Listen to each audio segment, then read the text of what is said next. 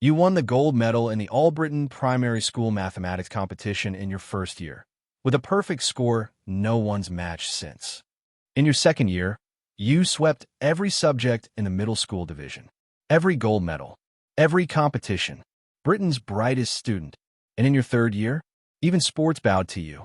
Table tennis, fencing, everything you touched turned extraordinary. Charle Evans. Every muggle in Britain calls you the most gifted student of the decade. Some even say you'll win a Nobel Prize one day. So tell me, aren't you basically the muggle equivalent of a young Albus Dumbledore? The old man's voice grew almost feverish. And if that's true, then your brain must be as precious as his. Precious research material. In a dim, cold basement that smelled of damp stone and dust, a crazed old wizard in a black robe stared at the bound teenager in front of him like he'd discovered a rare magical artifact. Charle Evans, said Prodigy, sat tied to a chair, staring blankly into space as if he'd just taken a bludger to the face. Because honestly, it felt like he had. Everything the old man said was true. Charle was famous in Britain. A genius. A prodigy. A kid everyone expected to do great things. An hour ago, he'd finished his graduation speech, grabbed his backpack, and headed back to his tiny apartment. Then a black-robed old man had stepped out of an alley waving a wooden stick. Charle had assumed the old man was cosplaying for some weird festival, until he waved the stick and every pedestrian on the street suddenly walked around them like they were parting for Moses. That was the moment Charle thought, oh, this guy isn't cosplaying. He's a real wizard.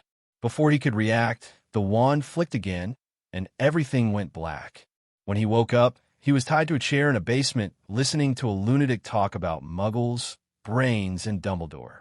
And that's when the real panic hit. This is Harry Potter's world. Damn it, system. You did not tell me this was the wizarding world. Because yes, Charle was a transmigrator. In his previous life, he was just a tired office worker. No special talents. No special interests beyond TV shows and movies. Then a transmigration starter package, in the form of a runaway delivery truck, crashed through his front wall and killed him. He woke up as an orphan in 1990s Britain. At first, things were bleak. No family, no connections, no money, university tuition costs that felt like a personal attack. Most of his past life skills were useless here. Then, one day, a crisp ding sounded in his mind. The infinite evolution system has been bound. And Charle finally breathed again. The system was broken. Anything he learned could be evolved upward indefinitely. Learn first-grade math? Evolve it to high-level mathematical theory. Learn table tennis basics? Evolve those fundamentals into advanced techniques practiced by world champions. The system couldn't enhance physical stats, but any technical skill it evolved, Charle mastered perfectly. Riding this cheat, the orphan genius rose fast. From national math prodigy to sports phenom to the brightest student in Britain, Charle had expected his life to end with him as some cutting-edge scientist pushing humanity toward the stars. But fate clearly had other plans. He'd spent 10 years studying science only to land in a world where science was basically a polite suggestion. Accio ignored physics. Apparition laughed at Einstein. The time-turner flipped the bird at causality. If the Trisolarans had apparition, Earth would have surrendered by lunchtime. Charle felt like crying. 10 years of science wasted. And then he got kidnapped by a maniac who apparently wanted to research his brain. When Charle finally pulled himself back to the present, he found the old wizard peering at him skeptically. You're supposed to be as smart as Dumbledore? Why do you look so dull? Not very bright at all. If that's the case, you're not worth much to me. Charle forced a stiff smile. Mr. Wizard, you can't judge intelligence by someone's expression. In fact, the smarter a person is, the stranger they behave. Real geniuses look crazy. Dumbledore, if he's truly a genius, must look completely unhinged. Probably eats bizarre things for fun. The old wizard blinked, then lit up like a Christmas tree. You actually make sense. He leaned forward eagerly. Then what do you think of me? Charle didn't miss a beat. I think you look even crazier than Dumbledore, which only proves you're even more of a genius. Ordinary people never understand extraordinary minds. The crazier someone appears, the greater their genius. In short, you're far above Dumbledore, and leagues above me. I'm just an ordinary mortal who had the misfortune of being born in an age unworthy of your brilliance. You should be the one doing brain research, not me. I'm not qualified. The old wizard glowed with pride. Yes, exactly, Charle Evans. Your insight is greater than the decrepit fools of the Order of Merlin. Those narrow-minded pests mocked my theories, but I will prove them wrong. Tracing the origin of magic, sublimating the soul, unlocking primeval spellcraft. He rambled on, his madness spiraling, until he locked eyes with Charle again. Charle, you see my genius clearly. I, Dark, acknowledge you. Among all mortals, your mind is the strongest, even stronger than the 73 failures before you. Charle paled. Before he could speak, the wizard yanked out a bottle of bubbling green liquid that looked alarmingly like corrupted fel energy. Dark uncorked it. Come, drink this sublimation potion. A noble evolution awaits. The bottle was shoved straight toward Charle's mouth. Dark pushed the mouth of the bubbling green potion toward Charle, and for the first time, true fear stabbed through him. His pupils shrank. His infinite evolution system didn't evolve knowledge for free. It needed deduction points, and the only way to get them was by consuming things. The rarer and more precious the object, the more points he earned. Normal food barely gave anything. Gold, silver, gemstones, now that was worth it. Even dangerous or weird materials got converted safely as long as they passed through his mouth. The system handled everything the moment he willed it. No digestion, no poisoning, no side effects. But there was one problem. Charle had never tested whether the system worked on wizarding potions. And Dark had just admitted he'd tested this sublimation potion on 73 people, both muggle and wizard. All chosen for talent. All dead. If even one of them had survived, Dark wouldn't be kidnapping prodigies in basements. Which meant this potion wasn't just experimental, it was lethal. Charle had no intention of discovering the answer by dying. As the potion neared his lips, a primal sense of danger ripped through him. His vision blurred white. A violent surge erupted from deep inside his chest. Boom! The basement shook. Winds howled. Invisible force blasted outward in shockwaves, rattling shelves and sending scraps of parchment flying. Dark flinched and nearly dropped the potion bottle. Then his expression twisted into unrestrained delight. A magic riot? He cackled. Huh, you have magical talent. You're a wizard. He spread his arms as if embracing divine revelation. Wonderful. Perfect. I thought you were a muggle, which would have diluted the potion's effect. But you're not lacking anything at all. He pointed his wand and declared, Charle Evans, you are a young Dumbledore, a prodigy shaped by fate. Charle's magic flared again. Wild, uncontrolled, powerful. Dark flicked his wand lazily. Just like that, the surge collapsed.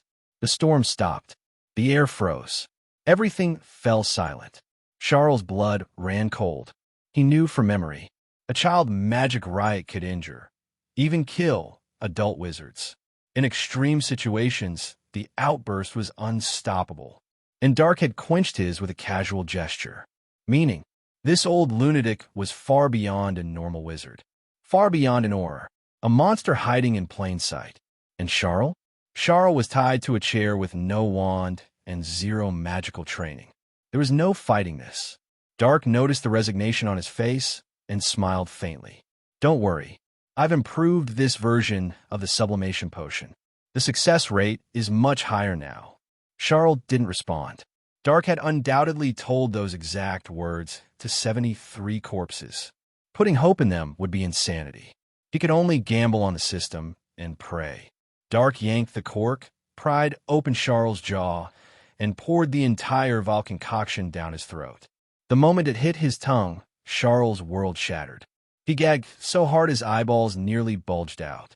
It tasted like rotting fish foam, fermented octopus, and sewer sludge strained through sea creature mucus.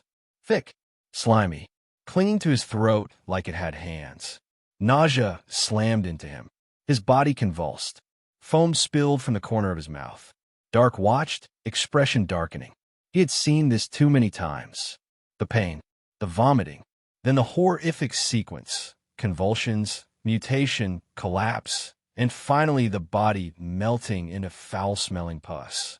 He had dared hope Charle, the boy whose magic surged like a young Dumbledore, might finally be the one. But seeing this reaction, had he been wrong again? Was this potion truly meaningless, as the Order of Merlin mocked? Was he truly nothing but a madman chasing illusions? Dark's eyes reddened as his sanity cracked further. No, no, he snarled. I've seen them. The colossal forms beyond the shadowed canopy. I've heard their whispers in the ancient dark. The source of magic, the supreme will, they exist. He paced like a man possessed. My sublimation potion will open the way. It must.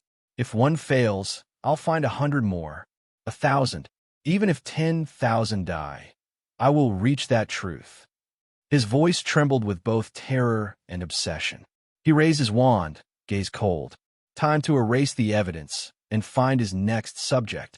But then, he froze. Charle wasn't melting. He wasn't mutating. He wasn't dissolving into pus. He was breathing. Alive. Whole. A spark of hope ignited in Dark's eyes. And at that exact moment, Charle suddenly opened his own eyes. They were bloodshot, but gleaming with something else entirely. Relief. Euphoria. And then, an expression Dark had never expected to see. Greed. Charle gasped, panting, then croaked out. Boss, got any more of that? He licked his lips. Another bottle. Hey everyone, welcome to FanFic Canon. Thanks for hitting play. I'm thrilled to bring this fan-made story to life for you.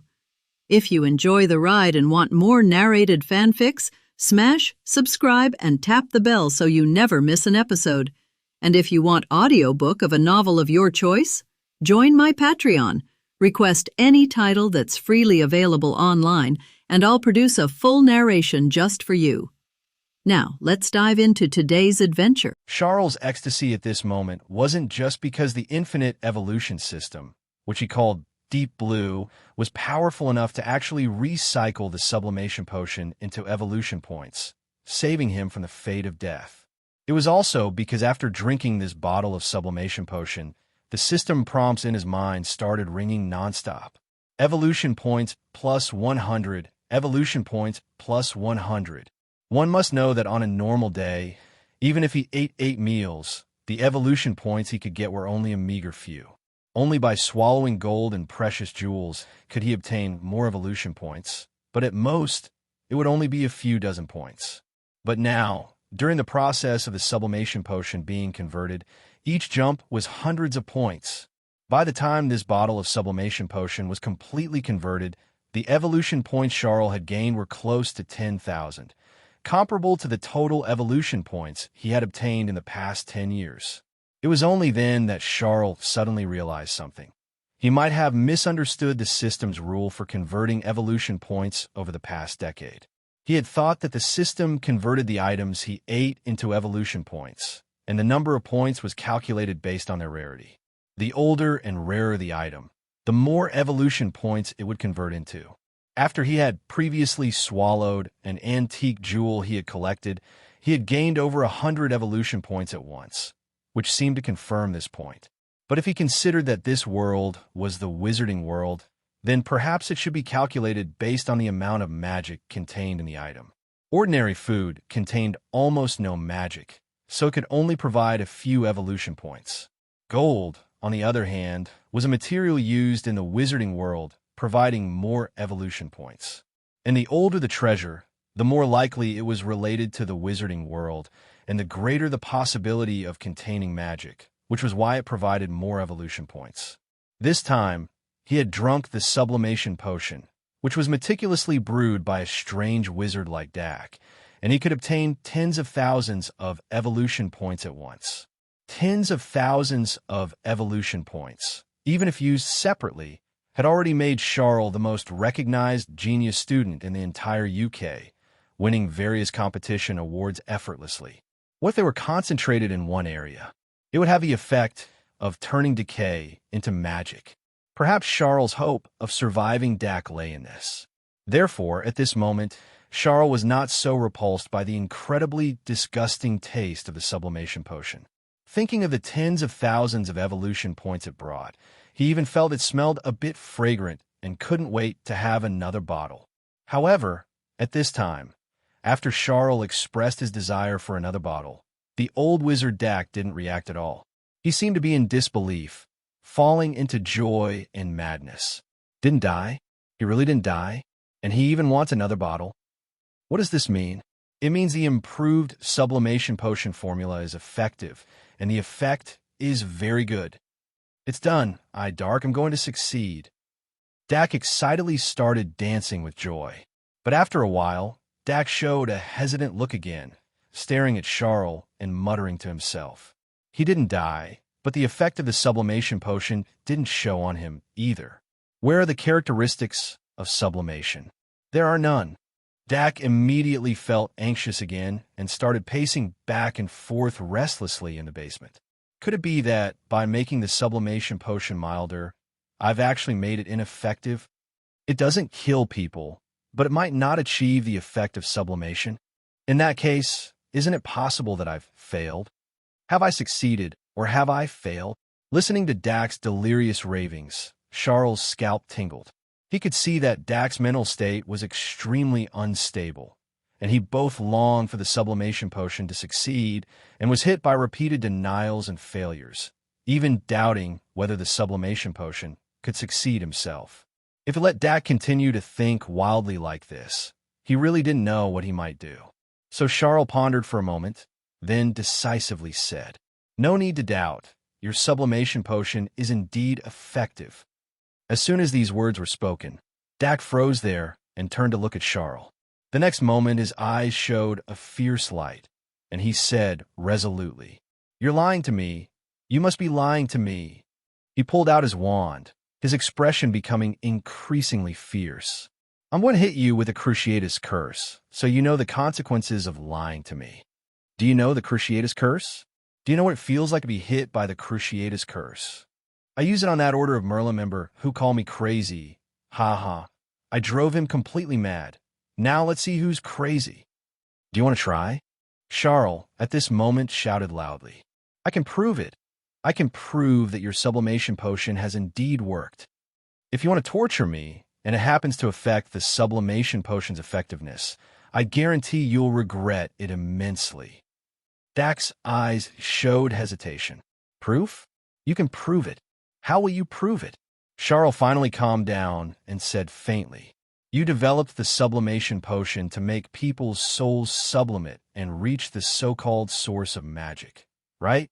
Then, during the process of soul sublimation, will there be some strange manifestations, such as stronger learning ability, or even the ability to turn decay into wonder, where any spell will be completely different in the hands of a sublimated person? Just teach me the simplest spell, and I'll show you. Charle's words immediately enlightened Dak, and he repeatedly agreed. Yes, yes. How could a sublimated person's spell be the same as that of ordinary people? It must be something so strange that it would make even Dumbledore turn pale with fright. Just teach you a simple spell, and you can prove it. Dak hesitated again.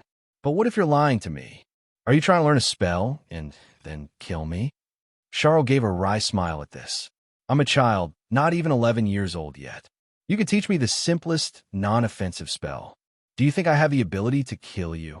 Dak thought about it and agreed. So, after hesitating for a while longer, he finally nodded.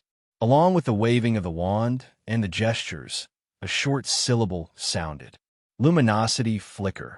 A bright light shone from the tip of Dak's wand, finally adding some visibility to the dim basement. A moment after the light appeared, Charle adjusted to it. He subconsciously looked around, and the sight that met his eyes sent a chill down his spine. He was tied to a chair, which he already knew. But this basement seemed to have the undetectable extension charm applied, making it much more spacious than Charle had imagined. The chair Charle was sitting on was just one of at least a dozen in this basement. However, there were no traces of people on the other chairs, only pools of foul-smelling liquid remaining, along with people's clothes, jewelry, and so on in the liquid. Just one look was enough to know what had become of the people who had once been tied to those chairs. Charle took a deep breath, trying to calm the feeling of nausea. But the next moment, the increasingly strong stench that came with his inhalation made Charle unable to help but open his mouth and retch to the side. Dak didn't care about this at all. His mind was solely focused on verifying whether his sublimation potion was effective. After explaining the casting gestures and incantation for the Lumos spell to Charle, Dak dumped out a bag next to him. Clatter, clatter, at least a dozen wands rolled onto the floor. He randomly picked one, put it in Charle's hand, and slightly loosened the ropes for Charle so he could move his arms freely and wave the wand. Dak held his wand and stared intently at Charle. "Come on, let me see the sublimation effect you mentioned." Charle gripped the wand, which was still covered in dirt and sticky liquid, and recalled Dak's explanation of the Lumos spell. The prompt from the infinite evolution system already sounded in his mind. Detected trainable knowledge, Lumos spell. Train? The next moment, Charle's eyes burst with light, and he roared in his mind.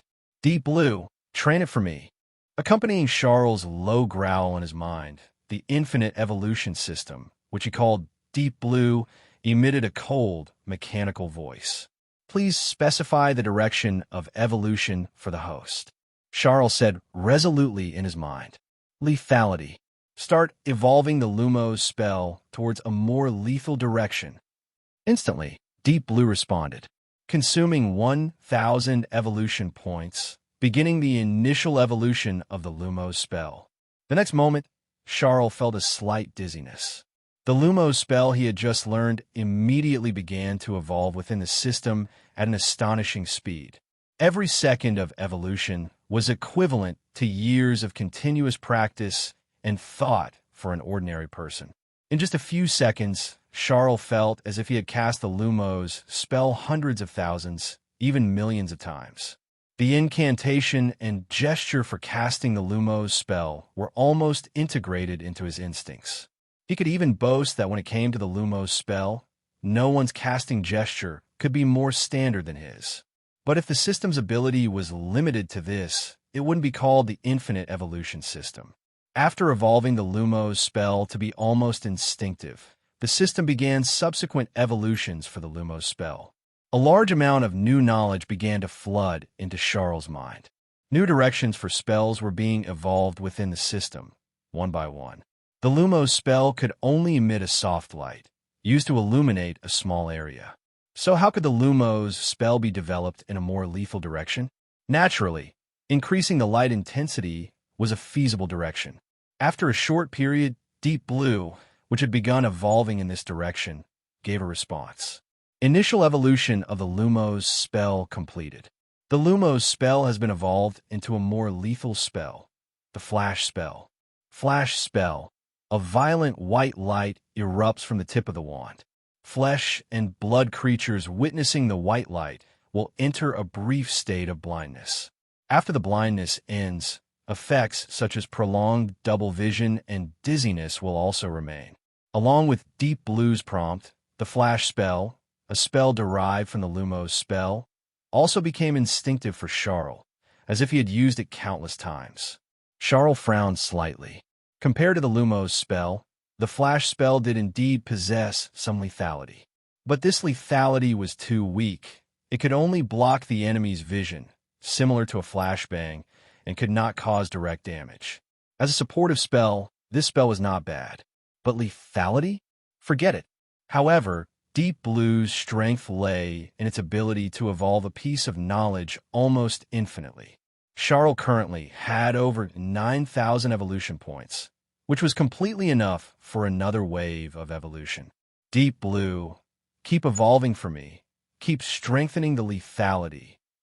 This time, Deep Blue's prompt sounded, consuming 5,000 evolution points, performing a secondary evolution based on the Flash spell. The appearance of the Flash spell proved that increasing the light intensity of the Lumos spell was indeed an effective direction. However, a large area of strong light could only cause damage to the eyes.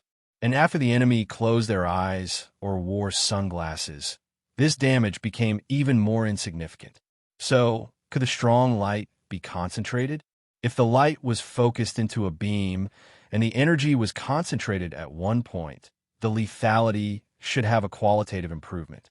Following this direction, Deep Blue continued to evolve. More and more knowledge began to flood into Charle's mind. It was as if in a parallel world, Charle was conducting experiments with the flash spell for decades, 24 hours a day, without interruption, solely focused on making the light and energy of the flash spell more and more concentrated. While Charle closed his eyes to receive this knowledge, Dak, who was waiting to witness the sublimation effect Charle claimed, showed an anxious and impatient expression in his eyes. "You little brat, are you stalling for time? Waiting for your muggle's so-called police? Or our magical ores to save you? I'm telling you, if you dare to play tricks on me, if you dare to deceive me about the sublimation potion, I guarantee I'll let you have a good taste of the Cruciatus Curse. I also have 100 methods more terrifying than the Cruciatus Curse to torture you. Do you understand?"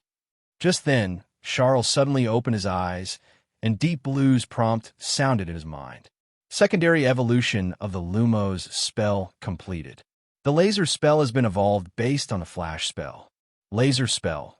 Mimicking the principle of lasers in the Muggle world, the strong light emitted by the flash spell is constrained and concentrated, making its frequency consistent, thereby reducing the dispersion of light energy. A concentrated laser can cause the temperature in that area to rise sharply in a short period. Under continuous heating, it is even enough to melt and cut steel. The subsequent third evolution requires 10,000 evolution points. Current points are 4396. Please acquire more evolution points for the host. Upon hearing this prompt, a glimmer of light shone in Charle's eyes, and an uncontrollable killing intent surged in his heart. The destructive power of the laser spell is far greater than that of the flash spell. It is already a purely offensive spell. As for the power of lasers, he had heard in his previous life that lasers could be used to cut and process steel. In addition, there is the very famous scene of a laser corridor in Resident Evil in movies and TV shows, where sharp lasers can easily slice through the human body. If he were to cast the laser spell on Dak without warning, he might be able to kill the Dark Wizard on the spot. Charle gripped his wand tightly and said to Dak, "I have no intention of delaying. It's just that the feeling of sublimation was too wonderful, so I took a moment to adapt. Didn't you want to see what changes there would be when casting spells after sublimation? Then watch closely." Immediately, Charle waved his wand, his heart filled with killing intent, and the laser spell, almost turning into an instinct, was about to be unleashed. But in an instant, Charle noticed that Dak was also gripping his wand tightly. This old wizard, while truly insane, was by no means so muddled as to be defenseless against Charle. With a flicker of thought, Charle's hand gesture, which was originally prepared to cast the laser spell, changed. A strong light burst forth from Charle's wand, illuminating the area in front of the basement in a blinding white. And at the moment Charle's spell was cast, an invisible barrier had already appeared in front of the old wizard Dak, which was the shield charm, capable of blocking most spells. Seeing this scene, Charle felt a wave of relief, his back almost soaked with cold sweat. Fortunately, he reacted quickly and didn't actually use the destructive laser spell on Dak. Otherwise, it would definitely have been blocked by the shield charm. At that time, Charle's fate would have been hard to say. It was at this moment that the old wizard Dak, who had been momentarily blinded by the flash spell, laughed maniacally under the protection of a shield charm. The Lumos spell can have such an effect in the hands of this kid who hasn't learned a day of magic? Sublimation, it must be the sublimation potion working. Ha ha ha, it's done. After so many modifications to the sublimation potion, I'm really going to succeed. Charle looked at Dak, who was crying and extremely excited, his eyes flickering slightly. To kill Dak, the destructive power of the laser spell was not enough. He needed to continue evolving the Lumos spell. Evolve it once, twice, even 3 or 4 times, and there would always be a time when its power would be so great that even Dak's shield charm couldn't defend against it. However, to do this, he would need a large number of evolution points. Currently, the item that Charle had encountered that could provide the most evolution points in a short time was the sublimation potion that Dak had taken out. Therefore, after thinking for a moment, Charle said to Dak, who was still in his joy, "You're wrong. You've taken the wrong path. If you continue down this path, you will never be able to create a true sublimation potion."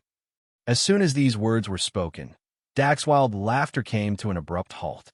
He opened his bloodshot eyes, his cold, insane expression completely undisguised. At the tip of his wand, a green light appeared, carrying monstrous killing intent, aimed at Charle. "Are you teaching me how to make this sublimation potion?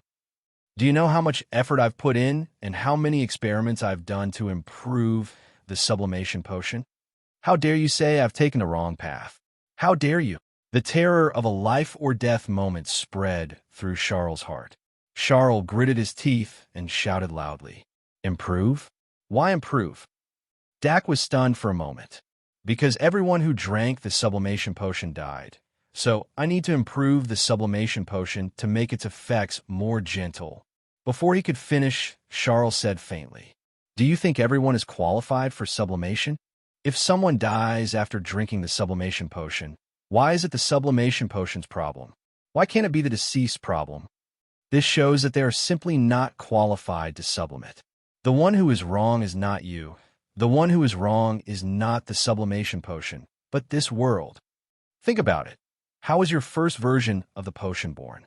Crazy inspiration, brilliant ideas, as if ancient beings were whispering in your ear, transmitting the inspiration for this potion into your mind.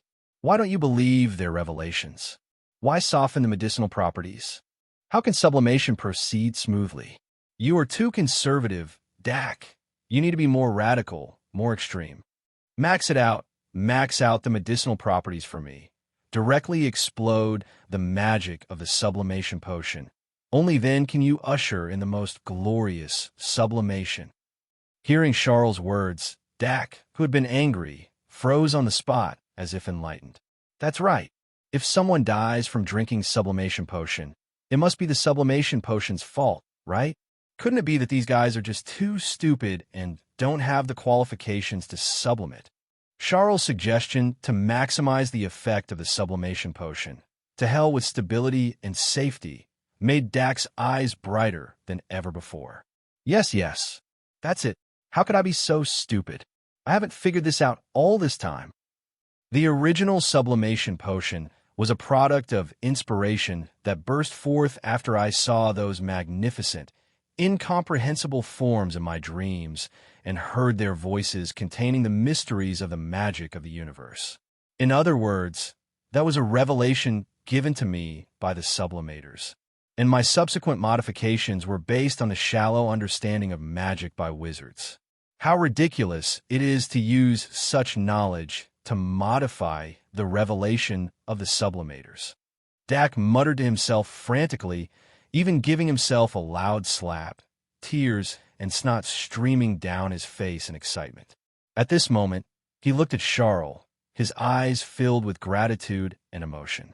"Charle, my friend, you are indeed worthy of having a brain as precious as Dumbledore's." "No, Dumbledore didn't speak for my sublimation potion.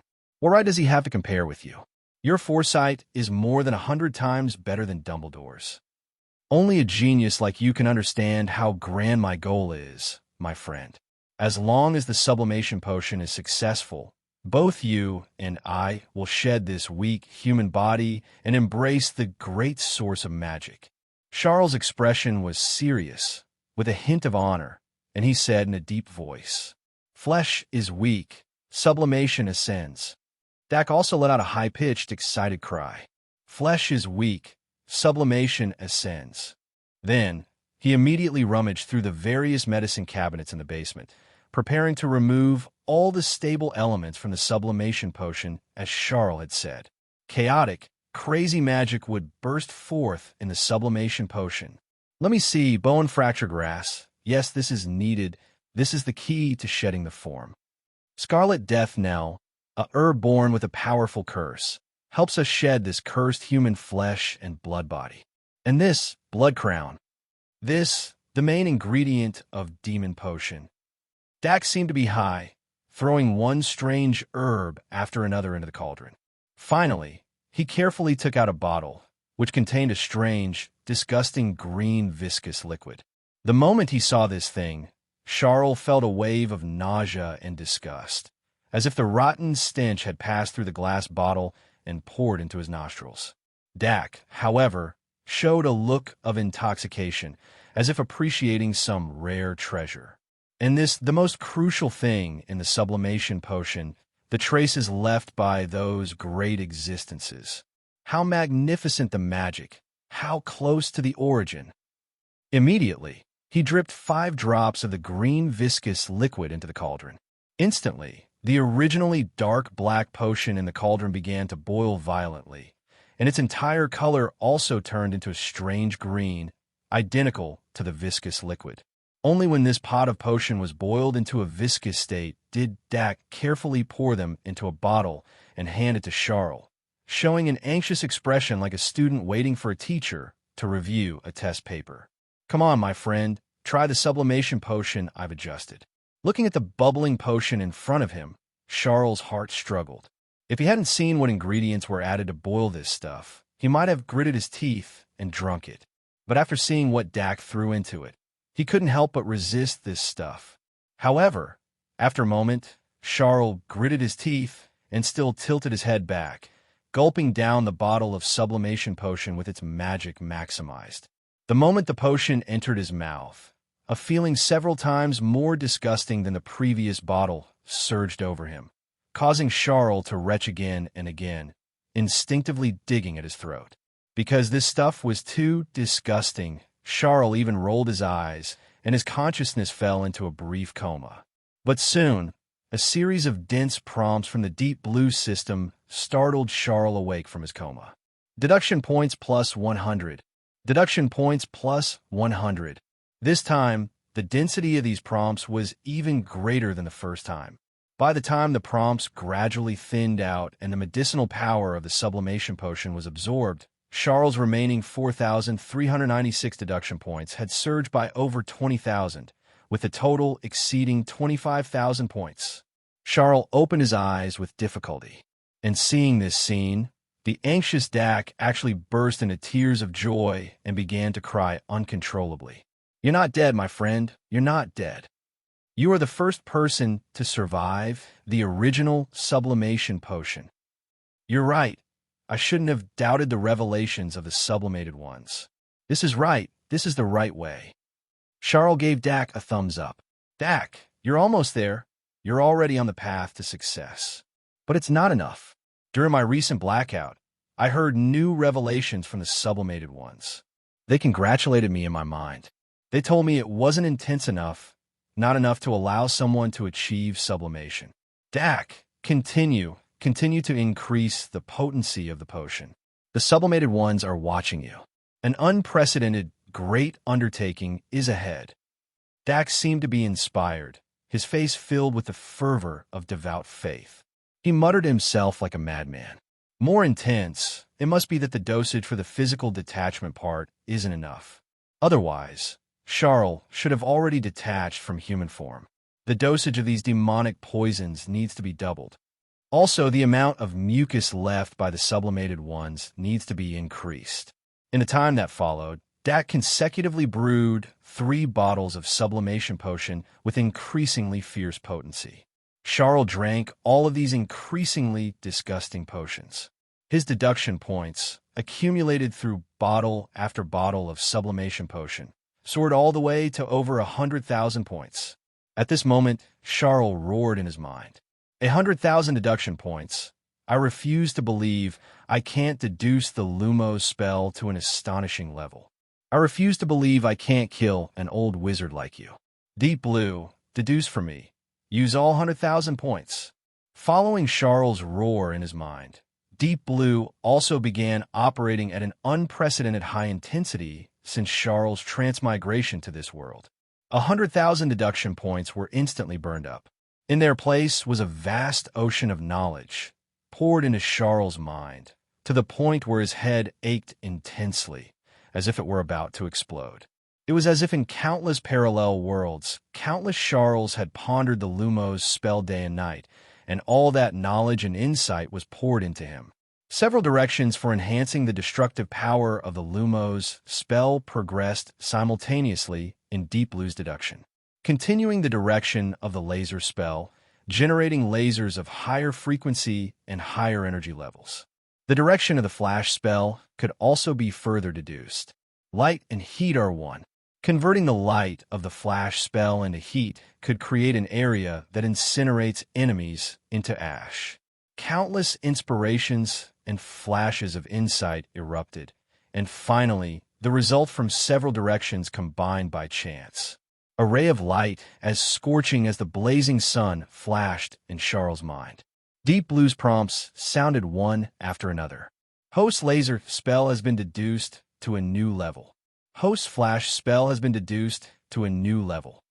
Congratulations to the host for deducing a large-scale destructive spell based on the Lumos spell, Eternal Blazing Sun. After a cold, mechanical prompt, information about the Eternal Blazing Sun spell clearly appeared in Charles' mind. The tip of the wand emits a scorching sphere like the sun, which explodes with extreme light and heat after a few seconds, destroying and melting everything within its range. Eternal Blazing Sun deals double damage to dark creatures, ghosts, dark wizards, etc. The range of the Eternal Blazing Sun is related to the host's magic power and mental strength. When the host's magic power and spirit are sufficient, it is possible to release a real sun that covers the sky. Seeing this description, Charle couldn't help but feel a surge of ecstasy in his heart. Magic in the Harry Potter world tends to be single-target attacks and does not have an automatic targeting function. Even the killing curse needs to be aimed. If it misses, there is no damage. This kind of thing relies too much on combat experience. Although Charle had already mastered the Lumos spell after deduction, deduction is not actual combat. He wasn't sure he could hit Dak. Therefore, if he deduced a single target attack spell, Charle would have to find an opportunity to increase his accuracy. But the Eternal Blazing Sun spell was different. It was an extreme area of effect killing spell. As long as Dak was within the explosion range, he would definitely die. Charle didn't believe the shield charm could withstand this power. In Charle's heart, the long-suppressed killing intent began to spread. At this moment, after seeing Charle drink several bottles of sublimation potion and still survive, Dak became even more convinced that Charle's theory was correct. For wizards with sublimation potential, increasing the concentration and potency of the sublimation potion was the correct path to sublimation. He felt that he had seen through everything. Dak fell into extreme excitement and self-forgetfulness. His gaze fell on the materials in his hand. He still had a lot of those deadly poisons. But the key was the green slime left by the ancient beings. After preparing several sublimation potions for Charle, its stock had begun to decrease significantly. If he continued to experiment like this, Dak felt that the amount left for him to prepare sublimation potions didn't seem like much. Therefore, after hesitating for a moment, Dak made a decision. He poured all the highly toxic herbs into the cauldron in one go, and then poured in all the remaining green slime. Soon, an unprecedentedly thick sublimation potion was produced. A nauseating smell filled the entire basement. Dak held the bottle of potion, turned around to look at Charle, and a hint of guilt appeared in his eyes. Charle, my friend, I'm sorry. This sublimation potion is for myself. I've been pursuing this for too long. I don't have time to wait any longer. Let me have this opportunity for sublimation first. You are still young. You still have plenty of opportunities. You already know the potion's formula. Other herbs can be bought in places like Nocturne Alley. As for the ruins of the ancient beings, Relia, go find Relia. You will definitely find it. I, Dake Sai, must go first and wait for you on the other side of sublimation. Immediately, Dak showed a look of happiness, drank the bottle of sublimation potion in one gulp, and waited for his sublimation. Seeing this scene, a hint of astonishment appeared in Charle's eyes. He had been thinking of taking Dak by surprise, pulling away, and killing him with the eternal blazing sun spell.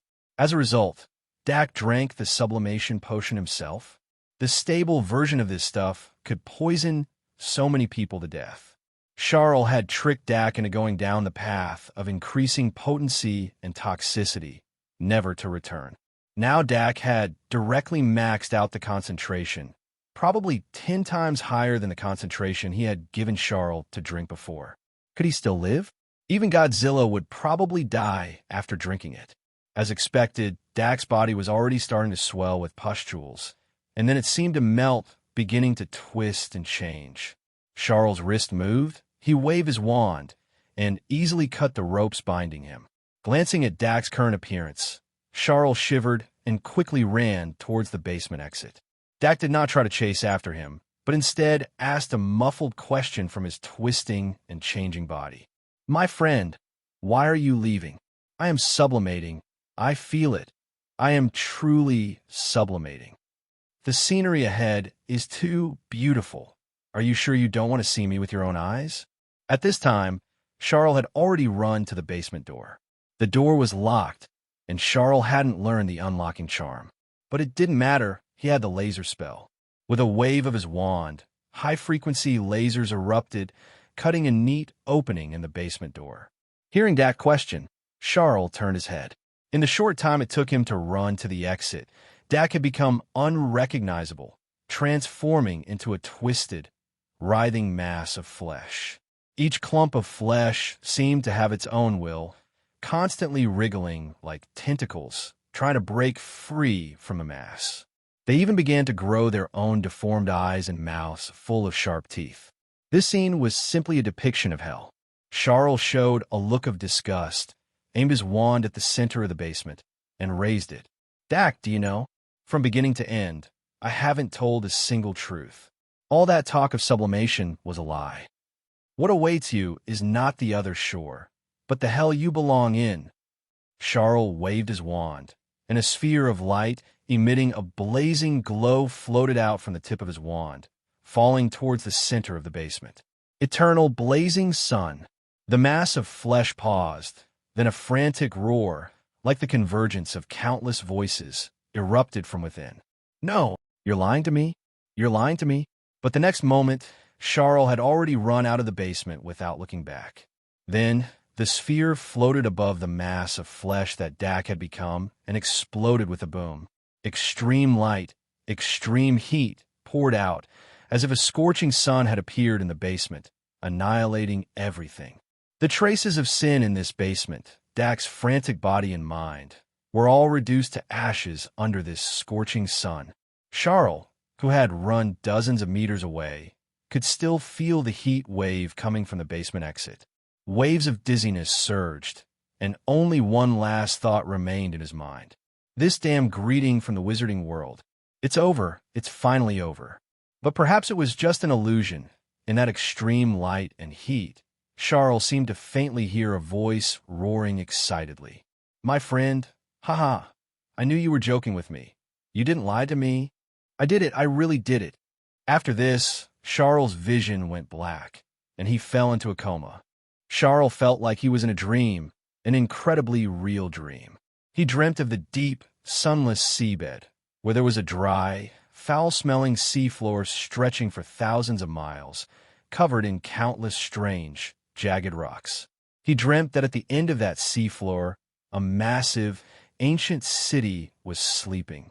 The ancient temple was located in the center of the city, and various grand, fanatical, and absurd ramblings emanated from the temple's tightly shut, massive doors. In those ramblings, he was sure he had heard a familiar word, Relia. Before taking the sublimation potion, Dak had told Charle that he could find the ruins of the ancient ones in Relia, which could be used to concoct the sublimation potion. And in this dream, this word appeared again in those ramblings. Charle stood in this strange world, feeling his mood sink little by little. Was the frantic shout he heard from Dak before he fainted real? Did the sublimation potion succeed? But even if it succeeded, the power of the eternal blazing sun spell should have left no trace of Dak's body. As this thought arose, Charle saw a disgusting mass of flesh constantly wriggling on the seabed in his dream. In just a moment, Dak, clad in a black robe, grew out of that mass of flesh. But unlike before, at this moment, many small tentacles extended from Dak's body, and drops of green viscous liquid dripped from him from time to time. Charle's pupils contracted violently. "Dak, you're not dead. Did you do this?" Dak also seemed very confused. "Charle, my friend, what is that expression? You were the one who pointed out the path to sublimation for me. Look, I now possess an unprecedentedly beautiful form. Why do I feel you are very repulsed by me?" The next moment, Dak seemed to realize something. "Ah, yes, of course, because you have not yet sublimated, so you are still stubborn with human prejudice. How sad this is, my friend, such an excellent mind trapped within a human body. But fortunately, I will soon liberate you." Dak said excitedly. "The ancient ones who once ruled this world, their era is about to return. I have established a connection with you under the witness of the ancient ones, my friend. The true me will descend upon this world through you. Subsequently, the ancient ones will return one after another, and you will become the gateway to open this great era." As he spoke excitedly, the tentacles on Dak's body also couldn't help but wave like octopus tentacles. Some even waved in front of Charle. Listening to Dak's endless excited narration, Charle's body began to tremble slightly. Dak sighed with an obvious sense of superiority. "Do not try to resist. Do not try to escape. The connection witnessed by them, even if I have sublimated, cannot be severed. Charle, whether you want to or not, embrace me, embrace the great old ones. This is your only choice." At the same time, Charle looked at the waving tentacles in front of him, and a thought inevitably surfaced in his mind. The main ingredient of the sublimation potion is that disgusting green viscous liquid. According to Dak, it is the ruins left by the ancient ones. Judging from Dak's current situation, this stuff should not be rare for the ancient ones, which means that the evolution points they can convert are not high on the ancient ones. What if I eat a tentacle? The evolution points I get should be much higher than the sublimation potion, right? After this thought surfaced, Charle no longer felt disgusted by the waving tentacles in front of him. He only felt as if a large amount of evolution points were dangling in front of him. His consciousness called out in his mind, "Deep Blue." The subsequent mechanical prompt sound completely put Charle at ease. He didn't know what method Dak used to make him have such a real dream and appear in his dream to play tricks. But since the Deep Blue system still responded, Charle could eat with peace of mind. At this moment, Charle raised his head and looked at the tentacles in front of him, no longer able to bear it. He licked his lips and grinned with a fervent smile. "Embrace." No, Dak, I'm too happy. An embrace is not enough to show my joy. I'm going to celebrate in my own way." The next moment, Charle reached out and grabbed a tentacle that was swaying in front of him. "So tempting, swaying around here. It's decided you're the first victim." Instantly, Charle opened his mouth and bit down. With that bite, Dak, who had been eloquently recounting the glory of the ancient ones, suddenly paused. Countless tentacles began to thrash about in panic. "Wait, Charle, what are you doing? What did you do?" Charle hugged the tentacle and buried his head in it, gnawing away. With every bite of tentacle he swallowed, Deep Blue's continuous prompts echoed in his mind. Deduction points plus 200. Deduction points plus 200. Charle had only taken a few bites, and the deduction points, which had been completely depleted from deducing the eternal blazing sun spell, had already soared by over 30,000. Charle's eyes were practically green, filled with longing. Just a few bites did this, so what if he ate an entire tentacle? What if he ate all the tentacles on Dak? Wouldn't that be hundreds of thousands, even millions of deduction points? And what if he ate the ancient ones and great old ones that Dak mentioned would descend into this world through him? Wouldn't the deduction points explode? Charle raised his arm high. "Dak, my good friend, you're truly too generous. You didn't forget about me, even after getting rich. Having a friend like you is truly my Charle's good fortune. Quick, my friend, Let me eat a few more bites. I'm really hungry. At this moment, after having a section of his tentacle gnawed off by Charle, Dak was in unprecedented panic. My form, it's disappearing? What exactly are you? Just as Charle opened his mouth wide, wanting to bite off another section of tentacle, Dak's tentacles rapidly retracted. He himself also disappeared at an extremely fast speed. Charle looked around, his eyes first showing confusion, then resentment. Dak, my friend, where are you? Why did you leave? Didn't you want me to embrace you? To congratulate you? My welcoming ceremony isn't over. Why did you leave? You didn't even let me finish one tentacle. You lied to me. You don't consider me a friend at all. Dak, don't go. Let me have a bite. Let me have another bite. Then, Charle said faintly, but don't forget, as you said, we have already established a connection under the gaze of the Ancient Ones, one that even you cannot break. We will meet here again, Dak. You can't hide from me forever. No matter where you are, I will find you.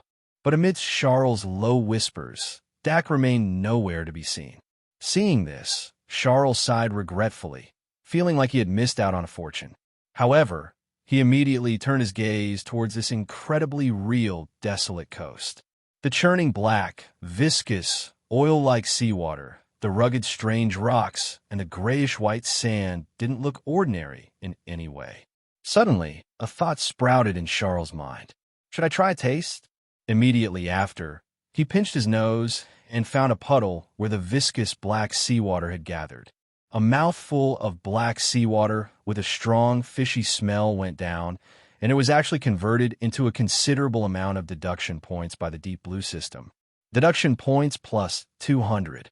This was already the amount of points Charle would usually accumulate after countless meals. But here, all he had to do was drink a mouthful of seawater. And before Charle's eyes, a vast black ocean was churning. Charle took a deep breath, his eyes filled with ecstasy.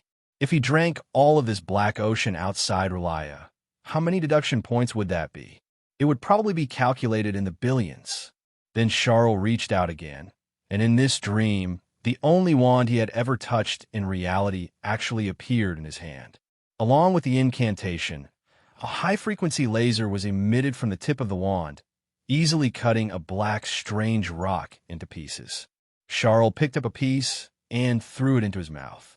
A taste even more disgusting than seawater spread in his mouth. But what followed was the pleasant prompt from the Deep Blue system. Deduction points plus 400. Charle took a deep breath.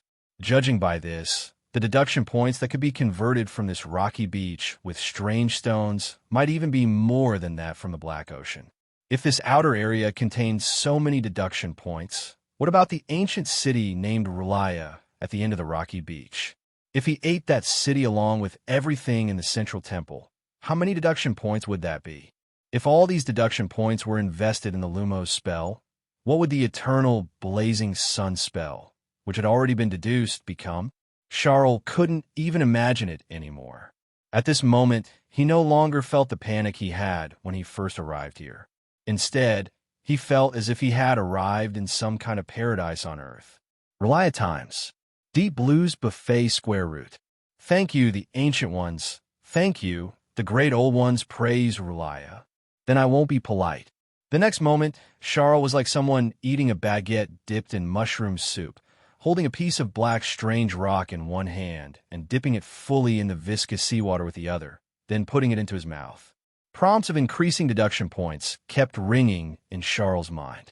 After biting Dak a few times and gaining over 30,000 deduction points, Charle's total deduction points soared like a rocket, quickly exceeding 50,000 points again. His eyes showed anticipation, and he asked Deep Blue in his mind, if I want to continue deducing the Lumos spell and further upgrade the eternal blazing sun spell, how many points will it roughly need? Deep Blue gave an answer. According to the previous deduction process, the eternal blazing sun spell may have multiple upgrade directions next, such as continuing to evolve towards a celestial body, with the density and energy level of the sphere emitted by the spell increasing, and also having a powerful gravitational binding effect. Another direction is to strengthen the energy radiation effect taking a path similar to a gamma-ray burst to enhance lethality. It is estimated that at least 1 million deduction points are needed. When he heard this number, if it were before, Charle would probably exclaim how long it would take to accumulate this much. But now, Charle just wanted to say, only 1 million? If he stayed in Relia, he could probably eat up millions of deduction points here in a day. At that time, I'll just add a dish here, gamma-ray burst roasted great old ones. But as Charle was excitedly thinking about this, he was startled to find that the scenery of Relia around him was rapidly receding. He only had time to gulp down the last large mouthful of black stone fragments before watching Relia disappear before his eyes. His dream shattered, and reality descended, revealing where Charle was. This seemed to be a hospital ward, with clean white sheets, curtains, and drapes. Sunlight streamed in through the window, making the room feel especially warm and bright. But right now, in Charle's eyes, these couldn't compare to even a single hair of the eerie and bizarre scene in Relia. Great are the great old ones. Mighty are the great old ones. I beg you, let me return Relia just one more time. I admit I was speaking too loudly just now, and things like gamma-ray burst sounded a bit scary. But you have to believe me, it's just like warming up with a small sun heater in winter. It's very warm and comfortable. You have to believe me. Charle sat up blankly from the hospital bed, his face full of grief and regret, muttering in a low voice. I was so stupid, really, I was so stupid. All I could think about was that, why didn't I eat a few more bites? A free-to-eat blue buffet and no entrance fee. Where else can you find that? Just as Charle was immersed in the sorrow of losing Relia, by his bedside, Dumbledore, Professor McGonagall, Moody, Fudge, and a host of other figures from the wizarding world looked at Charle's behavior, and expressions of deep sorrow also appeared on their faces. Charle Evans, this child who just escaped death. Has he gone mad? Yes, we can't even imagine the horrific torture he suffered at Dax's hands. Just now, while he was asleep, I heard him shouting Dax's name and saying things like, "Give him another bite." That deranged dark wizard must have abused him with starvation. Poor child, this is our wizarding world's fault. Dumbledore sighed, drew out the Elder Wand, and said in a low voice, "Let me use magic to help him calm down for a while. After a period of rest, perhaps the shadow of this terrible event can fade from his mind. Hogwarts will always open its doors for you, child." At the tip of the Elder Wand, a silver light appeared, like the light of a Patronus. Just seeing it gave one a feeling of healing and forgetting worries. Dumbledore slowly brought the Elder Wand closer to Charle and said softly, "Sleep, keep sleeping, Charle. Forget these terrible things you've experienced." Everyone else also showed solemn and serious expressions, as if praying for Charle, this poor child who had been caught up in a terrible event. And just as the light of the Elder Wand approached him, Charle had recovered from the grief of losing Relia. Or rather, a new idea had replaced his longing for Relia. This old man with a beard in front of him must be Dumbledore. Then the wand in his hand must be the legendary Deathly Hallow, the Elder Wand, said to possess unparalleled magic. In the original Harry Potter book, even Voldemort, when dueling with the Elder Wand, was miserably bounced back a killing curse by a single Expelliarmus. The power of this item is absolutely the ceiling of the wizarding world. So what if he took a bite? How many deduction points would that be? So the next moment, under the shocked gaze of everyone in the ward, Charle opened his mouth and bit down on the Elder Wand. The spell Dumbledore was brewing was startled into vanishing by Charle's sudden action. How long has he been hungry? He's so hungry he's resorting to gnawing on a wand. Dak, look from hell with your sinful soul. Look at what you've driven a poor child to. Amidst the cries of shock, grief, and heartache from the crowd, Charle had already bitten down on the Elder Wand. But it was clear that this item must have some kind of protective spell on it to shield it from physical damage. Otherwise, after centuries of being lost, sometimes even buried in graves, if anything unexpected happened, the Elder Wand would have probably been shattered into pieces long ago. But after all these years, it was still fully functional. Charle took a bite, but couldn't even gnaw off a single wood chip from the Elder Wand. Instead, it hurt his teeth. This also made Charle change his strategy. Just like eating a frozen, rock-hard popsicle, he started to suck on it instead. It was only after sucking a few times that the prompts from the Deep Blue system in Charle's mind started ringing out in a flurry. Deduction points plus 500. Deduction points plus 500. After a few sucks, nearly 5,000 deduction points were pocketed. Charle gasped. Was this the value of a Deathly Hallow? Just sucking on it a few times yielded so many deduction points? Immediately, Charle also learned from his previous experience in the Dream of Relia. He didn't think about anything else and focused on seizing this opportunity to earn deduction points. 1 suck, 2 sucks, 3 sucks. Charle's deduction points continued to soar. In the blink of an eye, they were approaching the previous peak of 100,000 points, enough to deduce a basic, ordinary spell like the Lumos spell into a forbidden curse like the Eternal Blazing Sun spell. Unfortunately, just as Charle was still reluctant to let go of the Elder Wand, Dumbledore, with a look of helplessness, said gently, "Mr. Evans, could you please let go of my wand?" Only then did Charle sheepishly release his grip. Dumbledore gently tapped the wand, and the few remaining marks on it immediately vanished without a trace. At this moment, a nurse from St. Mungo's hospital also quickly brought a tray and placed it in front of Charle. "Poor child, look how hungry you are. Eat. Eat quickly, slowly. There's more if it's not enough." To be honest, Charle only realized it then. During the time he was kidnapped by Dak, other than the sublimation potion, he really hadn't eaten or drunk anything else. Even the little bit of food in his stomach had been vomited out from the nausea. He was truly hungry. This time, Charle didn't use the Deep Blue system to convert the food into deduction points. Instead, he buried his head and started eating ravenously. Besides alleviating the hunger in his stomach, Charle also wanted to use this time to think about how to deal with the Ministry of Magic Aurors if they were to ask what exactly happened in Dak's basement later. But upon seeing Charle start to eat heartily with grunts and chomps, everyone in the ward relaxed a little, including the few wizards who clearly exuded a bureaucratic aura. Compared to asking a muggle child who had just experienced a magical outburst and been abducted by Dak what happened, they were clearly more concerned about another matter. That was their approval rating. Charle was alive, and other than being starving, he seemed mentally normal. This was the best possible news for them.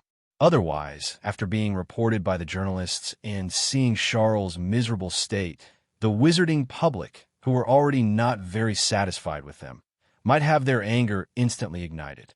At that time, if protests and demonstrations broke out, their political opponents would also seize the opportunity to make a big fuss, and they might even be forced to step down early.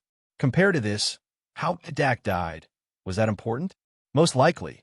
He drank the potion and ended up killing himself. If not, they could just make up a legendary story based on the remaining traces. The person was dead, the truth no longer mattered. What was important was to protect their positions in this turmoil. So, after a moment, a short old man with a head of fluffy white hair walked over. He glanced at Dumbledore by the bedside, a look of vigilance deep in his eyes, as if guarding against Dumbledore using this incident to make trouble and seize his power. Then, he came before Charle and introduced himself.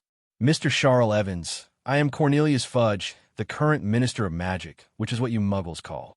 "What was it called again, Prime Minister?" "Oh, right, that's the word." I deeply sympathize with your experience.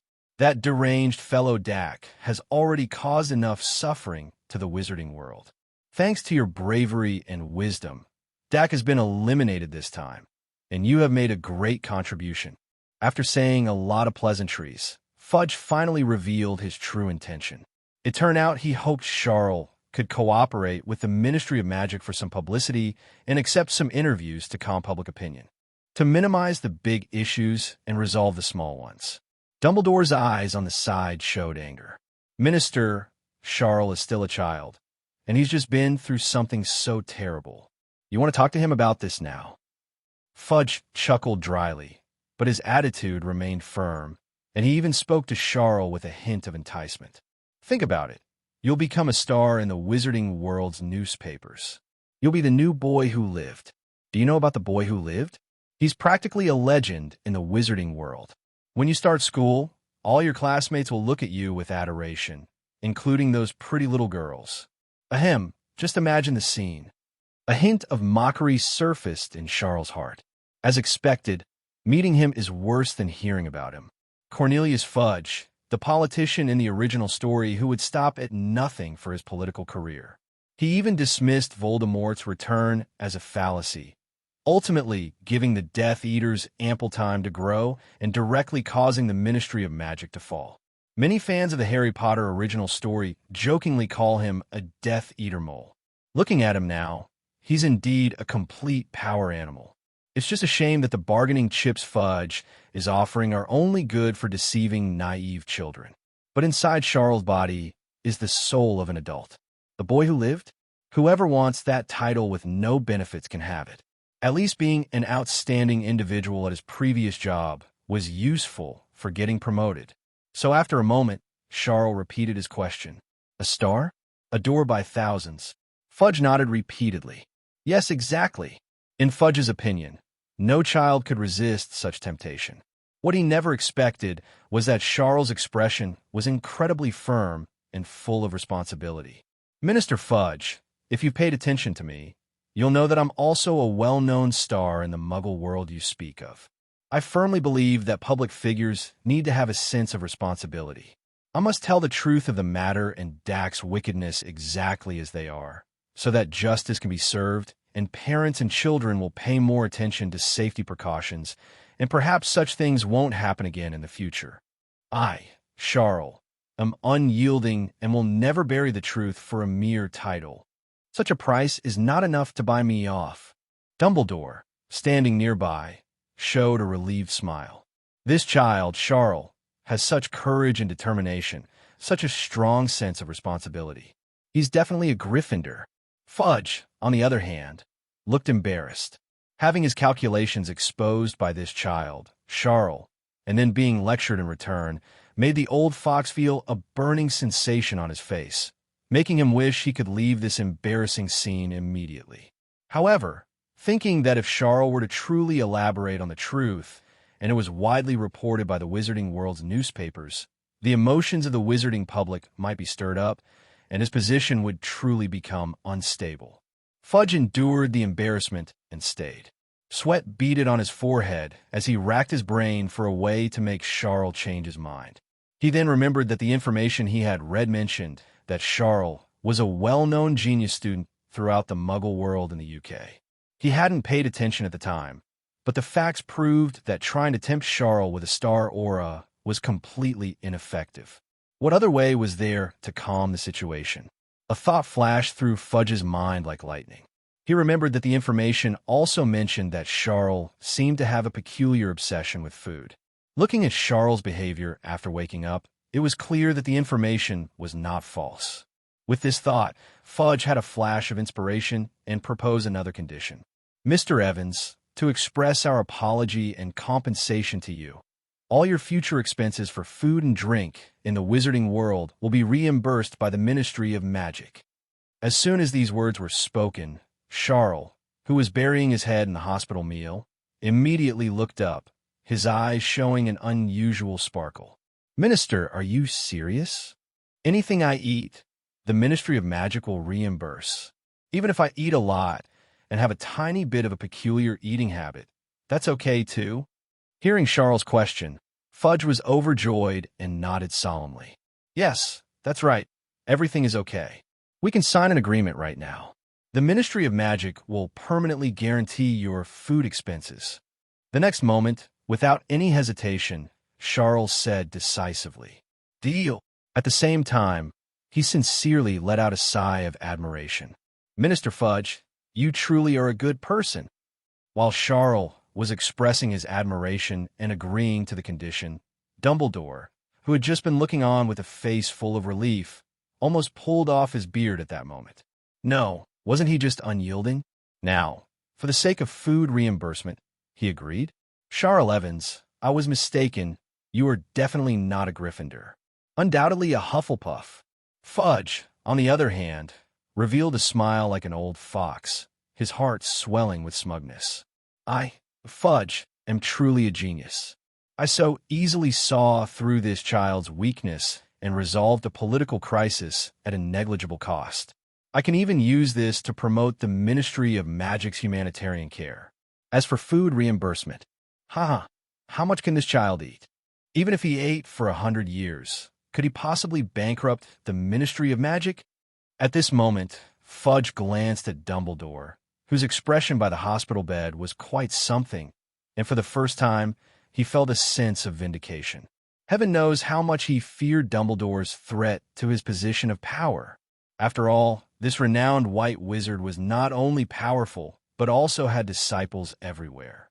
Fudge believed that if Dumbledore had even the slightest thought of taking over as Minister of Magic, he would be swept out of office the very next moment. Therefore, every time he faced Dumbledore, Fudge felt immense pressure. But this time, Fudge felt he was truly a genius. With only a small price, he had resolved a political crisis. Surely Dumbledore would see this and be wary of his methods, no longer daring to underestimate him. Immediately after, as if afraid Charle would change his mind, Fudge instantly summoned the Ministry of Magic officials responsible for drafting proposals and quickly drew up a document on the spot. Then, after Charle signed his name, Fudge forcefully stamped it with the seal representing the Minister of Magic. After the seal was affixed, Fudge let out a long breath, as if a huge stone pressing on his chest had been removed. Well then, my dear Charle, you rest well. Eat whatever you want. Don't worry about saving the Ministry of Magic money. The Ministry of Magic exists to serve wizards, especially young wizards like you. We still have some matters to attend to, so we'll see you later, Charle. Fudge warmly bid farewell to Charle before leaving St. Mungo's hospital with his staff. As soon as they left the ward, his staff couldn't hide their admiration and were utterly convinced by Fudge. Minister, this move of yours is brilliant, simply brilliant. When I heard Charle say he wanted to make the truth public, I was already panicking, not knowing what to do. Only the minister could come up with such a genius solution. Covering food expenses? Such an insignificant condition, yet directly solved such a big problem. We can even use this for publicity and show the entire wizarding world that the Ministry of Magic cares for the vulnerable. Wonderful, truly wonderful. Facing the flattery of his staff, Fudge felt a surge of elation, his smile as uncontrollable as the trajectory of an AK bullet. While his staff usually flattered him, it was often somewhat exaggerated. How could it compare to this genuine praise? Just average. He's just a child, easy to handle. The key is to understand people's hearts. Dumbledore is powerful, right? Haha. But he doesn't understand people's hearts, which is why he can't be the Minister of Magic. Just as Fudge was boasting to his staff while leaving St. Mungo's hospital, an owl flew out of St. Mungo's hospital and dropped a bill into Fudge's arms. Fudge chuckled. It seems our Charle couldn't wait to use his privilege. He's a child after all. He can't resist good food. As he spoke, Fudge opened the envelope, intending to take out the bill and hand it over to his staff to handle. But the next moment, Fudge suddenly froze, looking at his staff with some suspicion. Can anyone answer me a question? How many copies of the bill does St. Mungo's hospital issue now? Why is this bill over a dozen pages long? They can't possibly be using a billing method that counts every single Birdie Bot's every flavor bean. Can they? Suddenly, Fudge had a bad feeling. He quickly examined the details of the bill and then was completely dumbfounded. St. Mungo's Hospital Magical Recovery Meal. Large size, total 20 portions. Bruise and Injury Rapid Recovery Meal. Total 20 portions. 100 chocolate frogs. Damn it, they even ordered 50 bags of Birdie Bot's every flavor beans? Is Charle planning to open a convenience store? Fudge abruptly turned his head, looking at the staff he had brought to draft the magical agreement, and asked with a hint of displeasure. When you drafted the agreement, did you make it clear that this agreement is only valid when Charle himself consumes the food? The Ministry of Magic does not reimburse for packing or reselling. Did you make that clear? The staff member swallowed hard and nodded repeatedly. Yes, I swear I wrote it. I didn't leave any loopholes for Charle to exploit. Fudge was stunned for a long time. Then what does this mean? You mean Charle ate all of this by himself? Damn, is he a reincarnated Hufflepuff? After standing in a daze for a long time, Fudge finally recovered from his utterly bewildered state, forcing a smile, both comforting himself and his staff. Forget it, forget it. Having a large appetite is nothing. The Ministry of Magic isn't so poor that we can't afford this small expense. At least Charle is eating normal food, not rare magical materials or potions. We can afford this. This deal, it's not a loss at all. Fudge and his staff left amidst repeated cries of not a loss. At St. Mungo's Hospital, Dumbledore was having something akin to a dessert-sharing session with Charle. Upon seeing Charle's astonishing appetite and how he seemed to eat anything and everything without any reservations, Dumbledore, who had always enjoyed strange candies, couldn't help but pull out his treasured collection. A pile of candies called cockroach clusters, which burst with juice like real cockroaches, were a particular highlight recommended by Dumbledore. To his delight, facing these candies that almost all the staff usually avoided, Charle showed a look of joy and devoured them one after another with gusto. This made Dumbledore feel a sense of finding a kindred spirit. Charle, at this moment, was overjoyed. The food, desserts, and snacks in the wizarding world could indeed provide quite a few deduction points. At least dozens of times more than ordinary food. Charle estimated that if he ate like this for every meal, he could gain 300 to 400 deduction points a day. That would be over 10,000 in a month, more than the total from the past 10 years. And this was just ordinary wizarding world food. If Charle ate something even stranger, like magical creatures containing a large amount of magic or certain alchemical items and potions, the points he could gain would increase significantly. Of course, if he ate like this, Charle's current financial situation wouldn't be enough to sustain him. Furthermore, buying things in the wizarding world required wizarding world currency, and there was an annual limit on converting Muggle currency to wizarding world currency. In the original story, Hermione's father was a dentist, and their family was quite well off, so Hermione would not have lacked pocket money. But even then, Hermione had to save diligently to buy things she wanted. With Charle's eating habits, the small amount of galleons he could exchange within the annual limit wouldn't even be enough to fill a gap in his teeth. But who could blame the kind and benevolent Minister Fudge for signing such an agreement with Charle, completely removing all his worries? Thinking of this, Charle's impression of Fudge was completely refreshed. What Death Eater spy? What Death Eater without the dark mark? What meritorious official for Voldemort's return?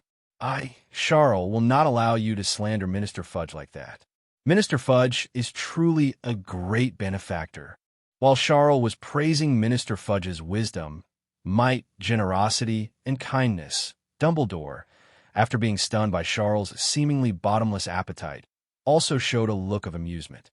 Generally speaking, when Hogwarts determines which house a child is suitable for, it considers many factors.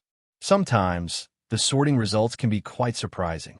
But seeing you, Charle, I can confidently say that no house is more suitable for you than Hufflepuff. I think our Minister Fudge must be bleeding from the heart right now. As he spoke, Dumbledore took out a thick envelope and handed it to Charle. On the envelope were the crests of a lion, an eagle, a snake, and a badger, which were the Hogwarts acceptance letters that had captivated countless children who had read Harry Potter in Charle's previous life. Although it's a bit late, and this place isn't quite suitable, open it and take a look anyway. Dumbledore blinked. Charle also opened the envelope.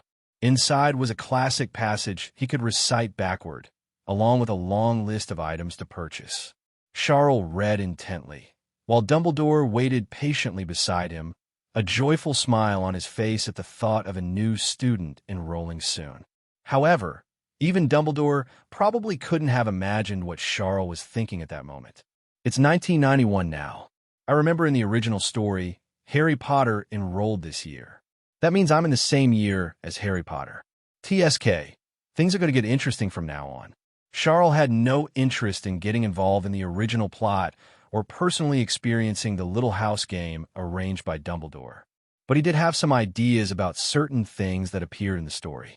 For example, the Philosopher's Stone, which would appear at Hogwarts this year.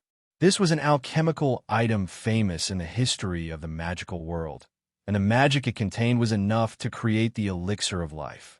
If he could eat the Philosopher's Stone, how many deduction points would that be? Besides, before the challenge to obtain the Philosopher's Stone, there were quite a few appetizers. Fluffy, the three-headed dog, was an extremely rare magical creature. Dog meat rolled 3 times. Even immortals can't stand still. It should be very fragrant, right? And Devil's Snare. When watching the original movie, he felt this thing looked a bit like spicy strips. It should be good to dip it in some chili powder and eat it. The potion meticulously prepared by Snape, the potion's master, would surely provide a considerable number of deduction points as well. In the following years, there would be things like Dementors and dragons. There were also so many acromantulas in the Forbidden Forest. If they were raised properly, he wouldn't be able to finish eating them. Simply wouldn't be able to finish. Not to mention the 1,000-year-old basilisk hidden in the Chamber of Secrets, and Ravenclaw's diadem in the Room of Requirement. Just thinking about it made Charle almost drool. Don't look at his current total deduction points, which had already reached 100,000. In Charle's opinion, this was still a drop in the bucket, nowhere near enough. The magical world spells were as vast as the sea. If he wanted to become relatively well-rounded, he would need to master at least 7 or 8 spells, right? Even if they were all low-level spells like the Lumos charm, to deduce them to a level of powerful might would require at least 1,000,000 deduction points. Not to mention that the deduction points consumed by higher-level spells increased exponentially. This was a bottomless pit. No amount of deduction points would be enough. Charle was already impatient to go to Hogwarts and feast. However, before feasting, Charle felt that the first thing he should ensure was his own safety. It would be hilarious if he didn't get to eat others, but ended up being slurped up by others like spicy strips. For this, he needed stronger power. And the simplest way for Charle to become stronger was to obtain another spell for deduction. Speaking of spells, was there any wizard who knew more spells than Dumbledore right in front of him? Thoughts flickered in his mind. Charle put down the acceptance letter in his hand and sighed. Headmaster Dumbledore, according to what you said, this letter should have been sent on my 11th birthday, and it's very likely it was delivered by an owl, right? It's a shame I didn't get to see that sight. It seems owls can't deliver letters to Dak's basement. Charle shook his head, a look of regret on his face. Dumbledore's heart tightened, and the guilt in his eyes was evident. He had almost forgotten that this child's 11th birthday was spent in a dark, sunless basement, under the abuse and terror of a vicious dark wizard. What a shadow that was. Dumbledore said with a look of pity, "I am very sorry, Charle, for missing such an important moment. But I think perhaps I can make up for your birthday. I can give you a gift. Is there anything you want? I swear on the name of Albus Dumbledore, as long as it is within my power, I will find it for you." Charle said with a determined expression. "Headmaster, then I want you to teach me a spell that can dispel darkness and protect myself and those around me. I don't want something like this to happen again. Next time, if I face something like this again, I want to have the ability to stop it." Hearing Charle's words, Dumbledore's eyes lit up, filled with admiration. He had thought Charle would ask him for some strange and unusual items, but he didn't expect Charle to want a spell, and his motivation was to protect himself and others, to prevent such things from happening again. This made Dumbledore feel that perhaps his judgment of Charle just now was a little hasty. This child not only possessed the qualities of Hufflepuff, but also had a Gryffindor side. After the surprise, Dumbledore smiled. A spell to dispel darkness and protect yourself and others. Of course, it might sound boastful, but I might be one of the wizards most skilled at this in the world. Originally, there was a spell called the Patronus Charm, which fits your requirements perfectly, but the Patronus Charm is still too advanced for a child who hasn't even started school yet. How about this? I'll teach you another spell first that has miraculous effects against dark creatures and dark wizards. Once you've learned it, I'll teach you the Patronus Charm. It will be a bit difficult at first, but don't be discouraged. Keep practicing diligently. In about a semester, I believe with your mind, which is famous throughout Britain, you will definitely be able to learn it. Then, Dumbledore waved the Elder Wand. Charle immediately felt as if an invisible domain spread out from around Dumbledore, carrying a warm, sacred feeling. Within this domain, all evil seemed unable to approach and would be expelled. Dumbledore explained, "This spell is called the Banishing Charm. It was originally aimed at the evil magic of dark creatures and dark wizards. Later, some wizards developed the Muggle-repelling charm based on it. After the birth of the Patronus charm, the Banishing Charm was also rarely used. But no matter what, the Banishing Charm is still a very effective spell against dark creatures and dark wizards, and the threshold for mastering it is lower." Immediately, Dumbledore explained to Charle how to correctly recite the incantation for the Banishing Charm and the posture for waving the wand. After a while, seeing Charle still deep in thought, Dumbledore smiled. "All right, Charle, this spell is not something a first-year wizard can learn in a short time. Come with me, I'll take you to Diagon Alley to buy some things you need." As Dumbledore got up to leave, Charle's face showed a strange expression. "Hard to learn in a short time? Needs a semester? Headmaster Dumbledore, that just means you don't know much about cheaters." The next moment, Charle whispered in his mind, "Deep Blue, deduce the Banishing Charm." Along with the whispers in Charle's mind, Deep Blue's mechanical prompt sounded again. The initial deduction of the Banishing Charm requires 5,000 deduction points. Are you sure you want to deduce? Please confirm the deduction direction, host. Charle's cheek twitched when he heard the cost of deducing the Banishing Charm. The surplus of 100,000 points he had instantly vanished. The level of the Banishing Charm seemed to be much higher than the Lumos spell. The cost of the initial deduction alone was 5 times that of the Lumos spell, and each subsequent deduction would only consume more points. His 100,000 points would likely be gone in the blink of an eye. However, after a moment of hesitation, Charle decisively confirmed that he would continue the deduction. Deduction points kept in hand wouldn't reproduce, nor would they earn interest like money in a bank. It was better to convert them into his own strength, allowing him to be qualified to obtain more points. Otherwise, if he encountered an opportunity to obtain items like the Philosopher's Stone but missed it due to insufficient strength, he would probably regret so much his intestines turned green. As for the direction in which the Banishing Charm should be deduced this time, Charle thought for a moment and then decided. Currently, he already had a series of offensive spells deduced from the Lumos spell. The power of the laser spell could be said to cut through iron like mud. The eternal blazing sun spell was even more unnecessary to mention. It could almost be called a forbidden curse. Once released, it didn't distinguish between friend and foe, and everything within its range would be burned to ashes. But both of these offensive spells had a problem. They were difficult to hit enemies with. From a moment the eternal blazing sun spell was cast until its power erupted, there was a full 3 to 5 seconds. If the enemy escaped during this gap, the eternal blazing sun spell could only be said to be a large firework. The laser spell was faster than the eternal blazing sun spell, but it needed to maintain its power within a certain distance. The farther away, the lower the power of the laser spell. But once it reached medium to close range, while the laser spell could cut down the enemy's spells could also hit Charle.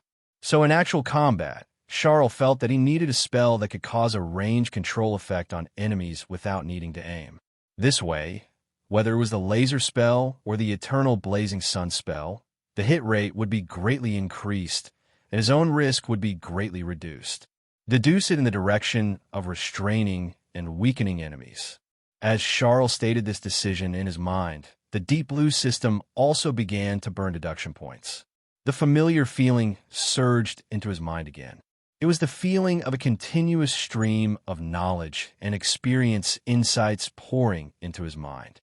It was as if in countless parallel worlds, countless Charle were diligently researching the Banishing Charm. In just a moment, the lowest threshold of skillfully casting the Banishing Charm had become Charle's instinct.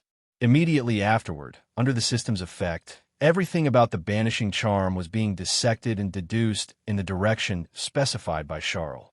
First was the issue of the banishing charm's target. The targets of the banishing charm were dark creatures and dark wizards.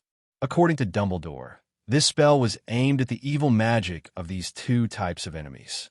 Is there a distinction between evil and righteous magic? Of course there is. Mental state significantly affects magic and spell casting, and magic naturally carries the mental characteristics of each person. Dark wizards who frequently use unforgivable curses like the Killing Curse and the Cruciatus Curse have magic that emits a chilling aura.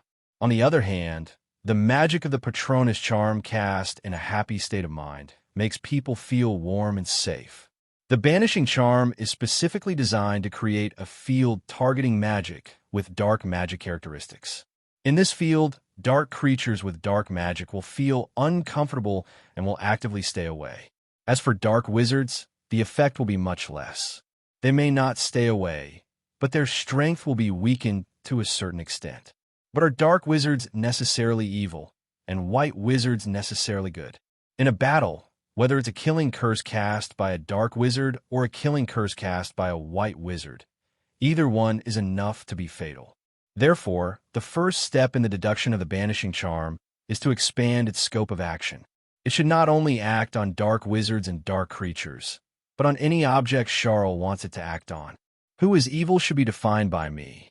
Those who stand opposite me and are my enemies are evil and shall be punished by the banishing charm. Soon, the Deep Blue system gave a cold, mechanical prompt. Initial deduction of the banishing charm is complete.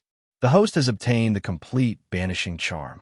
After casting the complete banishing charm, all magical creations covered by the invisible field can be designated for banishment by the host. The more objects designated for banishment, the weaker the banishment effect. The fewer and more concentrated the objects designated for banishment, the stronger the banishment effect. The banished target will feel weak, nauseous, and fearful. If the target is too powerful to be banished, the banishing effect can still reduce a portion of their magic. Seeing Deep Blue's description of the complete banishing charm, Charle felt a surge of joy. A control spell with an area effect, while not a so-called hard control, was enough to achieve miraculous results in a fight against wizards. One must know that wizards need to concentrate when casting spells. Even spells they have mastered can easily fail or go out of control if they are in a state of panic or fear. For example, when Harry Potter faced Dementors in the original story, even though he had mastered the Patronus charm through practice, he was unable to cast it multiple times due to fear and despair. Charle's complete banishing charm, on the other hand, could target the wizards within its range, making them feel panicked and fearful. If a wizard was targeted by the complete banishing charm for the first time, those with weak wills would likely have their spell casting interrupted. And such a gap would be enough to significantly increase the hit rate of the laser spell or the eternal blazing sun spell. However, for wizards with strong wills, those who have been through many battles, the complete banishing charm would likely still struggle to interrupt their spellcasting. This made Charle frown slightly. So, a moment later, he spoke in his mind again. Deep Blue, second deduction. The next moment, Deep Blue's prompt sounded. Consuming 50,000 points, second deduction of the banishing charm. Boom. Charle's mind felt a slight dizziness. In Deep Blue's deduction, he seemed to see the essence of the banishing charm's so-called banishing and weakening effects. Its essence was to weaken the magic of the designated target. Fear, panic, and so on were all reactions to the reduction of magic. So, was there a possibility of not weakening magic, but eliminating it? Area anti-magic? Without magic, even for just a second, even a battle-hardened wizard wouldn't be able to cast any spell. Not even apparition. If it were an ordinary wizard, it might take a lifetime to deduce the banishing charm to this extent. Talent, perseverance, time, and inspiration were all indispensable. But Charle had Deep Blue. As long as there were enough points, a person's lifetime was but an instant in Deep Blue. Under countless deduction points, miracles could be created. After the dizziness ended, Deep Blue's prompt sounded in Charle's mind. Host has obtained the area's spell, Dust-Free Land. Dust-Free Land Curse. As its name suggests, once cast, any magic not permitted by the host will be excluded from the area. All wizards affected by the Dust-Free Land will be prohibited from releasing magic for a short period. The stronger the wizard's magic, the shorter the duration of the effect, but unless a targeted counter-curse is cast in advance, the magic-prohibiting effect cannot be exempted. Seeing this Dust-Free Land curse, Charle's heart instantly surged with uncontrollable ecstasy. It can really prohibit magic in an area? Deep Blue, you're awesome. Compared to the expulsion and suppression effects of the complete banishing charm, the magic prohibition was infinitely stronger. The complete banishing charm could only weaken the enemy's magic, causing them to feel fear, panic, and other emotions. But the Dust-Free Land truly prohibited magic. One must know that for wizards, magic was even more important than their hands and feet. Moody lost an eye, but he could install a magical eye that was said to see everything. Wormtail in the original story lost an arm to resurrect Voldemort, and Voldemort gave him a powerful arm. This shows that the loss of hands, feet, eyes, etc. does not have a significant impact on wizards, as there are many alternative solutions. But magic is something that even Dumbledore cannot replace. Wizards who cannot use magic are more fragile than the muggles they speak of. No matter how many defensive spells they have, losing magic means they are completely helpless. Charle's eyes lit up. With the Dust-Free Land curse, the practical efficiency of offensive spells like the Eternal Blazing Sun spell and the Laser spell would skyrocket. One Dust-Free Land curse would first prohibit the enemy's protective spells and apparition. While the enemy was disoriented, a flash spell would further block their vision, completely turning them into headless chickens. Then, another Eternal Blazing Sun spell would follow.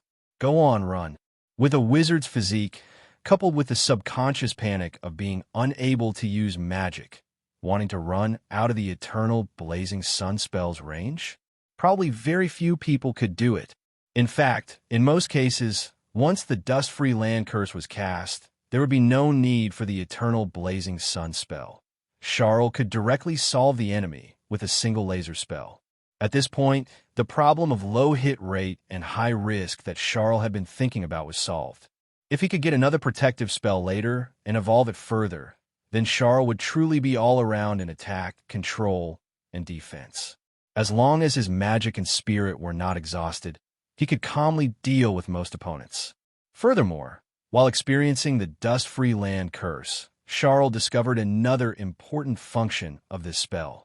That is, if Charle was willing, within the range of the Dust-Free Land, not only would the enemy's magic be temporarily shielded, but even the trace in their wands could be temporarily shielded.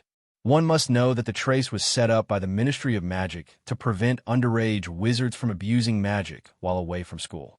It could record every spell cast by an underage wizard using a wand and could be retrieved by the Ministry of Magic when needed for inquiry. In other words, this thing was essentially a portable surveillance device in a magical world.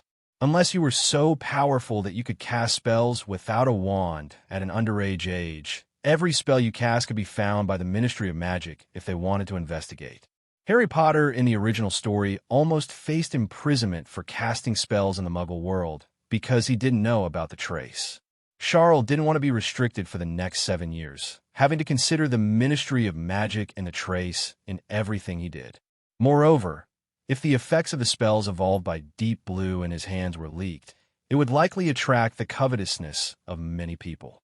Without sufficient self-protection ability, Charle didn't want this to happen either. The appearance of the Dust-Free Land curse helped Charle solve this problem.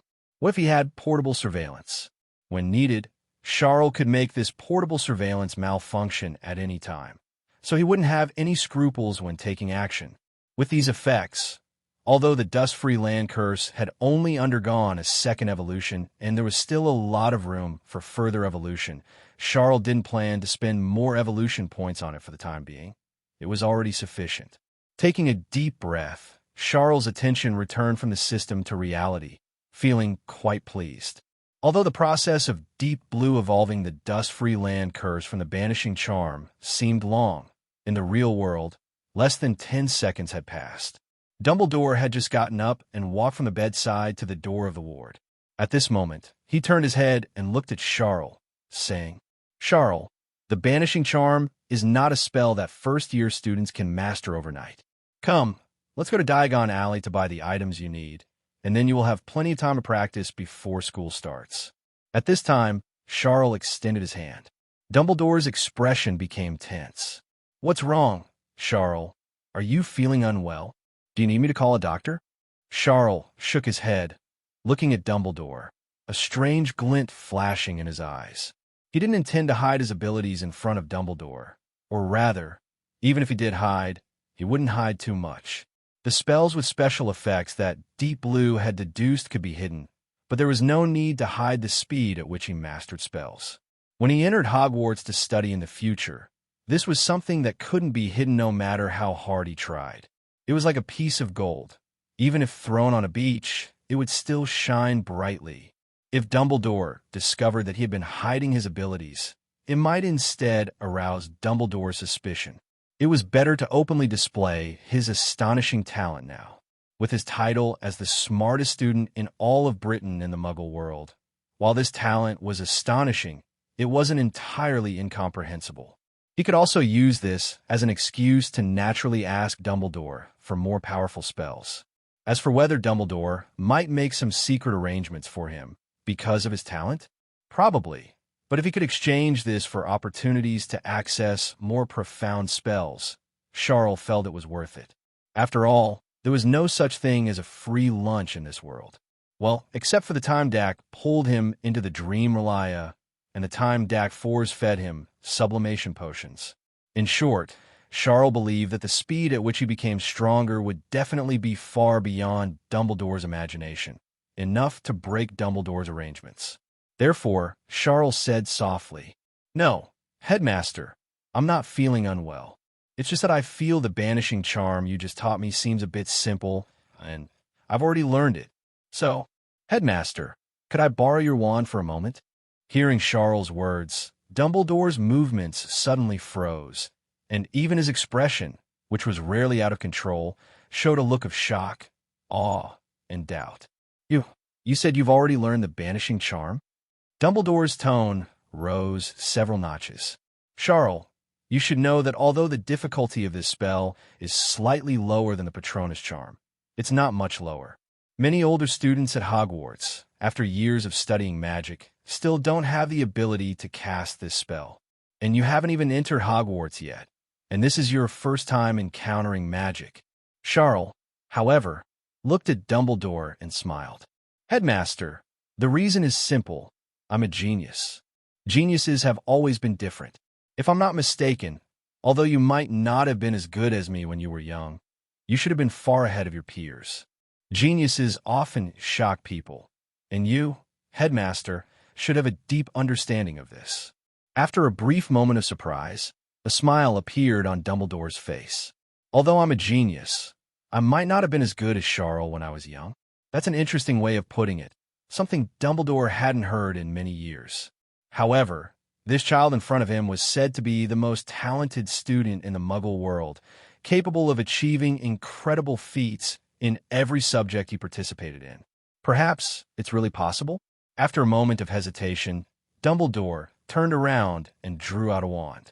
Unfortunately, it wasn't the Elder Wand that Charle was hoping to suck a few more mouthfuls from to fleece some wool, but the one Dumbledore had obtained from Ollivander's back in the day.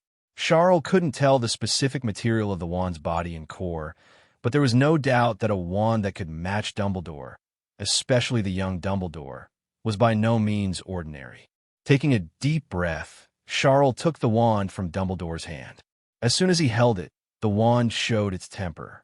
Charle could almost feel the resistance and disdain emanating from the wand. "Who are you?" "I am Dumbledore's former wand. Even if I was sealed away because Dumbledore obtained the Elder Wand, I am not something that ordinary people can use." Charle raised his eyebrows, and looking up, he saw Dumbledore's smiling gaze. Dumbledore blinked. "Charle, this wand is the first one I ever used. carefully selected at Ollivander's. Well, I wasn't very good-tempered when I was young, so this wand that matched me also has a rather unruly personality. How does it feel? This wand seemed to be Dumbledore's test of Charles' so-called genius theory. More of a genius than I was back then? Then at least, it should be enough to make my former wand feel recognized, right?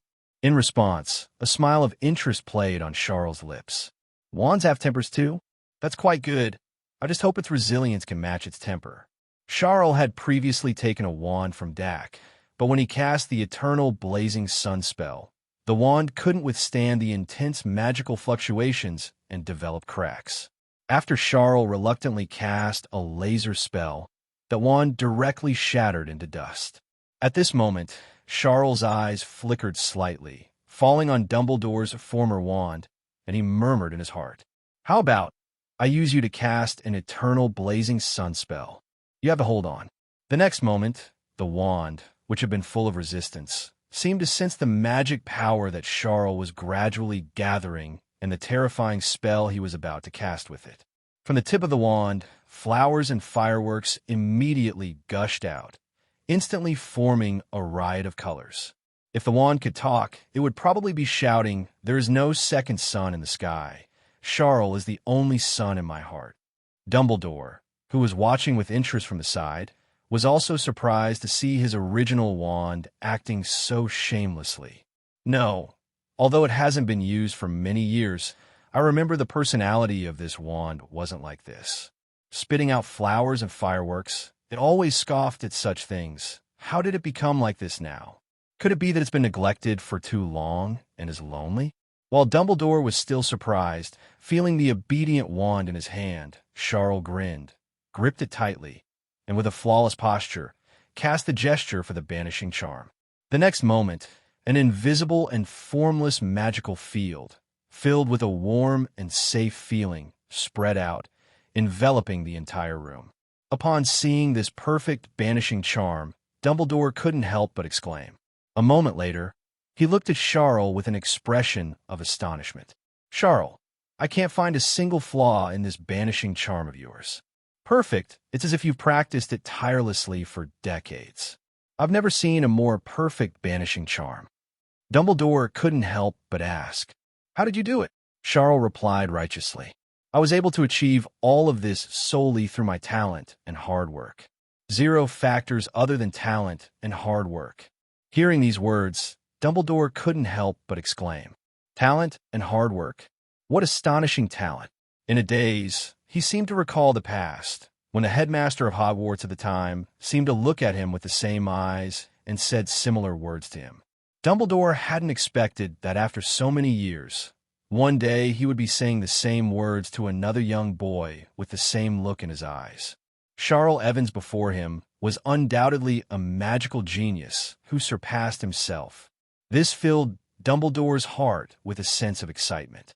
For so many years, he had been blaming himself for not guiding Tom Riddle properly back then, which ultimately led him to become Voldemort, a scourge to the magical world. Now, he had met a student with even greater talent than Voldemort. Perhaps he could make up for the mistakes of the past and guide Charle Evans onto the right path. Especially since Charle Evans was different from Voldemort back then. Voldemort was only interested in profound dark magic, but Charle was clearly more enthusiastic about defense against the dark arts. Then he absolutely couldn't dampen Charle's enthusiasm. He had to guide him towards white magic and teach him the magic of love. Dumbledore's gaze became fervent. "Charle, I told you before that when you learned the banishing charm, I would teach you the more profound Patronus charm. Now that you've done it, I can't break my promise. Watch carefully. This is the Patronus charm that most adult wizards can't use in their entire lives." Dumbledore waved his wand, and Charle's heart also became incredibly excited. If the banishing charm could deduce a powerful magic like dust-free land, then what could the Patronus charm deduce? Also, what would his Patronus be? Under Charles' expectant gaze, the tip of the Elder Wand in Dumbledore's hand burst forth with a silver radiance. A silver phoenix, its head held high, emerged from the silver light. Spreading its long wings and trailing its lengthy tail feathers. It circled the ward several times before soaring out the window and vanishing without a trace. Charle's eyes revealed a look of shock. Even though he had seen the Patronus charm cast in movies in his previous life, the shock was completely different from witnessing it firsthand at this moment. Dumbledore's Phoenix Patronus exuded a palpable aura of power and nobility, just like Dumbledore's terrifying talent and strength. It was distinctly different from the patron uses of other wizards in the magical world. This made Charle's heart grow even more expectant. What would his own Patronus be? At this moment, Dumbledore began to explain the conditions for casting the Patronus charm. After just finishing the explanation of the wand movement, Dumbledore had originally intended to elaborate further, discussing how the noble spirits of love, tolerance, and kindness behind the Patronus charm influenced the Patronus itself. But just then, Dumbledore seemed to suddenly remember something. His expression changed abruptly, and he gave Charle an apologetic look. "I'm sorry, Charle. I'm afraid today's lesson can only end here. I just remembered an urgent matter that I must attend to immediately. Professor McGonagall will come later to take you to buy your textbooks and wand." With that, Dumbledore's figure vanished from the spot, accompanied by a sharp crack. He had operated away. Charles' eyes showed a strange look. Dumbledore's departure was a bit too hasty. What could have made him so rushed? Charle remembered that in the original story, before Harry Potter started school, there was a theft at Gringotts. Quirrell, possessed by Voldemort, broke into Gringotts, attempting to steal the Philosopher's Stone within to help Voldemort regain his physical body. However, Dumbledore had already made arrangements in advance, moving the Philosopher's Stone out and planning to use it later as a tool to test Voldemort and Harry Potter. For the usually composed Dumbledore to be so hurried, not even having time to say a few more words, it must have been this matter.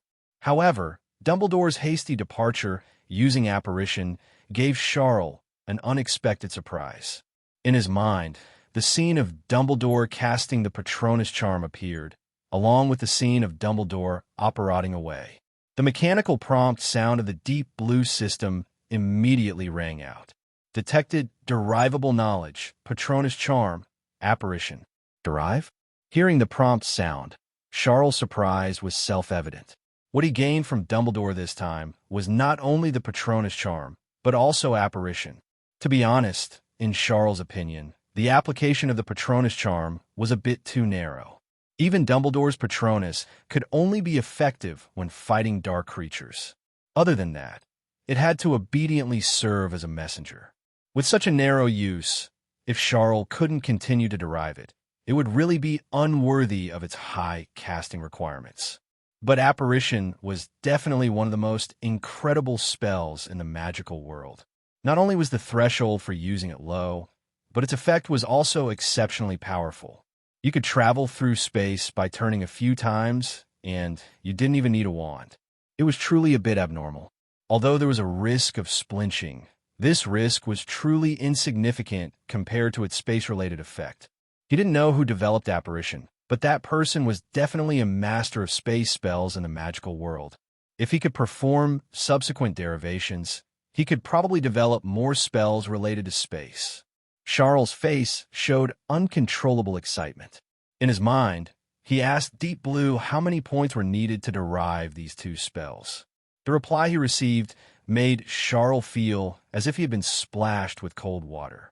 Initial derivation of Patronus charm requires 10,000 points. Initial derivation of apparition requires 50,000 points. The Patronus charm was still manageable. Charles could grit his teeth and afford 10,000 points, as he currently had nearly 50,000 derivation points remaining. But apparition was outrageous. 50,000 points. All the points Charles currently had on his account combined were still a bit short. As for why it was so expensive, Charles could understand. Anything related to space was profound and mysterious no matter where it was placed.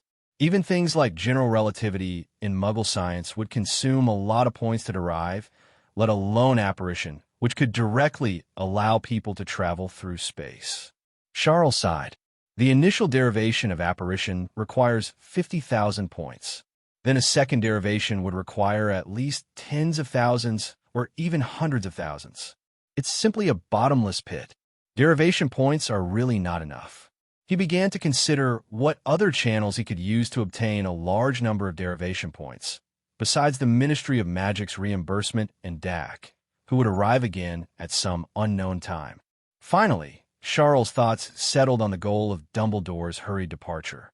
Quirrell, the two-faced man, the Philosopher's Stone, Horcruxes, they're all good things.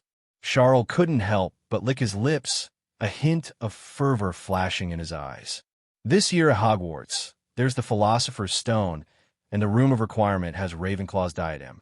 I wonder how many deduction points I'll get after consuming these two.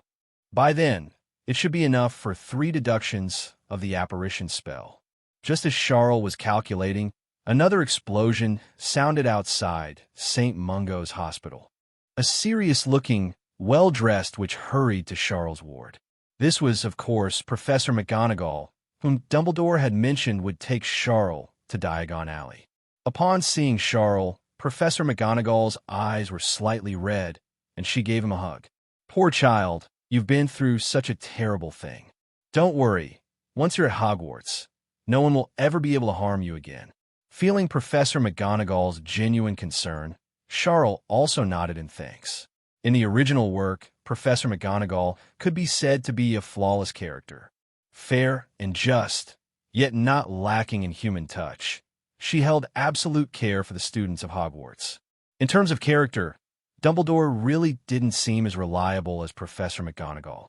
A moment later, Professor McGonagall composed herself, reached out, and took Charle's hand. "Come, Charle, I'll apparate you to the leaky cauldron and show you how to enter Diagon Alley. This process will be a bit nauseating, just bear with it." Then, with a loud bang, Charle suddenly felt the world spin. He finally understood what the description in the original work meant about the process of apparition feeling like being flushed down a toilet. Space was twisting, countless scenes were rapidly flashing past and away. That feeling was even more intense than the worst motion sickness Charle had experienced in his previous life. When they landed, Charle also retched. But at this moment, a prompt from the Deep Blue system sounded in his mind. Due to the host witnessing the spatial distortion during the apparition process, the deduction has gained partial reference. The points required for the initial deduction of the apparition spell have been reduced by 500 points. Charle's eyes instantly widened, and he thought to himself, how could I have forgotten this? The Deep Blue system indeed had the ability of infinite deduction, capable of deducing advanced mathematics step by step from elementary school math. But this consumed a relatively large number of deduction points, as it was equivalent to creating a new field from scratch. However, if the corresponding textbooks were obtained, it would be like having a reference, and one could just learn from them. In this way, the points consumed would be greatly reduced. It seemed the same was true for spell deduction. If enough reference materials could be obtained, or if one could witness the spatial distortion changes during apparition firsthand like this time, the difficulty of Deep Blue's deduction would decrease, and the points consumed would also drop significantly. This was definitely good news for Charle. At this moment, Professor McGonagall was waiting beside Charle. She seemed to be used to the reactions of young wizards after experiencing apparition, patiently waiting for Charle to recover from the dizziness and nausea. She even moved a little further away, lest Charle's vomit splash onto her robes. After Charle straightened up, Professor McGonagall said, "All right, Charle, we've arrived at the leaky cauldron. Come with me. I'll take you to Diagon Alley." In her opinion, facing the magical world they were about to witness, young wizards would definitely be impatient. However, this time, Charle's reaction clearly caught Professor McGonagall off guard. Charle had no intention of continuing forward. Instead, he stood rooted to the spot and pleaded with Professor McGonagall. "Professor, could you take me through that apparition again a few times? I really love riding Muggle roller coasters and Ferris wheels. The feeling of the world spinning is so exciting. This apparition is much better than a roller coaster. It's fun, I love it." Hearing Charle's words, Professor McGonagall, who had been about to step into the leaky cauldron, instantly stopped and a look of bewilderment and doubt appeared on her serious face. For a moment, she wondered if she had misheard. Apparition, fun, likes to play? Being flushed down a toilet, is that fun? Do Muggle world children like to play like this now? Although she didn't know what the roller coaster and Ferris wheel Charle mentioned were, Professor McGonagall had already decided in her heart that if she ever entered the Muggle world in the future, she would definitely stay far away from these two things. Then Professor McGonagall felt a sense of difficulty. It wasn't early anymore, and she still had 2 more places to go, but seeing Charles' eager expression, Professor McGonagall's heart softened. According to the information, this child was an orphan without parental love since childhood, and even relied on the prize money from competitions to eat. How pitiful! Not to mention that his recent 11th birthday was spent in such a terrible situation, which made Professor McGonagall even more heartbroken. So after a moment, Professor McGonagall nodded. "All right, then we'll apparate one more time." Immediately, she grabbed Charles' hand again, and the two apparat back outside St. Mungo's Hospital. During this apparition, Charles consciously concentrated, observing the distorted space and the rapidly receding scenery. He felt as if he was looking at an oil painting with lines so chaotic they were indescribable. The dizziness it brought was even stronger than the first time he apparat. As soon as he landed this time, Charles couldn't help but let out a wow and started throwing up violently to the side. But while he was throwing up, the voice of the Deep Blue system also sounded in Charles' mind, reminding him that he had gained more references this time, and the points needed for the initial deduction of apparition were directly reduced by 10,000 points. The initial deduction, which originally required 50,000 points, now only required 35,000 points. Rounding up, it was equivalent to directly saving Charles deduction points equivalent to a bottle of sublimation potion. Thinking about the nauseating experience of drinking the sublimation potion, the feeling of being thrown into a toilet like with apparition was much better. A huge profit. So after finishing throwing up, Charles raised his head and looked at Professor McGonagall. "Professor, let's do it again. It's fun. It's really too much fun." Professor McGonagall's face was full of confusion, feeling that she seemed to no longer understand the little wizards of today. Wasn't this just looking for trouble? But under Charles' earnest pleading, Professor McGonagall reluctantly agreed to take Charles apparating back and forth a few more times.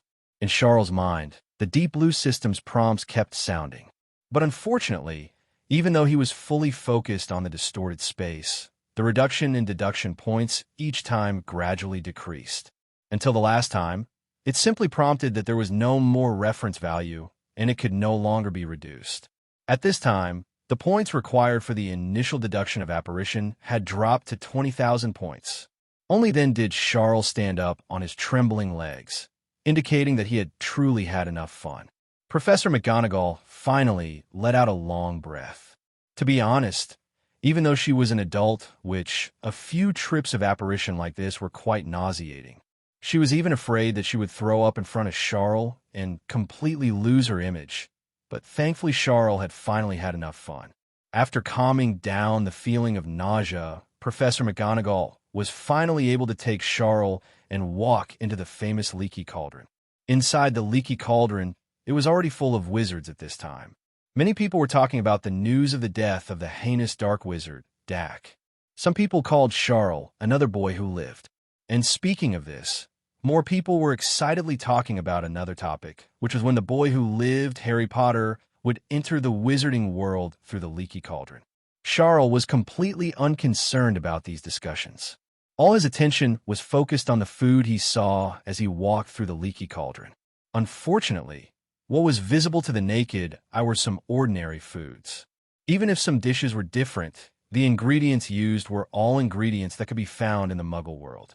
Relying on these foods, even eating 8 meals a day could only increase a few scattered deduction points, far less than the recovery meals at St. Mungo's Hospital with added magical herbs. It seems that until I find a more suitable source of magical food, I can only treat St. Mungo's Hospital as my canteen. These thoughts flashed through Charles' mind as he followed Professor McGonagall through the leaky cauldron and arrived in front of the famous wall from the original work. Professor McGonagall took out her wand and demonstrated to Charle how to find the brick he needed to tap based on the position of the trash can place by the wall in order to enter Diagon Alley. Charle, on the other hand, asked Professor McGonagall another question that surprised her. "Professor, why do we have to enter Diagon Alley in such a troublesome way? And this method feels very unreliable. What if someone plays a prank and puts a lot of identical trash cans by the wall? Or what if someone messes with the wall, using paint or other spells to cover the entire wall? Then, without the reference points, wouldn't it be impossible to open the door?"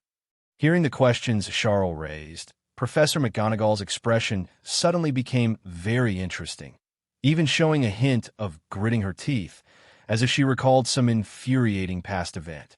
Then, she looked at Charle and asked with some hesitation, "Charle, why are you asking this? You're not the type of child who likes to play pranks, are you?" Charle shook his head repeatedly. "I swear I have no interest in pranks. My only hobby is probably eating." Professor McGonagall was slightly relieved, but still cautioned Charle. "When you enter Hogwarts later, you need to be careful of those Weasley brothers. They've done things like what you described. They almost drove Mrs. Weasley mad. It took the Weasleys 3 whole days to restore this wall." After the warning, Professor McGonagall showed a bit of confidence. However, after that prank, to ensure that the traditional way of entering Diagon Alley is not disrupted in any way, the Ministry of Magic hired specialists to cast various spells on this wall to ensure it cannot be modified or transfigured. Hearing Professor McGonagall's words, Charles' eyes lit up.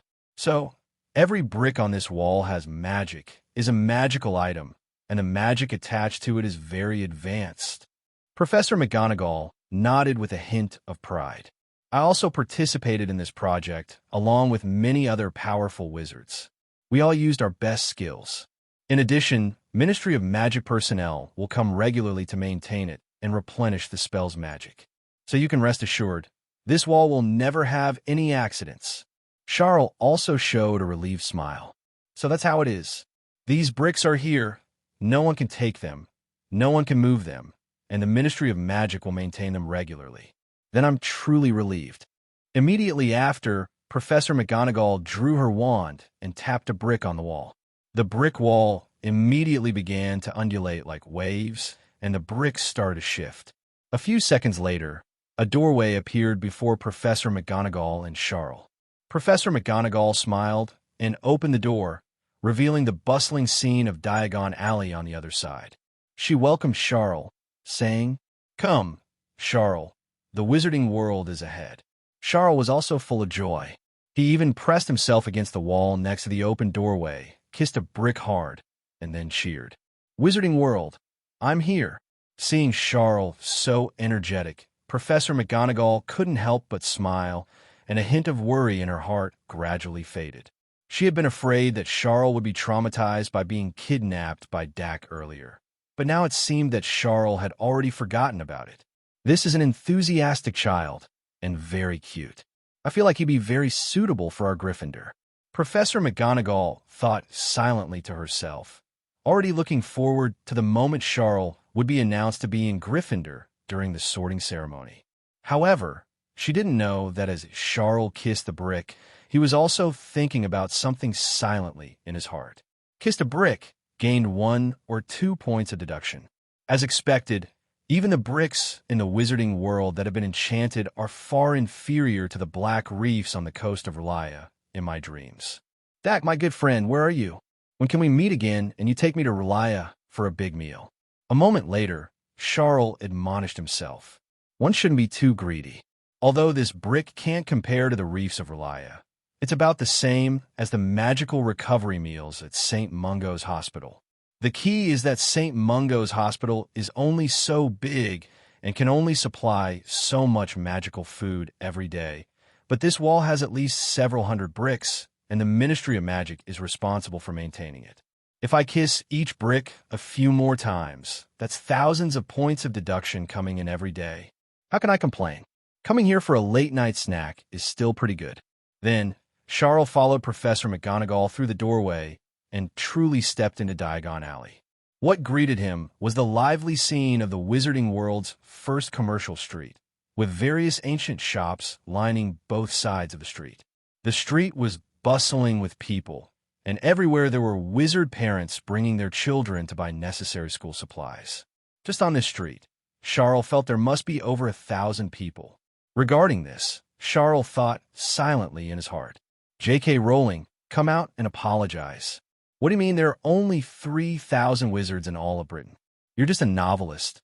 What do you know about Harry Potter? At this time, Professor McGonagall first led Charle through the ancient street towards the magnificent Gringotts. As they walked, she also explained information about Gringotts to Charle. Things like it being the bank of the wizarding world, the safest place besides Hogwarts. Charle nodded politely while expressing deep skepticism about this. The two places Professor McGonagall mentioned didn't seem very safe. Starting this year, wouldn't Hogwarts have some kind of accident every year? Gringotts was even worse. This year, Quirrell would break into the underground vault with Voldemort. To be honest, this was understandable. After all, although Voldemort could only possess Quirrell, he was still the former Dark Lord, so it was excusable that Gringotts' methods couldn't stop him. But a few years later, the Harry Potter trio, 3 students who hadn't even officially graduated from Hogwarts, were able to enter Gringotts under quite tense circumstances, steal Hufflepuff's cup, and even steal a dragon along the way. One could only say that Gringotts' boasted defenses were really not that great. It was just fortunate that there weren't many notorious criminals in the wizarding world. Thoughts flickered in his mind, but Charles' steps didn't stop. He followed Professor McGonagall towards the entrance of Gringotts. Just as they were about to enter the door, a loud bang suddenly came from the side. Then, the figure of a goblin appeared out of thin air. If Professor McGonagall hadn't quickly pulled Charle aside, they would have probably collided with the goblin who had apparat. Charles' steps paused, and he stared intently at the goblin, a strange look in his eyes. Professor McGonagall thought Charle was scared by this creature, and quickly explained.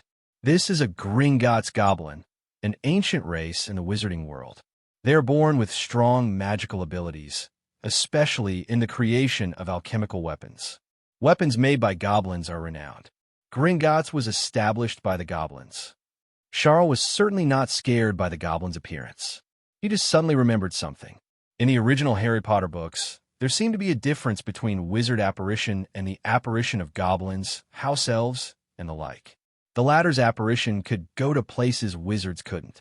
Even if it was sealed by magic, goblins and house elves could still pass through unimpeded. Even the anti-apparition spell set by Voldemort couldn't stop a house elf who had spent their entire life doing housework. So what caused this difference? If he could be taken by a goblin to apparate a few times and witness the changes, it might be good reference material for the Deep Blue system. This way, the points needed to deduce apparition might decrease further. Currently, the first deduction of apparition required 20,000 points, and the second deduction would require at least 100,000 points. Charle couldn't gather so many deduction points in a short time. But if the points required for the first deduction could be reduced to 10,000, Charle might be able to perform a second deduction of apparition in a short time by gathering a little from other places. This magic related to space was too useful for escaping. So after a moment, Charle stopped the goblin who was about to enter Gringotts. "Hello, Mr. Goblin. I just witnessed your apparition. It's truly amazing magic. I just heard from my professor that goblins are one of the oldest and noblest races in the magical world, naturally possessing magical talent far exceeding that of wizards. Your alchemical weapons surpass all alchemical items made by wizards. That's really cool." When it was first stopped, the goblin's expression still showed obvious impatience. After all, it could tell at a glance that Charle was brought to Gringotts by Professor McGonagall to exchange galleons.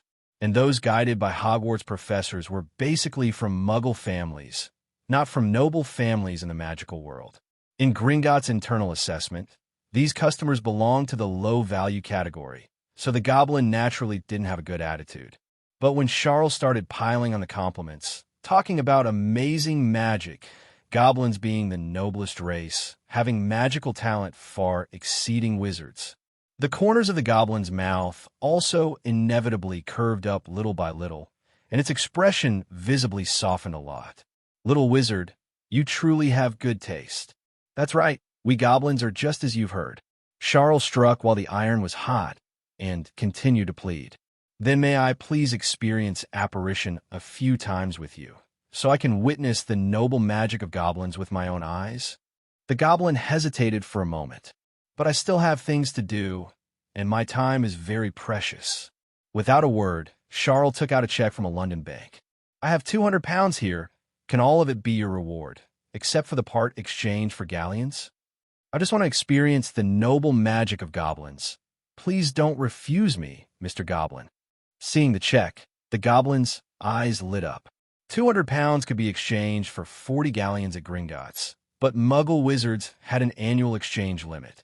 Even if they were worth billions in the Muggle world, they could only exchange a certain amount of galleons each year, unless they were willing to pay Gringotts a little money-laundering fee. But Gringotts' internal staff were naturally not subject to such restrictions. Charle took out these 200 pounds. A first-year little wizard could exchange at most 10 galleons, so the remaining 30 galleons would all be its reward. It just needed to take Charle to apparate a few times. Instantly, the goblin agreed to Charle's request. Deal. My name is Bashi, little wizard guest. Serving customers has always been the principle of our Gringotts. We can start any time. As Charle skillfully flattered the goblin, and even took out pounds to bribe it later, Professor McGonagall's expression changed little by little, looking at Charle with an incredulous look. How could this child be so skilled at bribery? Professor McGonagall suddenly felt that her previous judgment of Charle seemed to have been mistaken. She pulled Charle aside and said with a serious expression, Charle, were you just flattering to achieve your goal? And you even bribed someone? This is not something a child should do. Facing Professor McGonagall's serious expression, Charle sighed. Professor, as you know, I'm an orphan. I grew up in an orphanage since I was little, and only moved out later. You don't think an orphanage is some kind of paradise, do you? Flattering and bribing the staff to get a little more to eat, that's a required course. I know this is a bad habit, but I seem to be unable to get rid of this habit of flattering and fawning over others. Professor, do you think I'm very bad? Professor McGonagall's face instantly changed. Her originally stern expression became flustered and helpless, turning bright red. She opened her mouth, but didn't know what to say, looking at Charle with eyes full of pity and affection. No, how could that be? Professor McGonagall gently hugged Charle, then patted his shoulder. Good boy, once you're Hogwarts, you won't need to please anyone. If anyone dares to bully you, I will not let them off lightly. As for now, Professor McGonagall took out a money bag, stuffed it into Bashi's hand, then took back Charle's check and said to Charle, Go quickly, have fun. Consider this a treat from your professor. Charle's face was full of emotion. Only then did he pull Bashi, and with a loud bang, he was taken away by Bashi. After Charle left, Professor McGonagall slowly hugged her head, shrinking into a corner beside the Gringotts' entrance, and whispered, How could I talk to that poor child Charle like that? I must have scared him, right? I deserve to die. Just as Professor McGonagall was regretting her attitude toward Charle, Charle was already being pulled by Goblin Bashir, beginning apparition. The space before his eyes began to twist and change, the scenery receding like a spiral. In just an instant, Charle found himself outside the familiar St. Mungo's Hospital. But what surprised him was that compared to Professor McGonagall's apparition, Goblin Bashir's apparition was significantly smoother. Throughout the apparition process, Charle had been staring intently at the distorted space, but the dizziness was far less intense than with Professor McGonagall's apparition. After landing, Charle didn't feel the world spinning. He merely swayed slightly before standing steady. This caused a strange look to appear in Charle's eyes, and he began to believe that the goblin's apparition was indeed different from the wizard version.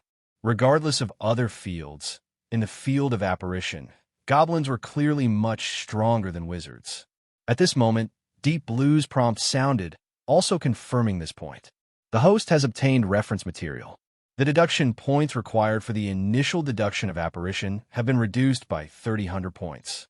A feeling of excitement surged in Charle's heart.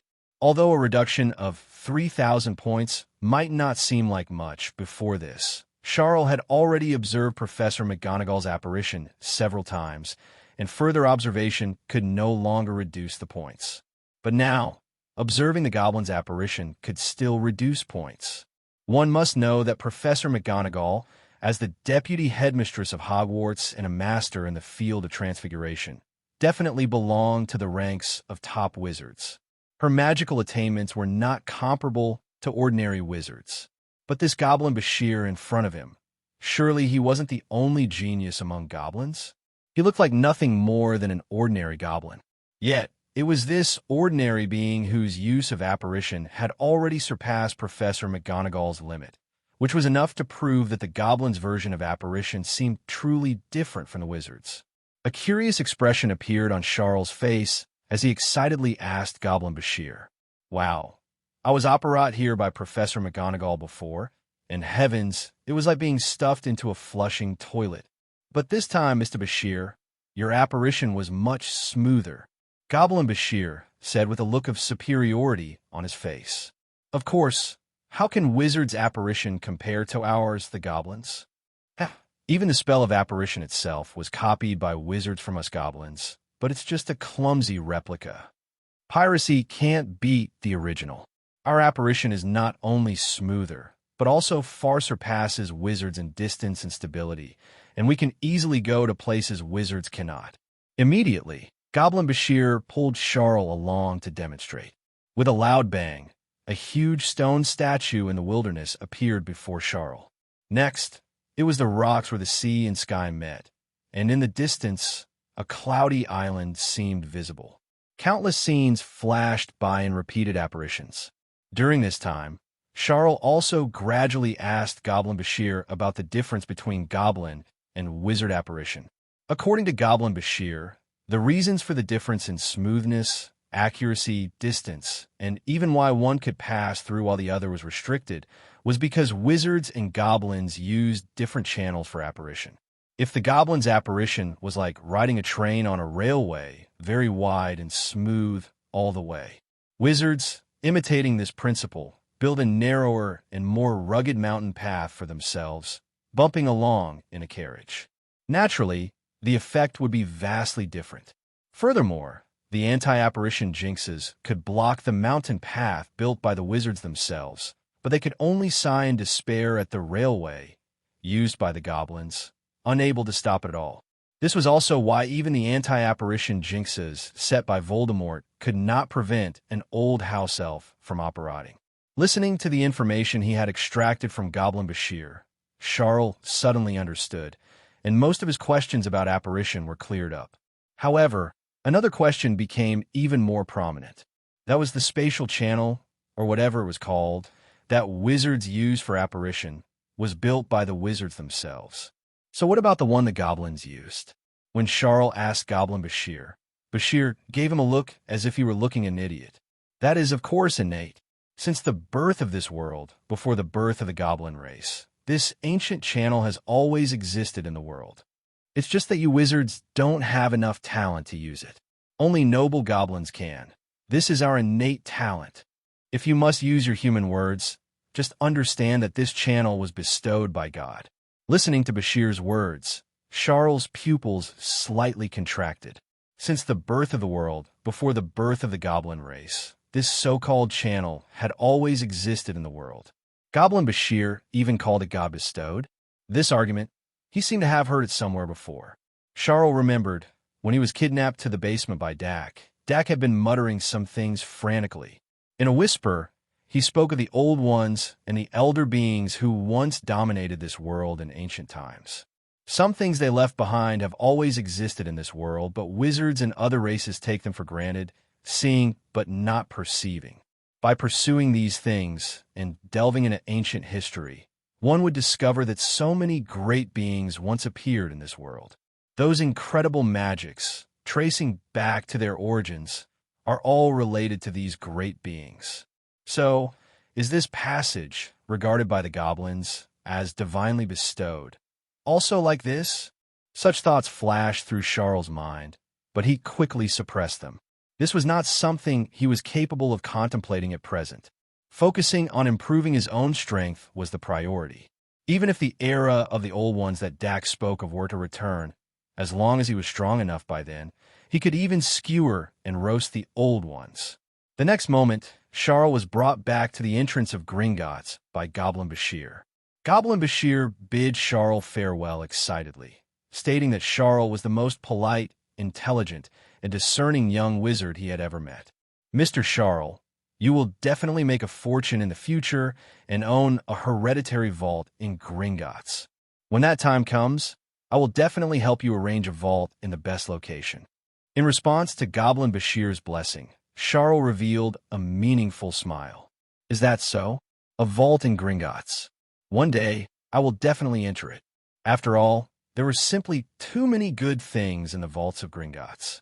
Compared to this place, Hogwarts' Room of Requirement, aside from Ravenclaw's diadem, was practically a pile of junk. How could things that students regarded as treasures and dangerous items compare to the discerning eyes of magical families who owned underground vaults? What was stored here were treasures that could be called precious throughout the entire magical world. Hufflepuff's cup was just one of them. Charle believed that among the collections of those ancient magical families, there might not be items even more precious than the cup. If he could ransack the vaults of Gringotts, the deduction points would definitely explode. Even putting everything else aside, the sheer amount of magical galleons piled up in Gringotts would provide an astronomical number of deduction points. However, these were matters for later. Charle's attention was currently focused on the Deep Blue system. After observing the goblin's apparition several times, the deduction points required for the initial deduction of apparition had finally reduced to a range he could accept: 10,000 points. If he were to perform a secondary deduction based on this, it would probably be around 50,000 points. Charle's current points were not far off. He could gather enough by pooling them together. Moreover, even the initial deduction of apparition would bring Charle immense benefits. At least he could run away directly when encountering danger. So, a moment later, Charle decisively said in his mind, "Deep Blue, deduce apparition for me." As Charle let out a low shout in his mind, the Deep Blue system's prompt sounded. Please specify the direction of deduction for the host. Charle already had an idea for this. His most basic requirement for apparition was that the activation speed should be as fast as possible, the distance and direction should be precise, and the stability should be high. He absolutely could not have a situation where he was blocked and couldn't escape. Deduce it for me based on the goblin version of apparition, and also make the activation speed a bit faster. The moment Charle gave the deduction direction, the Deep Blue system began to operate. 10,000 deduction points were deducted, followed by countless pieces of knowledge about apparition flooding into Charle's mind. Just like when he deduced those spells before, it was as if countless parallel world Charles were researching apparition day and night. With the system's enhancement, every trace of spatial fluctuation during Professor McGonagall and Goblin Bashir's apparition process was meticulously analyzed. Gradually, a vague perception of channels seemed to truly emerge in Charle's mind. Whether it was the channels used by wizards for apparition or the channels used by goblins and house elves, Charle sensed them. The former was filled with traces of wizard magic, akin to the high-speed rail of the magical world, a massive magical project, arguably one of the highest crystallizations of magic. Both the wizards who proposed the theory and the wizards responsible for building it should be figures who left their names in the history of magic. The channels of the goblins and house elves, on the other hand, exuded a magnificent, ancient aura that remained unchanged, as if the passage of time and the changing of eras could not shake these channels in the slightest. It was only when he sensed it that Charle understood why goblins, even after being defeated by wizards, still held wizards in contempt and considered themselves a nobler magical race than wizards. Indeed, when mentioning the fleet of the empire on which the sun never sets, Even beggars in the London slums would proudly raise their heads. Perhaps it was the same for the goblins who could sense that ancient magic. Soon, the reason why wizards could not use the goblin channels was also revealed in the deduction. It was actually very simple. Besides the 99% of wizards who couldn't sense this channel, the remaining 1% also faced the problem of magic authentication. If it wasn't the special magic of a goblin or a house elf, it was equivalent to not having a ticket for this channel. Even if they could sense it, they couldn't use it. Most wizards were unable to solve this problem. Wizards skilled in transfiguration, like Dumbledore and Voldemort, could certainly use some means to magically transfigure themselves to possess some goblin traits. But it was clear that even a dark wizard like Voldemort, who would make himself neither human nor ghost for power, would rather make his face look more like a snake than associate with races like goblins or house elves. Not to mention Dumbledore. But none of this was a problem for Charle, who had deep blue. Sufficient deduction points could solve everything. A moment later, in the deduction, Charle obtained the method to disguise his own magic and forge a ticket to freely switch between the two channels. The deep blue system's prompt sounded again. First deduction of apparition completed. Host has obtained the complete version of apparition, which can utilize both the wizard and goblin channels for apparition simultaneously. Since two channels are used for positioning, compared to using any single channel, the maximum distance of apparition will be further, and the positioning will be more precise. At the same time, the complete version of apparition has solved the drawback of the wizard version requiring turning in place to activate, and the activation speed has become faster. However, due to the added step of disguising goblin magic, a spell is required to activate it. This spell can be set by the host. Hearing Deep Blue's prompt, Charle also took a deep breath. He could use both the wizard and goblin channels for apparition simultaneously. In terms of distance and precision, it already fully met his requirements. At least there wouldn't be the blunders of apparating to the wrong place that Harry Potter and others encountered in the original work. The only pity was that although he didn't need to turn in place, he needed to chant a spell and couldn't activate it with a snap of his fingers like goblins and house elves. However, this wouldn't slow him down much, and a strange look appeared in Charle's eyes. He could set the activation spell himself? Perhaps it was even better than snapping his fingers. After all, when snapping his fingers, there was no deterrence to the enemy. Everyone knew he was going to apparate and run away. But if he chanted a spell full of deterrence, the enemy would subconsciously be on guard. How could they think that Charle, who chanted such a spell, was actually going to run away? Thinking of this, Charle's eyes became brighter, and his previous slight regret was swept away. Then what kind of spell should I set for apparition so that all enemies will subconsciously be on guard? A moment later, Charle locked onto the spell that the entire magical world called unforgivable and that Dumbledore had to be careful not to be hit by. Killing Curse. I'll use this as my apparition activation spell. Charle's lips curved into a smile.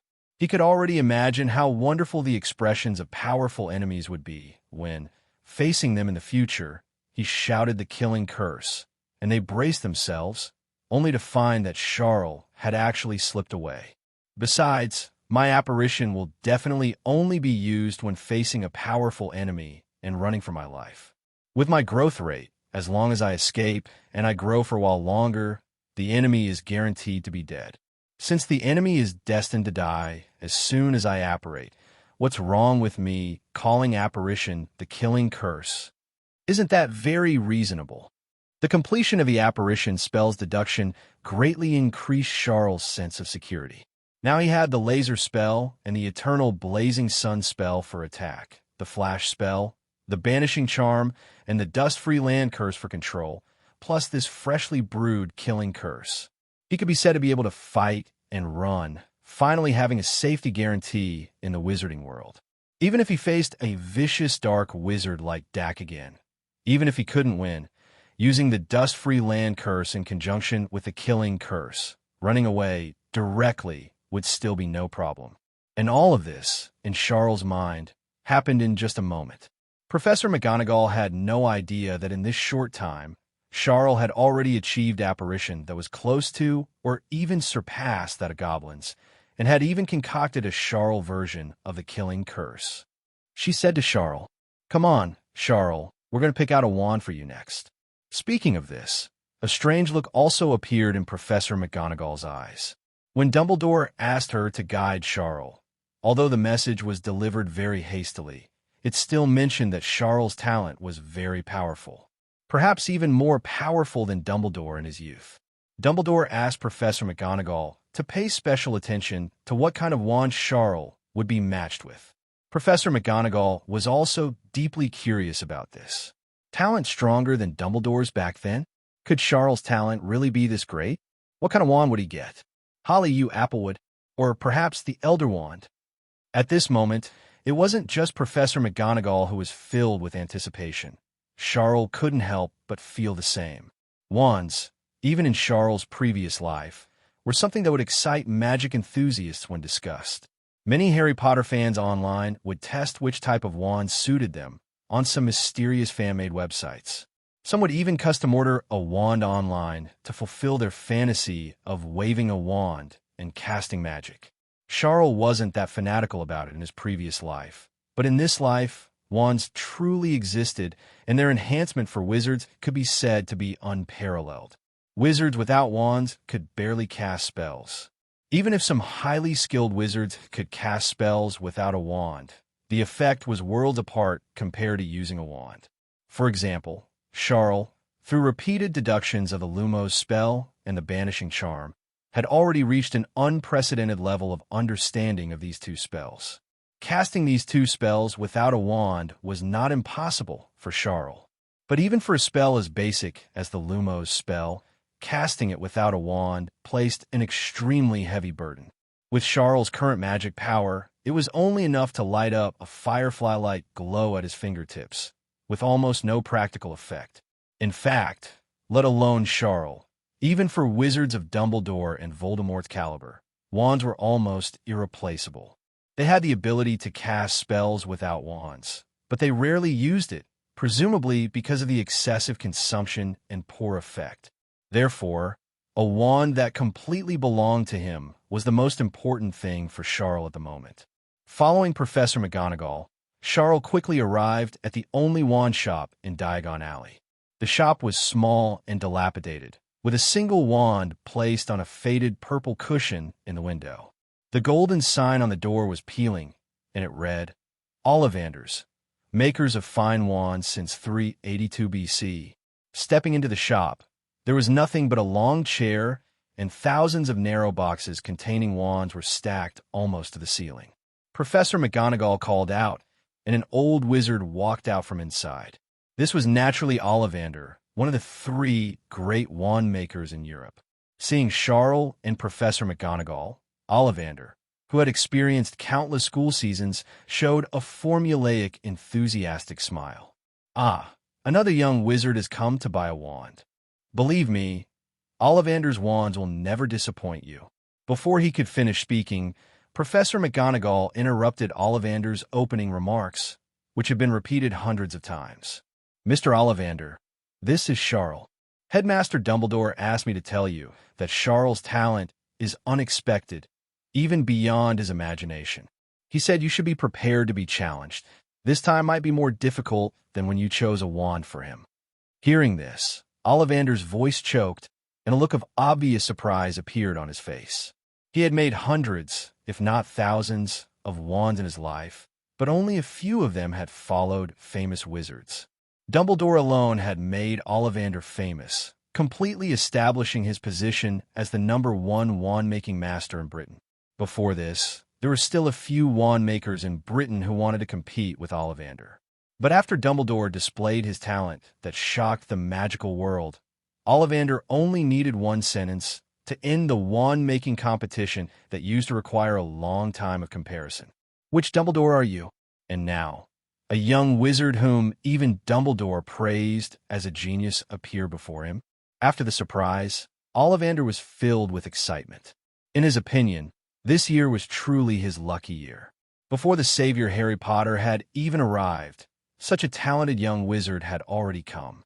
Presumably, After this, the reputation of Ollivander's wand shop would be even more unshakable. What kind of thing is Gregorovitch from Germany? Is he even worthy of being mentioned in the same breath as me, Ollivander? Immediately, Ollivander stood up and walked towards Charle excitedly, enthusiastically measuring Charle's arm data and various habits. After Charle answered one by one, Ollivander fell into excited contemplation, occasionally muttering to himself, as if thinking about what type of wand would be suitable for Charle. At this point, Charle spoke. Mr. Ollivander, my situation is a bit special, so I have special requirements for a wand. I can tolerate the power of the wand, but I require it to have strong durability and be able to withstand the most powerful or extreme magic power imaginable. What I mean is, even if light comparable to the sun erupts from the tip of the wand, it must be able to withstand it perfectly. Before Charle could finish speaking, Ollivander waved his hand with a chuckle. Mr. Charle, perhaps you don't quite understand how the Ollivander family chooses wands for wizards. We don't follow the wizard's requirements, but rather follow the experience accumulated over countless years to match the wizard's personality and spirit with a suitable wand. This has been verified on countless wizards. Please trust my expertise. As for whether the wand can withstand the magic power of the spell, I can guarantee that such a thing will never happen. Then, Ollivander took out a few wand boxes on his own, took out a wand made of beech wood with a dragon heartstring core from one of them, and handed it to Charle. Here, try this one. Charle paused, not reaching out to take it immediately. After all, the wand he wanted had to be able to withstand the eternal blazing sun spell, which was currently his strongest spell. The wand he got from Dak before cracked after being cast just once and shattered when he forced out another laser spell. Charle greatly doubted whether the wand Ollivander had taken out could withstand it. He confirmed with Ollivander again. Mr. Ollivander, are you sure its endurance is sufficient? What if it breaks later? You won't make me pay, right? A hint of absurd amusement appeared on Ollivander's face. He suddenly found Charle quite endearing. Perhaps when Charle's name went down in history, he could bring up this conversation today as an interesting anecdote. Then, Ollivander made a gesture of invitation and said confidently, If a wand breaks, I'll compensate you with 10 for every one that breaks. Believe me, Mr. Charle, no one understands wands better than I do. Charle was stunned for a moment. He looked at the wand in front of him, and an idea suddenly popped into his head. Just by sucking on the Elder Wand a few times, he had gained extremely generous deduction points. These ordinary wands were certainly not as good as the Elder Wand, but they were also rare magical items. In fact, they were likely the most expensive items most wizards would ever buy in their lifetime. Both the wand body and the core were materials with magical power. If he ate it, the deduction points he could get would probably be much more than the magic meal at St. Mungo's Hospital. So Charle showed an embarrassed smile. Mr. Ollivander, then I thank you. Ollivander froze there. This child is quite polite. At this moment, Charle had already picked up the wand made of beech wood and dragon heartstring that Ollivander handed him. Expectation showed in Ollivander's eyes, and a smile appeared on his face. He was already imagining how, in the future, when Charle achieved fame and made accomplishments comparable to, or even surpassing Dumbledore's, people would talk with relish about the wand in Charle's hand. The birth of another Dumbledore would add another glorious stroke to the reputation of Ollivander wands. Gregorovitch, go eat shit. Imagining these scenes, the smile on Ollivander's face grew even brighter. His gaze fell upon Charle, thinking that he must remember every detail so that he could write it in his precious memoirs later. Perhaps this record material could even be preserved in the history of magic. However, just as Ollivander's gaze turned over, the scene that appeared before him made him freeze instantly. Charle also sighed softly. Just now, the brilliant radiance of the eternal blazing sun spell had appeared in his mind, and he wanted to try using this beech wood and dragon heartstring wand to see if it could withstand the extremely extreme nature of the eternal blazing sun spell's magic. But before the spell had even taken shape, slight cracks appeared on the wand shaft. Not only the surface, but the interior was probably also full of cracks. It seemed that the reason the wand Charle used before shattered after casting the eternal blazing sun spell was not because it had suffered some damage, but because the nature of the eternal blazing sun spell's magic was indeed too extreme, and not something ordinary wands could withstand. Charle turned to look at Ollivander. "Mr. Ollivander, I'm sorry, this wand seems to have broken. I warned you." The smile on Ollivander's face solidified little by little, then became incredulous. Ollivander had seen wands shatter in duels, but even those were extremely rare, almost always shattering during the magical confrontations of powerful wizards. But a young wizard causing a wand to shatter during the process of trying it out? Such a thing was truly unheard of. Neither Dumbledore's wand nor the Dark Lord's wand had ever experienced such a situation. Ollivander stared at Charle with wide eyes. Could this be the genius young wizard praised, even by Dumbledore? Even the process of testing a wand is so unique. After a moment, Ollivander became excited. He took the shattered beechwood wand, examined it carefully for a while, and the shock in his eyes became even more pronounced. This seems to have shattered because of some extremely powerful, even sacred, magic, like a beam of eternal, brilliant light. While muttering to himself, Ollivander quickly rummaged through his stock and handed Charle another wand. "Try this one. Birchwood shaft with unicorn hair." Birchwood, carrying the meaning of holiness and sacrifice, was considered very suitable for casting the Patronus charm, healing spells, and so on. The same was true for cores made of unicorn hair, which were suitable for casting some holy, powerful, and benevolent magic. It must be said that Ollivander being one of the 3 great wand makers in Europe meant he certainly had some skill. Charle had broken the wand while testing the eternal blazing sun spell, and a trace of the eternal blazing sun spell's magic remained within it, possessing exceptional restraint over darkness. That's why Ollivander had found a wand that was suitable for holy spells from shaft to core. Unfortunately, the extremity of the eternal blazing sun spell's magic still exceeded the limits of Ollivander's imagination. As Charle held the birchwood wand and tried to channel the eternal blazing sun spell again, the wand trembled slightly. A crack as fine as a strand of hair appeared at the tip. Ollivander immediately stopped Charle. "No need to try. This wand can't even withstand your sacred magic. Merlin's beard, Mr. Charle.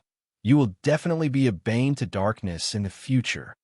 Let me think again. Professor McGonagall, who was standing nearby, heard Ollivander's evaluation of Charle, and her slight worry vanished. Dumbledore had asked her to report what kind of wand Charle was matched with. Besides curiosity, the greater meaning was to discover Charle's true nature during this process. According to the theory of wand lore, wands and wizards are matched to each other. The type of wand a wizard is matched with can also reveal the wizard's essential character. For example, Voldemort, back then, was matched with a Ewd wand. This type of wood carries the meaning of resurrection, like a prophecy, revealing Voldemort's deepest desire. If Charle had been matched with a Yew or Elder wand, given the previous examples, Dumbledore would certainly have been more wary of Charle. With such talent, if he were to follow Voldemort's old path, it would truly be a disaster for the wizarding world.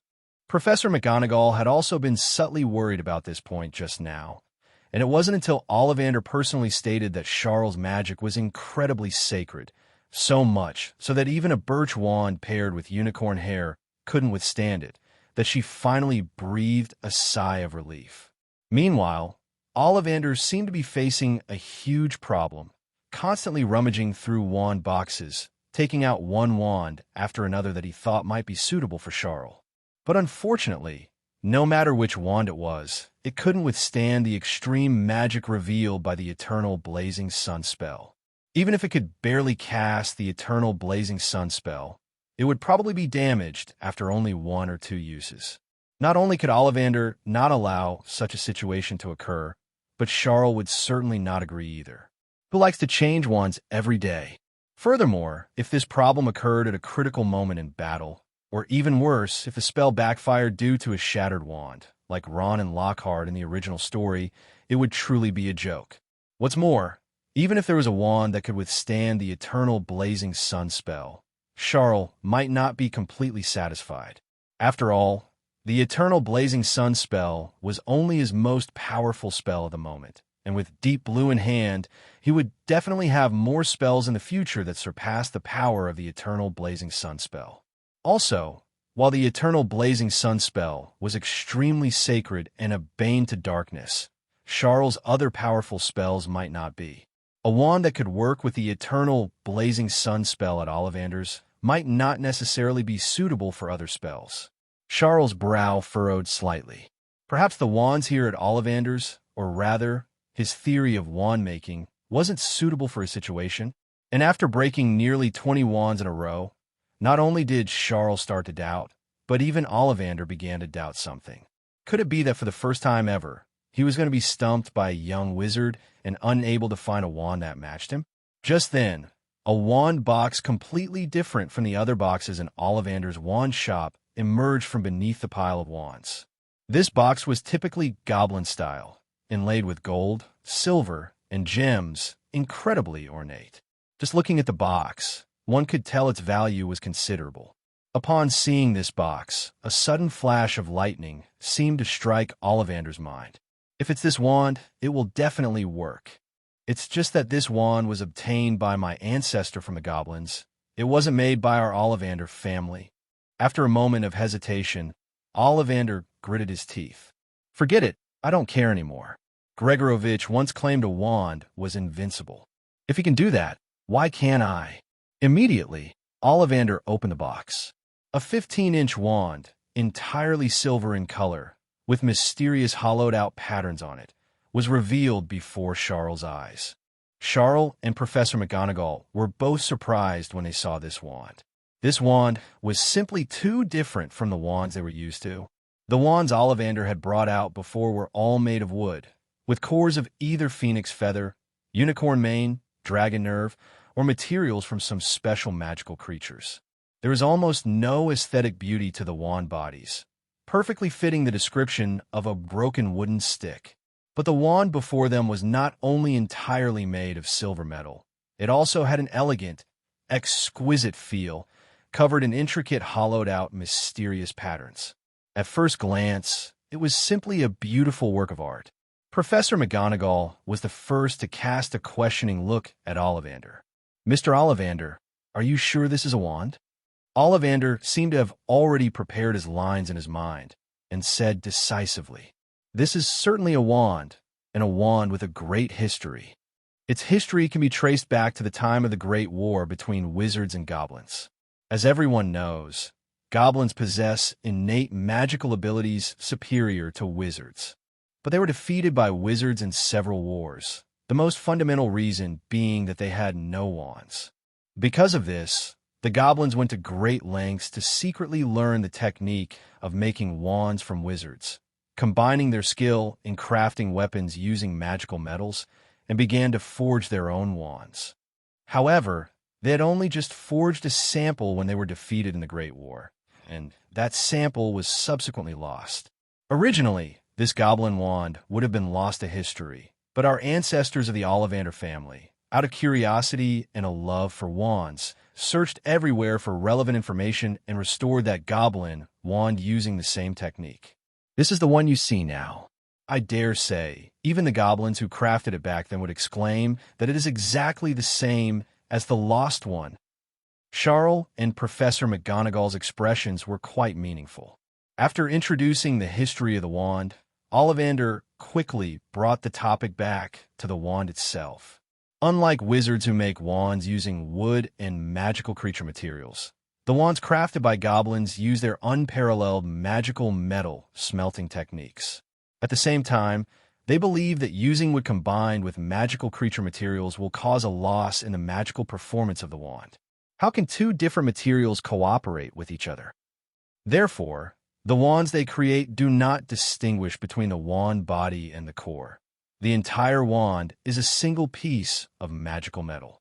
This wand uses a whole piece of the metal known to have the best magical performance, mithril. Do you see the hollowed-out patterns on it? Those are patterns that further enhance the magic conductivity. Combined with the silver wand body, it truly looks like a work of art. I have to say, goblins are indeed far ahead in this regard. After praising it a few times, Ollivander shook his head and sighed with regret. Unfortunately, the goblins only learned the basics of wand lore and did not study the connection between wands and wizards at all. This greedy race also fundamentally does not believe in this profound and wonderful connection and simply uses wands as weapons and tools. Therefore, this wand has no sparks, no concept of recognizing a master, and no loyalty or personality. It serves everyone who holds it equally, performing with the same power. It is not a wizard's companion, merely a weapon. If Charle's magic wasn't so extreme, perhaps only a material like mithril could withstand it. I would never have brought this wand out otherwise. Upon hearing Ollivander's regret, Charle's eyes lit up. Compared to Ollivander's wand-making philosophy, the goblin's approach to crafting wands resonated more with Charle. A tool is a tool, a weapon is a weapon, and a wand is inherently such a thing. Of course, a wizard can have feelings for their wand, just as a swordsman deeply loves the sword in their hand. But no matter how much feeling one has for a weapon is still ultimately a weapon. Durable, sturdy, and easy to use, that's enough. As for personality, what's the use of that? Loyalty, well, that's a little useful. But as long as it doesn't turn on its master and merely cannot perform at its full potential in someone else's hands, the difference isn't that big. At least in Charle's opinion. If his wand falls into someone else's hands during a battle, he is already not far from death. The best way to ensure a wand is always loyal to oneself, is to always keep it in one's own hand. So, while Ollivander was still planning to speak, Charle had already reached out and grasped the mithril wand. The moment the wand entered his hand, it was not as cold as Charle had imagined, but had a slight warmth and the texture of metal. But it felt very comfortable in his hand, fitting the curve of his palm perfectly. The weight was also just right, not too light and not too heavy. It was that kind of just right feeling.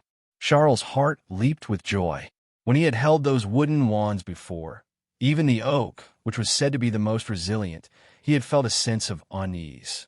But now, holding the mithril wand, that feeling completely disappeared. Charle eagerly tried to channel the eternal blazing sun spell. The wand was wielded smoothly, and the ultimate bright magic of the eternal blazing sun spell began to flow, pouring into the mithril wand, making the wand body and even the hollowed-out magic patterns on it seem to flow with silver light. But just as Ollivander had said, mithril's ability to carry and conduct magic was indeed unparalleled in the world. The eternal blazing sun spell had reached the point where it would erupt as soon as Charle chanted the incantation, but the mithril wand could fully withstand it. Aside from the flashing silver light, there was nothing visibly wrong. Even if Charle became powerful enough in the future to continuously cast several eternal blazing sun spells in a short period, the mithril wand should be able to handle it with ease. Charle excitedly withdrew the eternal blazing sun spell. Then, he tried the dust-free land curse. A completely different kind of magic flowed into the mithril wand compared to the eternal blazing sun spell, yet received the same conduction and support.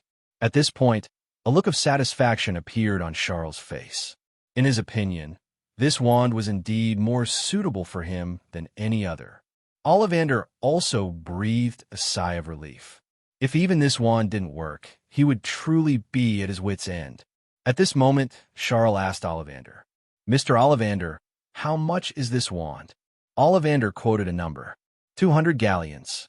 His price wasn't random, let alone the craftsmanship, exquisite detail, and long history of this goblin wand. Just the value of this piece of mithril alone was worth more than 200 galleons. This was already a heavily discounted price. Of course, Ollivander also knew that a muggle-born new student like Charle definitely wouldn't have that much money. He didn't actually intend to ask for that much. Instead, he wanted Charle to praise Ollivander's wand shop whenever he achieved something outstanding in the future. The last time he met Dumbledore, Ollivander missed this opportunity and now regretted it immensely. If he had thought of doing this earlier, perhaps Ollivander's name wouldn't be just one of the 3 great wand makers in Europe, but the best wand maker in the world. Now, Ollivander saw the opportunity to achieve this goal in his generation. He was already waiting for Charle to start bargaining, and then he would casually propose his condition and give this mithril wand to Charle for free. However, the next moment, just as Professor McGonagall was about to reach for her money pouch to buy the wand for Charle, Charle nodded to Ollivander first. Deal. So, Mr. Ollivander, you still owe me 800 gold galleons. Would you prefer a Gringotts transfer or a cash payment? Hearing Charle's words, Ollivander suddenly froze. No, you're buying a wand from me. How do I end up owing you 800 galleons? Charle chuckled. Have you forgotten? I reminded you before that I wanted a wand with enough carrying capacity, but you confidently told me it wouldn't break and that you'd compensate me 10 for every one that broke. That's why I felt at ease trying out wands, but as a result, 20 broke in a row. I thought for a moment that I wouldn't have a wand to use, that I wouldn't be able to get into Hogwarts because of this, and that I would have to say goodbye to my wizarding career. Do you know how much psychological damage this caused to a young wizard like me? According to your previous promise of compensating 10 for one that broke, you should probably compensate me for the price of 200 wands. Although the broken wands didn't include extreme combinations like holly with phoenix feather, the price shouldn't be too expensive, but an average price of 5 galleons should still be there, which works out to 1,000 galleons. After deducting 200 galleons for the mithril wand, you still owe me 800. I calculated this correctly, right? Ollivander's face changed repeatedly at this moment, becoming incredibly expressive. This. Charle's voice was faint. Mr. Ollivander, of course, you can choose not to pay, but I don't think you want others to know that 20 wands broke here in a row, do you? TSK, Europe's 3 great wand makers. TSK, on par with Gregorovitch. TSK, making fine wands since 382 BC. Tisk. Ollivander's face turned green then white. Stop sking. Transfer the money. Gringotts transfer is fine. But you absolutely must not tell anyone about what happened today. Seeing Ollivander being manipulated by Charle, Professor McGonagall, who was standing by, was stunned, and the hand that was about to take out her money pouch to pay for Charle froze. It took her a moment to react. She looked at Charle and coughed hard, wondering what to say. At this moment, Charle chuckled. Just kidding. How could I ask Mr. Ollivander for 800 galleons? Not to mention threatening the reputation of the Ollivander family. I, Charle, am a young wizard with a conscience and morals. How could I do such a thing? Hearing this, Ollivander felt as if he had been granted a great pardon. He wiped the sweat from his forehead and forced a smile. Actually, I was just kidding too. How could there be a 200 galleon wand? Am I, Ollivander, such a cunning merchant? This mithril wand is a gift for you, Charle, my friend, as a token of our friendship. After a knowing exchange of laughter, Charle finally put the mithril wand into its box. Ollivander breathed a sigh of relief and was about to send this plague away when Charle suddenly remembered something and asked Ollivander, "By the way, Mr. Ollivander, can I have the wands that broke earlier? You can claim reimbursement from the Ministry of Magic at the original price." Ollivander was truly stunned this time. Broken wands? What do you want those for? Charle's face showed a look of mourning. I remember what you said, Mr. Ollivander, that wands also have lives. But this time, so many wands broke because of me, which makes me feel truly uneasy. Just thinking about them being destroyed because of me, my tears are about to flow from my mouth, no, from my eyes. I've always believed that every life deserves respect. Please let me take them away as a form of compensation for me, so they can have a proper resting place. Hearing Charle's words, Ollivander stood in a daze for a moment, and a look of emotion appeared on his face. He had been making wands for so many years, and the wizards he had seen basically treated wands as tools. Even though he repeatedly and tirelessly told wizards that there was a mysterious connection between wands and wizards, the vast majority of wizards still scoffed at this. Adult wizardry like this not to mention those ecstatic young wizards who had just received their wands. All they could think about was quickly waving their wands and watching sparks and fireworks shoot out. Someone like Charle, who respected wands so much, was truly unique. Professor McGonagall, who was standing by, even wiped her eyes. In her opinion, although this child Charle had some minor flaws, just looking at this action, his inherent kindness and respect for life were already incredibly obvious.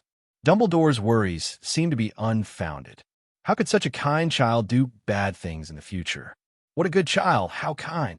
Ollivander sighed, and then packed up the broken wands that could no longer be reused for Charle. Carrying the rather heavy bag of broken wands, Charle's heart was filled with anticipation. Although these wands were broken, their shafts and core materials were still intact. Phoenix feather, unicorn mane, dragon heartstring. No matter which material, they all came from magical creatures of extremely high levels, containing extraordinary magical power. Eating these wands should bring in another large wave of deduction points. The points needed for the second deduction of apparition should be more than enough. Next, Charle followed Professor McGonagall out of Ollivander's wand shop and went to Madame Malkin's robes for all occasions, flourish and blots, and a general store to buy cauldrons and various odds and ends. Only then did Professor McGonagall breathe a sigh of relief. Her guidance for Charle was complete at this point. Looking at Charle, who was carrying large and small bags, Professor McGonagall asked, "Charle, do you have a place to stay? Are there any difficulties you need help solving?" Charle said that he had his own apartment in the Muggle world. This was actually not a lie. This apartment came from the reward of the Muggle school he had previously attended. After all, before Charle's rise, this school was just an unknown ordinary primary school. But after Charle's sudden emergence, its name appeared in the news all over the UK countless times. For this reason, the school management committee decided to buy this apartment as a token of gratitude and support for Charle. So, in this life, Charle had actually become a homeowner early on. But I still want to stay at the Leaky Cauldron for a few days and continue to experience the atmosphere of the magical world. After understanding Charle's situation, Professor McGonagall breathed a sigh of relief. After instructing him that he could ask Tom, the owner of the Leaky Cauldron, for help if anything came up, she left to guide the Muggle students who were waiting to come. After Professor McGonagall left, a relaxed smile appeared on Charle's face as he walked towards the Leaky Cauldron. Although the first floor of the Leaky Cauldron looked quite dilapidated, the rooms on the second floor were said to be quite exquisite. There was a description in the original work saying that an undetectable extension charm had been cast inside, making the space much more spacious than it appeared from the outside. Of course, the price was also quite expensive. To make it easier to obtain deduction points, Charle planned to stay at the Leaky Cauldron until school started. He naturally wouldn't treat himself badly, but he didn't plan to actually spend such a large sum of money. After all, the limited number of galleons he had were indeed not abundant after buying a pile of miscellaneous items. Fortunately, the kind Minister Fudge reached that agreement with me. Otherwise, how could I afford to stay in the best room at the Leaky Cauldron? Minister Fudge is really a good person. With this thought in his mind, Charle came to the bar of the Leaky Cauldron and said to the owner, Tom, "Owner, give me 10 portions of your most luxurious set meal. Put the bill on the Ministry of Magic's account. Prepare meals for me according to this amount every meal from now on." Tom subconsciously said, "One most luxurious set meal. Our portions here are very large, and not many young wizards can eat a complete set meal." The next moment, Tom realized that the number Charle said seemed to be different for what he understood. "Wait, 10 portions? You mean 10 portions? Friend, are you kidding me?" Charle said calmly, "Do you think I'm so idle that I would specially come here to joke with you? Or is it that the Leaky Cauldron can't even supply 10 set meals per meal, and this money can't be earned?" Tom shook his head decisively. "How is that possible? It's just 10 luxurious set meals, which is 30 portions a day. We can certainly supply this amount." This time it was Charles' turn to shake his head. 30 portions a day? How did you calculate that? Tom was stunned. 3 meals a day, 10 portions per meal. Isn't that 30 portions? Oh, I see. You mean no breakfast, right? That makes it even easier. Charle shook his head again and said faintly, "Is there a possibility that I eat 8 meals a day and need 80 servings a day? From today until the start of Hogwarts, this will be the daily amount. But I also need a comfortable and spacious room to live in." Tom shivered, his voice cracking. "Yes, yes, yes. Please, the deluxe room upstairs. It's on the house." Then, Tom stumbled out from behind the bar in excitement, helping Charle with his bags and leading him to the best room. If the wizarding world had something like kneeling service, Tom would definitely have arranged it for Charle. Are you kidding? Guests who come here to drink are lucky if they order a plate of snacks to go with their drinks. Some even bring their own snacks. Who orders expensive luxury packages? If it weren't for the start of the school year, when parents bring their children to try something new, they might occasionally sell a few. Otherwise, they might not even sell one a day. But with Charle staying here, he would order 80 portions a day. This was enough to multiply the leaky cauldron's profits several times over. What was giving him a good room and the best service? Tom even wanted to introduce his granddaughter, Hannah Abbott, to Charle and set them up. It just so happened that these two children were in the same year. Feelings should be cultivated from a young age. After seeing Charle into his room, old Tom continued, "Mr. Charle, I'll go make the luxury package you ordered right away. However, the quantity is quite large, so it might take a while to deliver. How about I send you a few snacks first to tide you over?" Charle, however, waved his hand and placed the bag containing the broken wands on the table. "No need, I brought my own. Do you have seasonings like salt and pepper and ketchup? Just send me a few portions." To this, Tom could only say, what's sending some seasonings to such a generous customer? Any seasoning available on the market, if even one portion was missing, it would be considered poor service. So next, Tom waved his wand, and the guests in the leaky cauldron witnessed a strange sight. All sorts of odd seasoning jars lined up, tap dancing, and streamed into a room on the second floor. Salt and pepper, black pepper, white pepper, ketchup. These common seasonings went without saying, but even seasonings with some wizarding world ingredients were sent in. Tom even pulled out a bottle of soybean paste from somewhere and sent that in too. After Tom sent these seasonings, Charle locked the door, his eyes burning with fervor. After working so hard for so long, the time for harvest is finally here. He pulled a broken wand from the bag, a combination of beechwood and phoenix feather. Phoenix feather, rebirth from fire, needs something strong. Immediately, Charle dipped it in the chili powder Tom sent and put the wand into his mouth. Hiss! The pain from the chili powder, combined with the heat released by the phoenix feather, was a perfect match, creating a feeling like eating extra spicy hot pot. Refreshing. Charle slurped a few times, then bit down hard. Crack! Crispy and crunchy, like eating French fries. Immediately following was the prompt from the Deep Blue system. Deduction points plus 2,200. As this prompt sounded, the fervor on Charle's face grew even stronger. 1 phoenix feather, and it's even a leftover from who knows when it was plucked to make a wand, can provide so many deduction points. If I roasted and ate a phoenix, how much would that be? At least several 100,000, right? Dumbledore seems to have a phoenix named Fawkes. I thought he was a bit silly and easy to trick when I read the original book. Meanwhile, in the headmaster's office at Hogwarts, Dumbledore was half closing his eyes as if contemplating something. Fawkes the Phoenix was pacing on his desk. Suddenly, Fawkes shivered as if feeling a chill. Dumbledore felt something, opened his eyes, and a hint of solemnity appeared on his face. Darkness is reviving. Voldemort's power is making a comeback. In the near future, the wizarding world will be in danger again. This chilling cold, Fawkes, do you feel it too? Fawkes was stunned for a moment, then gave a human-like look of disdain. Then it turned around and presented its phoenix rear to Dumbledore, clearly not wanting to bother with him.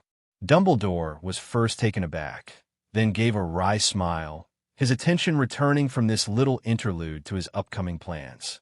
Harry Potter is also about to enter the wizarding world.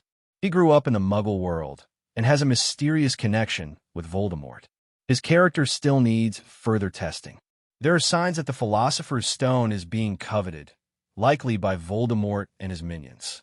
It won't be long before they make a move on Gringotts, but I've already moved the real Philosopher's Stone. This stone can serve as bait to lure Voldemort to Hogwarts, so I can see what state he's in now and how many years it will take for him to return. At the same time, this is also a test for Harry Potter. I hope the child doesn't disappoint me. Even before Harry Potter had entered the magical world, Dumbledore was already contemplating deeply, even thinking about how to set up challenges to test Harry Potter and his future companions. And when he thought of Harry Potter's companions, Charles' figure subconsciously appeared in Dumbledore's mind. Such a talented young wizard. And according to the feedback Professor McGonagall just sent, Charles' magical essence is the ultimate sacred in light, completely incompatible with darkness. Making him Harry Potter's most important friend will play a significant role in Harry Potter's future path as a savior. Dumbledore showed a satisfied expression on his face. The more he thought about it, the more he felt this was a good arrangement. As for how Charle would meet Harry Potter, as the headmaster of Hogwarts and the strongest white wizard of this century, Dumbledore had 100 ways to arrange it. He was confident that he could make Charle and Harry Potter completely unaware. No matter how high Charle's talent was or how great his future achievements would be, he was still just a young wizard who hadn't grown up yet. Dumbledore was confident that Charle would never be beyond his control. However, what Dumbledore didn't know was that in the luxurious private room of the Leaky Cauldron, Charle had already discovered a new way to eat broken wands. Charle picked up a wand, dipped it in the thick sauce that Old Tom had brought in, then picked up a cucumber stick and put them both into his mouth at the same time. Crunch! The crisp, sweet taste mixed with the savory sauce made Charles' eyes show a look of enjoyment. Wands really need to be dipped in thick sauce. Paired with cucumber sticks, this taste is amazing. I could eat 50 and not get tired of it. Slowly putting the last wand into his mouth and eating it. In the Deep Blue system, Charles' deduction points had surged by nearly 40,000. Adding the previous balance, his deduction points now exceeded 80,000. A look of anticipation appeared in Charles' eyes. The first deduction of apparition allowed him to have a goblin-like version of apparition, greatly increasing his escapability. What about a second deduction? A scene he had seen in the original movie flashed in Charles' mind, where Dumbledore and Voldemort's figures changed continuously, moving like a startled rabbit and a swooping falcon. The pace of the battle was so fast that ordinary wizards couldn't even get involved. Also, in some fantasy works, mages appear out of thin air in another place like ghosts. This made Charles think of the direction for the next deduction. Perhaps he could deduce towards short-distance apparition, to be used directly in combat. The next moment, Charles said in his mind, Deep Blue, second deduction, deduce towards short distance, fast, high precision, deduce apparition into a displacement spell that can be used in combat. As Charles gave the command in his mind, over 50,000 deduction points were instantly deducted. What followed was a flood of knowledge about apparition. Apparition is generally used for long-distance travel because it requires spinning while concentrating. If one is flustered or distracted, it can easily cause different parts of the body to go to different places during the apparition process. This is what is called splinching. In the original story, after Harry Potter, Hermione, and Ron stole Hufflepuff's cup from Gringotts, Ron experienced splinching during apparition. Fortunately, it wasn't serious that time, and the wound could be healed with essence of Dittany. But some severe cases of splinching can even result in situations akin to being torn apart by 5 horses. Even apparition outside of combat carries such risks, let alone using apparition during a battle. A slight lapse in concentration can lead to decapitation.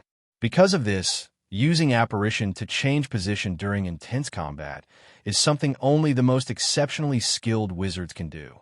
In Charles' knowledge, he only knew of 3 people who could use apparition in combat: Dumbledore, Grindelwald, and Voldemort. Ordinary enemies facing these few wizards would feel unmatched, no matter how numerous they were. A significant reason for this was their ability to use short-distance apparition in combat, instantly changing their position. This not only caused powerful spells used by enemies to miss, but also allowed them to find angles to bypass the enemy's protective spells and launch unexpected attacks. This was an extremely advanced wizarding combat technique, and it also involved a profound understanding of apparition. If it were an ordinary young wizard, no matter how exceptionally talented, they would not be able to glimpse its mysteries. But what Charle possessed was not just talent, but a miracle named Deep Blue. As long as he provided the direction and had sufficient deduction points, Deep Blue could accomplish any deduction. At this moment, under Deep Blue's countless deductions per second, everything about short-distance apparition in combat was meticulously laid out before Charle. The most important thing here was actually the positioning issue. Long-distance apparition uses channels for transfer and positioning. But short-distance apparition is different. Although it still uses channels for displacement, such a short-distance transfer makes positioning extremely difficult relying on channels alone. This is like trying to precisely locate a position accurate to centimeters on a high-speed train. The difficulty is simply too high. Because of this, short-distance apparition is accomplished by the wizard using their own magic to create a mark in a certain place, and then using the sensation of their own magic to achieve precise positioning. This is also why Dumbledore, Voldemort, and others wouldn't use this miraculous combat technique immediately in battle, but only when the fight reached a fever pitch.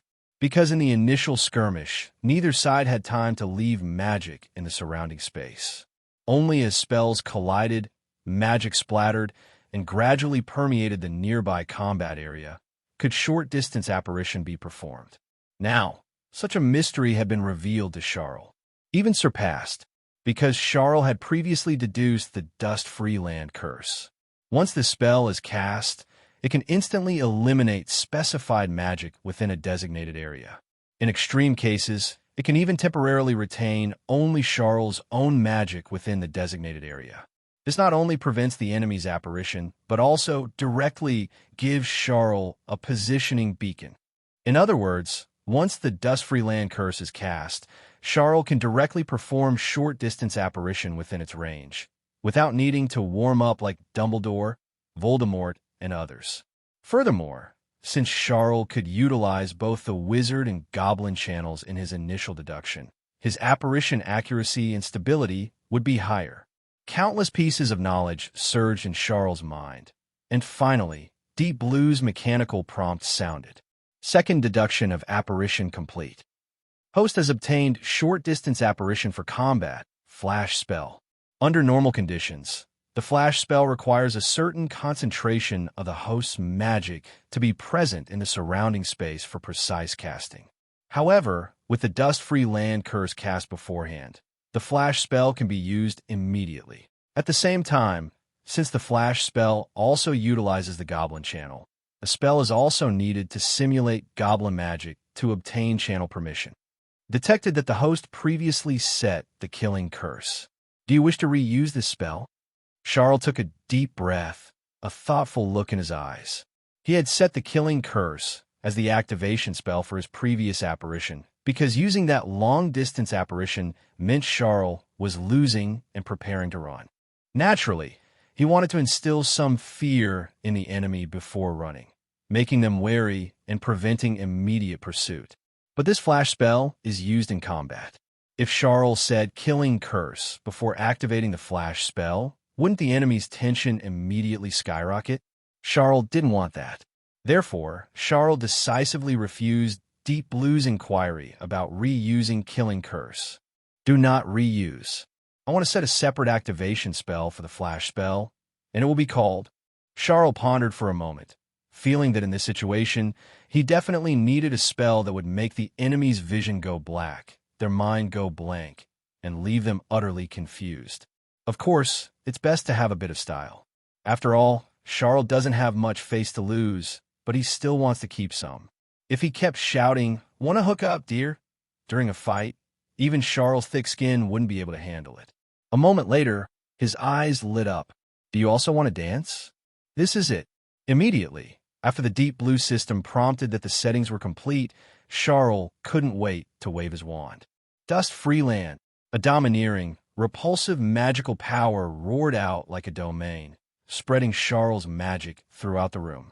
Then, Charle's faint voice was heard. "Do you also want to dance?" Snap. "Do you also want to dance?" Snap.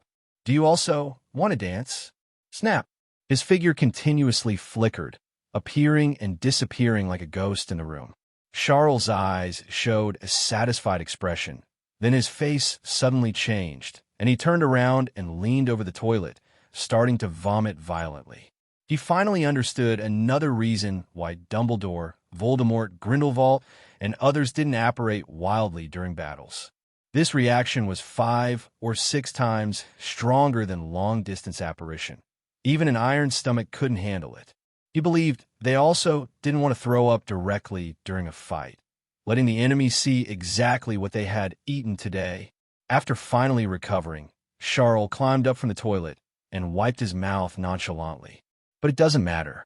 If short-distance apparition is mastered skillfully, the improvement in strength is not just a little bit. It's just throwing up. You'll get used to it after throwing up for a while. Besides, preparing some motion sickness medicine in advance should greatly alleviate the side effects during this process. Compared to this small side effect, Charle was more looking forward to the subsequent direction of apparition's evolution. The current flash spell only moves my position. I can't cast spells in the middle. What if I continue to evolve it, allowing spells to be cast while flying, in conjunction with the flash spell?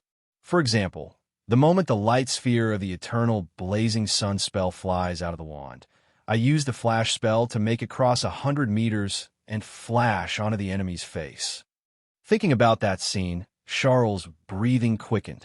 If he could really pull that off, he'd call himself the little boy of the wizarding world, playing with a nuclear strike. Even wizards at the level of Dumbledore or Voldemort might be taken down by that combo. However, when Charle asked Deep Blue how many points it would take to continue evolving apparition in that direction, Deep Blue's reply immediately sobered Charle's excited mind. During apparition, casting spells is impossible to ensure precise positioning and safety. Even a simple spell could cause the user to flinch. The more powerful the spell, the more dangerous apparition becomes. Even if you're lucky enough not to die, you can't guarantee precise displacement. These are two mutually exclusive things, but if the host insists on evolving it, the system can proceed, but it requires at least 5 million evolution points. The number 5 million points left Charle speechless. Even if Dak reappeared and pulled Charle into the Dream Relier again, Charle would probably have to eat on that beach for several days to accumulate that many points. Not to mention in the wizarding world, how many wands would he have to make to get that many points? Even if you counted all the wands the Ollivander family had ever made throughout history, it still wouldn't be enough. This also made Charle sigh regretfully and temporarily abandon this idea. As for the other subsequent evolution directions for the apparition spell, such as the Flying Thunder God that Charle had seen in anime, those also started at 1 million points, leaving Charle to sigh in despair. Space-related knowledge is really useful, but it's also really damn expensive.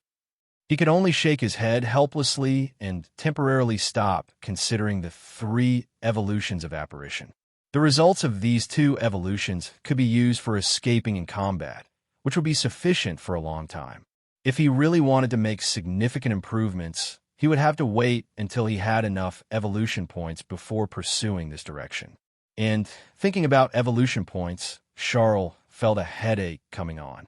After just finishing the Flash spell evolution, his total evolution points had dropped back to less than 30,000.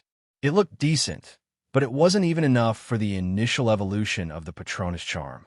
Not to mention Charle had many other spells and knowledge he wanted to evolve.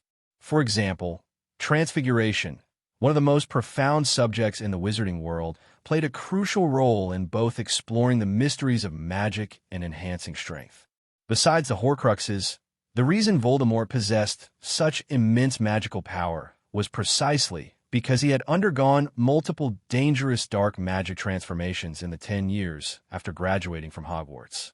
From a handsome young man, he became neither human nor ghost, gaining characteristics of magical creatures. But his magical power also grew to a level that ordinary wizards could only sigh at. And magical power was currently a major weakness for Charle. He was still a young wizard, although the spells he had were profound and powerful. Due to his insufficient development and lack of magical power, he couldn't cast too many powerful spells. If he could evolve in the direction of the transfiguration that Voldemort performed, Charle believed his strength would reach a new height. Or if he evolved the animagus transformation, if he could evolve it to the point where he could transform into a magical creature, Charle's magical power would also skyrocket after transformation. Therefore, Charle definitely had to delve into the field of transfiguration. The profundity of this field went without saying, and the evolution points consumed would certainly not be small. At the same time, Charle was also very interested in fields such as potions and alchemy. Potions and alchemical items were a major source for Charle to obtain evolution points. If he could master the methods of brewing potions and crafting alchemical items himself, wouldn't he be able to be self-sufficient? He could even sell some to supplement his money bag. Furthermore, in combat, both potions and alchemical items could be useful. In the long run, this would also be greatly beneficial to Charle's development. So, it had to be put on the plan. But the profundity of potions and alchemy went without saying even more. Dumbledore and Voldemort both dabbled in potions, but when it came to actually brewing potions, they still had to rely on Snape, the potions master. And in alchemy, even though Dumbledore had achieved the discovery of the 12 uses of dragon blood in alchemy, he hadn't created any overly outrageous alchemical items. The closest he came was a deluminator. This showed that these two fields were also major consumers of evolution points. Not to mention Charle still constantly thought about Relia and the so-called Great Old Ones.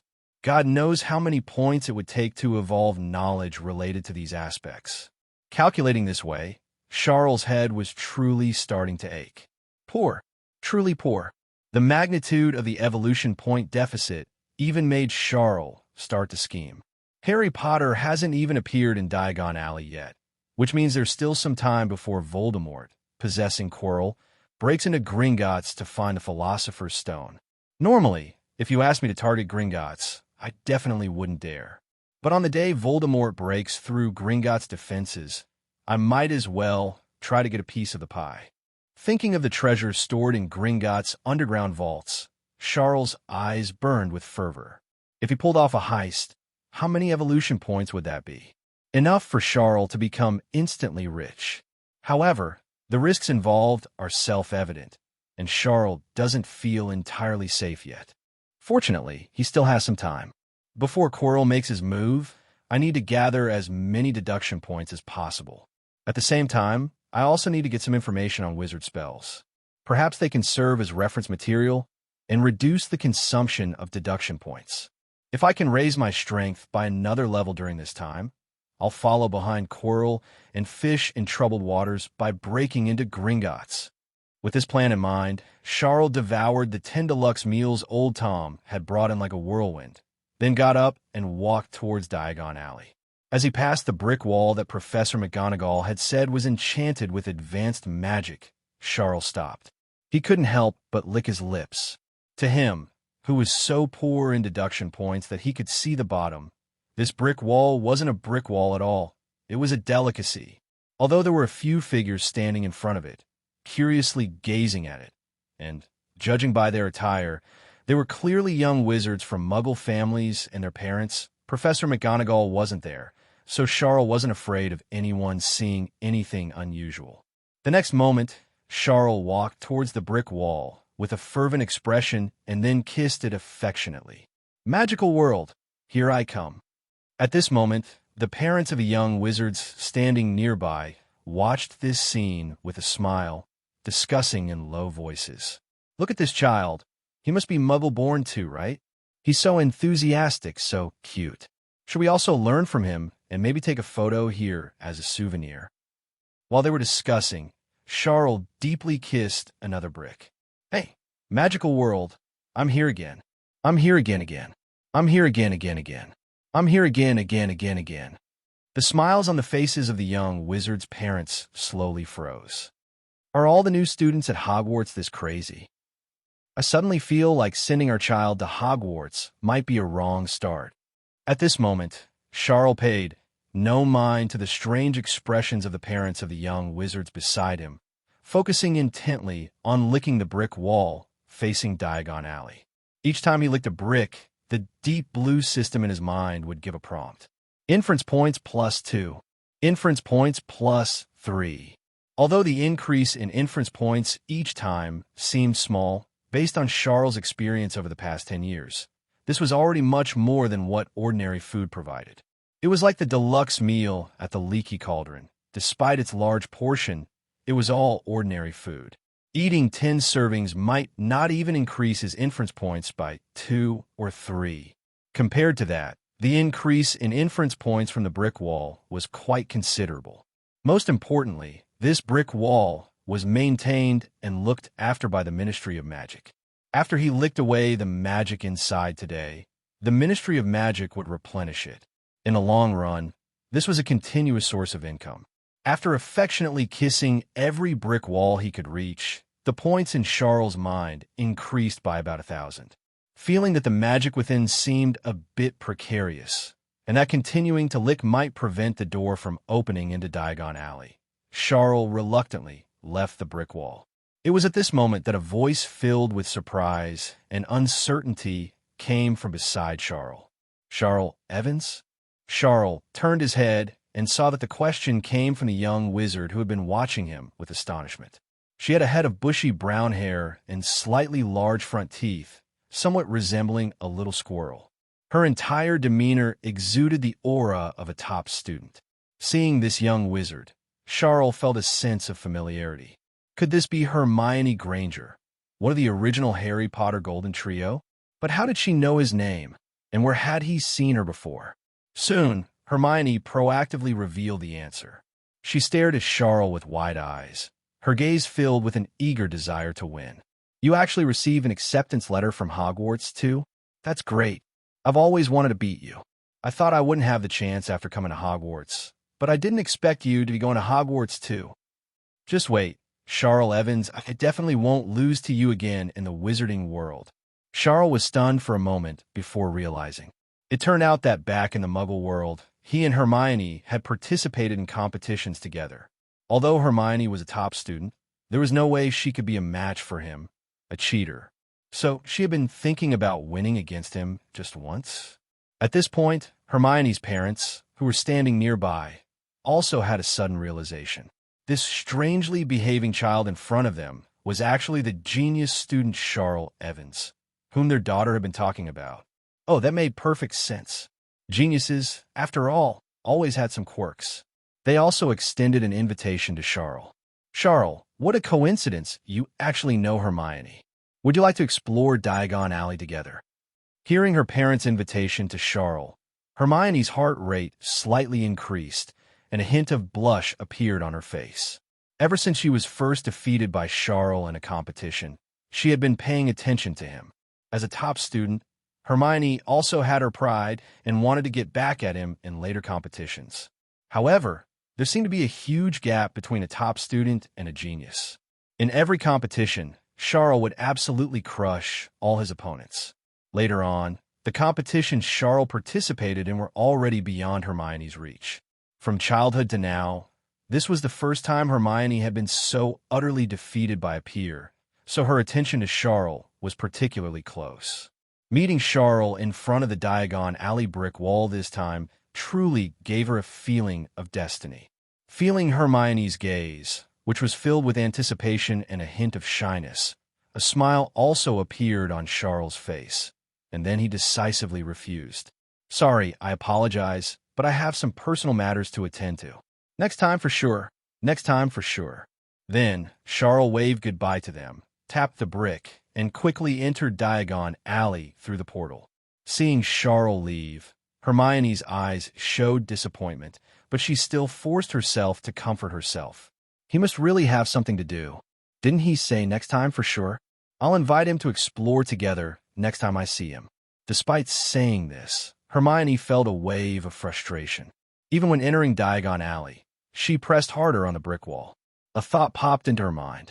Maybe she could still run into Charle in Diagon Alley later? In the next moment, something even more frustrating happened to Hermione. The doorway Charle had just passed through had vanished without a trace this time. The brick wall seemed to be malfunctioning. No matter how Hermione took out her wand and tapped the bricks, there was no response. Are you kidding me? When the professor brought me here last time, she clearly told me that this brick wall was regularly maintained by the Ministry of Magic and would never have a problem. How could it have a problem now? Is this the result of the Ministry of Magic's maintenance? Hermione stared at the brick wall indignantly, as if she could already see the epitome of the Ministry of Magic bureaucrats occupying positions without doing their jobs and cutting corners. At this moment, a thought sprouted in the heart of the repeatedly frustrated Hermione. If I become the Minister of Magic in the future, I must put an end to such things. Meanwhile, Charle, who had entered Diagon Alley, had no idea about Hermione's inner thoughts. After getting rid of Hermione's family, Charle let out a sigh of relief. Good thing I left quickly, otherwise I would have been entangled for sure.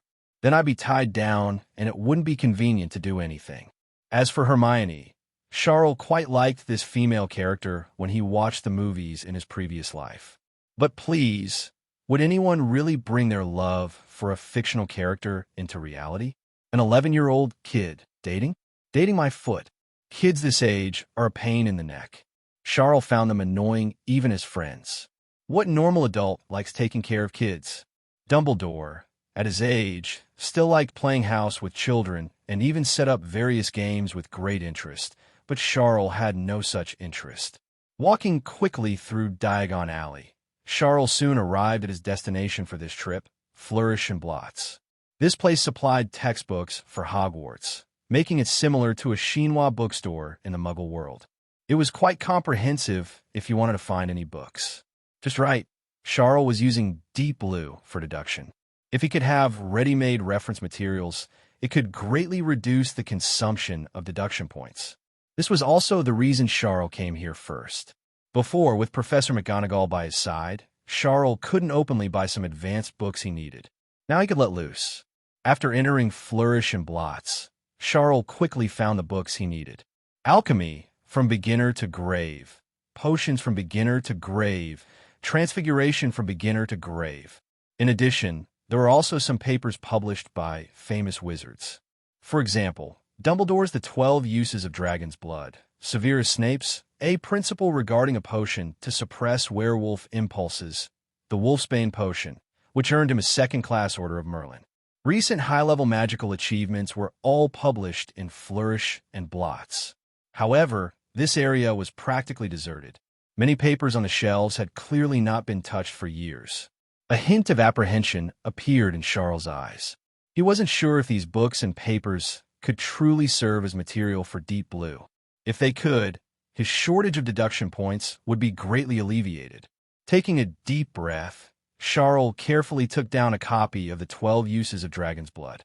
He casually flipped through it, and Dumbledore's detailed explanation of Dragon Blood's magic immediately caught his eye. Deep Blue immediately sounded one prompt after another. Obtain material related to Dragon Blood magic. When the host subsequently deduces knowledge related to dragons, the required deduction points will be greatly reduced. Obtaining dragon blood samples, or even live dragons for verification, can further reduce the required deduction points. Meanwhile, Charle, who had entered Diagon Alley, had no idea about Hermione's inner thoughts. After getting rid of Hermione's family, Charle let out a sigh of relief. Good thing I left quickly, otherwise I would have been entangled for sure. Then I'd be tied down, and it wouldn't be convenient to do anything.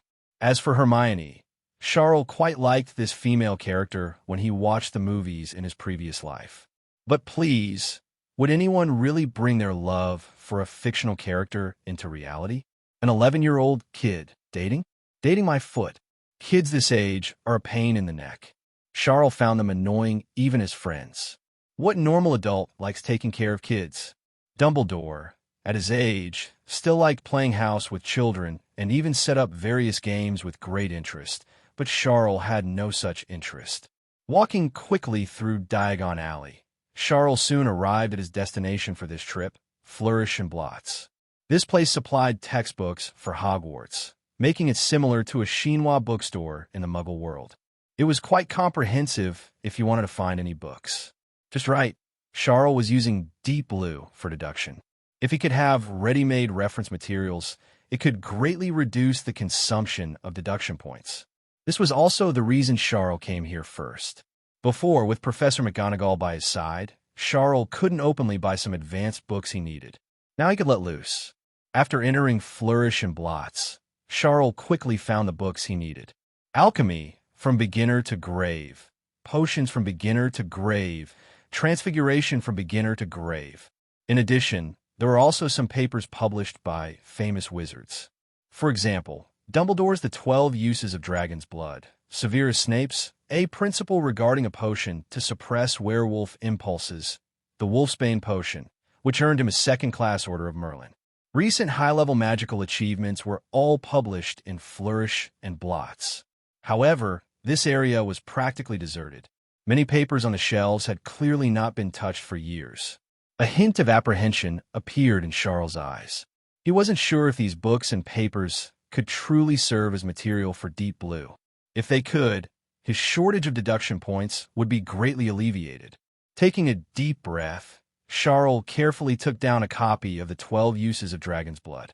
He casually flipped through it, and Dumbledore's detailed explanation of Dragon Blood's magic immediately caught his eye.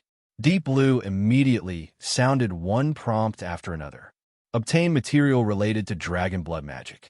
When the host subsequently deduces knowledge related to dragons, the required deduction points will be greatly reduced. Obtaining Dragon Blood samples, or even live dragons for verification, can further reduce the required deduction points. The bills, Charle's reimbursement bills, these are all of them.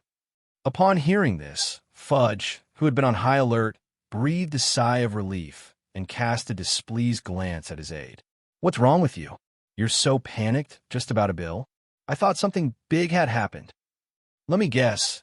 Is it that the number of Charle's reimbursement bills this time is particularly large?" The aide nodded repeatedly, and he was immediately reprimanded by Fudge. "It's not that I'm lecturing you, but it's the start of the school year." Charle, a Muggle-born wizard, went to Diagon Alley, and all sorts of delicious things caught his eye. He's a child. Isn't it normal for him to eat and buy a bit more? Besides, we could tell back at St. Mungo's Hospital that this child is practically a chosen Hufflepuff. His appetite is a bit large. It's perfectly normal for him to be a bit greedy and buy more food at this time. The child is growing. Is eating a bit more a big deal that's worth you being so panicked? He can't possibly eat the Ministry of Magic in a poverty, can he? Have some perspective, understand? Perspective. The aide was flushed with shame from the reprimand and nodded in agreement. After Fudge had his fill of lecturing, the aide cautiously said, "Then, shall I reimburse Charles' total bill of 6,237 galleons this time?" Fudge nodded calmly. 600-something galleons? That's a bit much, but it's understandable. Reimburse it. You don't need to bother me with such small matters in the future. A moment later, as the aide was about to turn and leave, Fudge suddenly reacted, his expression instantly freezing, and he let out an incredulous roar. "Wait a minute. How much did you say? How much is this damn bill?" Fudge stared blankly at his aide, the numbers the aide had just reported still echoing in his ears, a feeling of disbelief washing over him.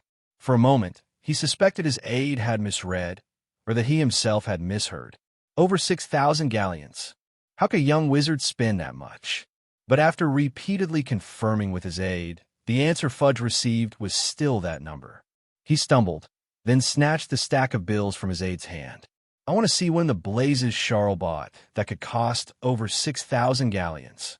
As bill after bill came into view, Fudge's face kept changing. 80 deluxe meals from the Leaky Cauldron. Wait a minute. 80 meals daily? Monthly billing. Damn it. Do you think I haven't been to the Leaky Cauldron? One meal there's enough to stuff me to death. Charle eats 80 meals a day. Even if he was feeding mountain trolls or even dragons in his room at the Leaky Cauldron, it wouldn't cost this much. However, this bill was just a fraction. More bills with exaggerated amounts followed. Honeyduke's mail order, 100 of each type of candy. Isn't he afraid of his teeth falling out from the sweetness? Didn't anyone teach him that children shouldn't eat too much candy? Damn it, I said it long ago, Dumbledore, that Hogwarts headmaster loves to eat all sorts of weird candies. The upper beam is not straight, the lower beam is crooked. Even kids who haven't started school yet are being led astray by him. If these few bills were still barely within Fudge's acceptable range, then the bills from Ollivander's wand shop, Flourish and Blots, and many other shops selling magical items in Diagon Alley made Fudge's face turn ashen, completely breaking his composure. What in the world is going on? Why are there so many wand bills? A full 20 wands need to be reimbursed, and so many magical items, and even a book bill from Flourish and Blots for nearly 3,000 galleons? Damn it, wasn't the agreement we reached with Charle only for reimbursing food expenses? Anything used for other purposes couldn't be reimbursed, so how did these bills get sent over? At this rate of spending, our political contributions will be gone in no time.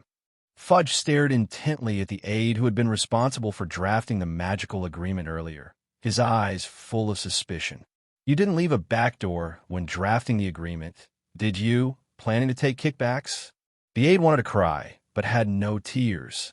No, I really didn't. Fudge's expression was deep and meaningful. You didn't take kickbacks?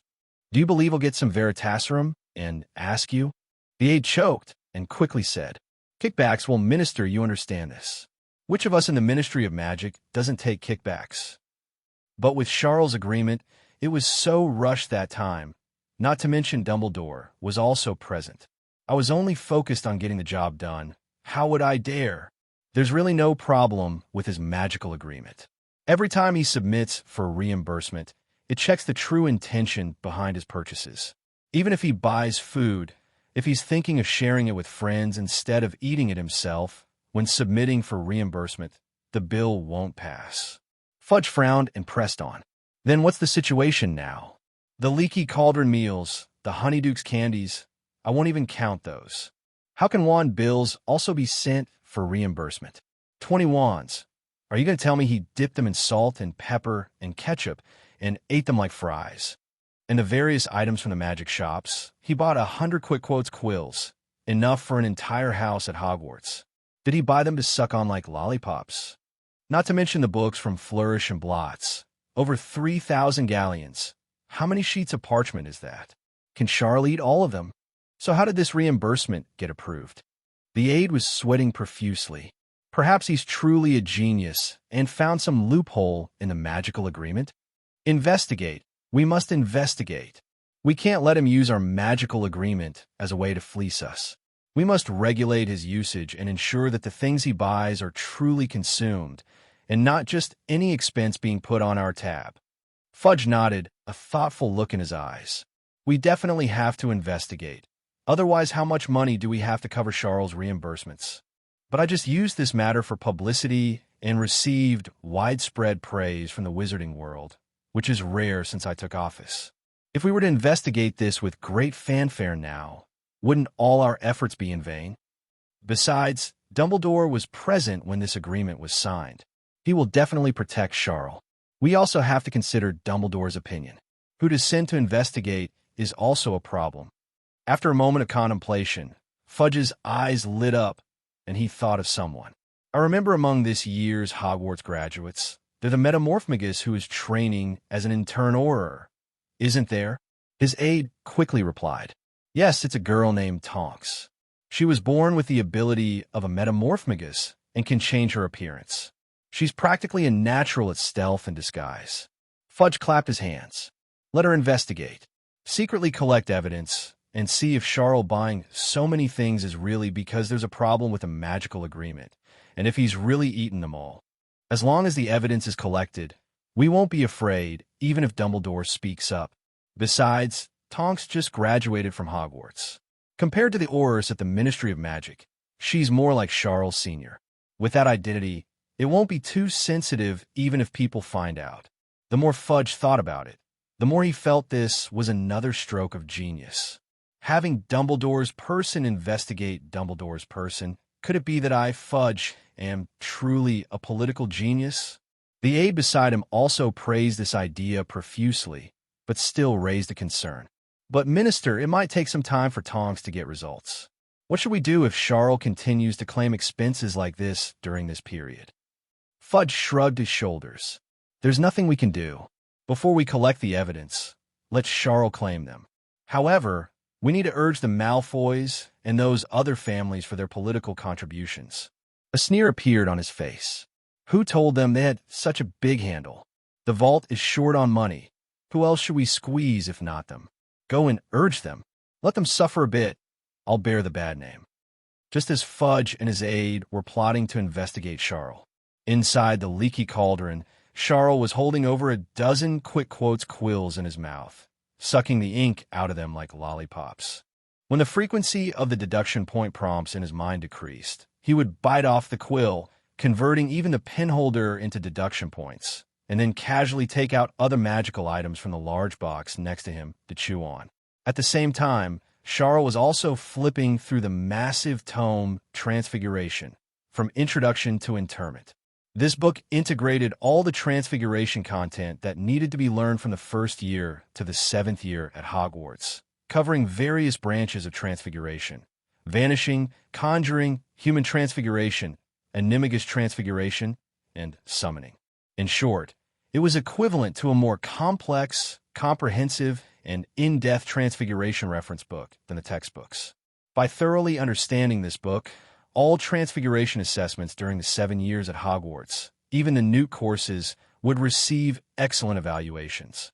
Charle had originally considered reading works in the fields of potions or alchemy first, as brewing potions and making alchemical items could greatly increase his progress in obtaining deduction points. However, considering that Quirrell would break into Gringotts soon, this opportunity to get rich was simply too good to miss. Furthermore, potion brewing and alchemical item making were practical subjects. Books would explain the principles, but the truly essential parts were often passed down orally or even hand-to-hand. Not to mention the need to purchase various rare materials. Buying materials for the purpose of brewing potions could not be reimbursed through the Ministry of Magic agreement. Therefore, Charle planned to delve deeper into these two fields after going to Hogwarts. For now, the priority was to improve his immediate combat power, and the field of transfiguration had a huge impact on a wizard's overall strength. An excellent transfiguration master might not be particularly strong in actual combat, but they would certainly not be weak. And to become a top-tier wizard, transfiguration was an indispensable part. There was a very important reason for this. Many applications of transfiguration did not require spells, and sometimes not even a wand. For example, animagus transfiguration. Sirius Black's wand was confiscated, yet he could still escape Azkaban using animagus transfiguration. In the original work, during the battle between Dumbledore and Voldemort, there were also very exciting transfiguration attacks and defenses. In this part of the transfiguration duel, neither side chanted any spells, and the rhythm changed extremely quickly.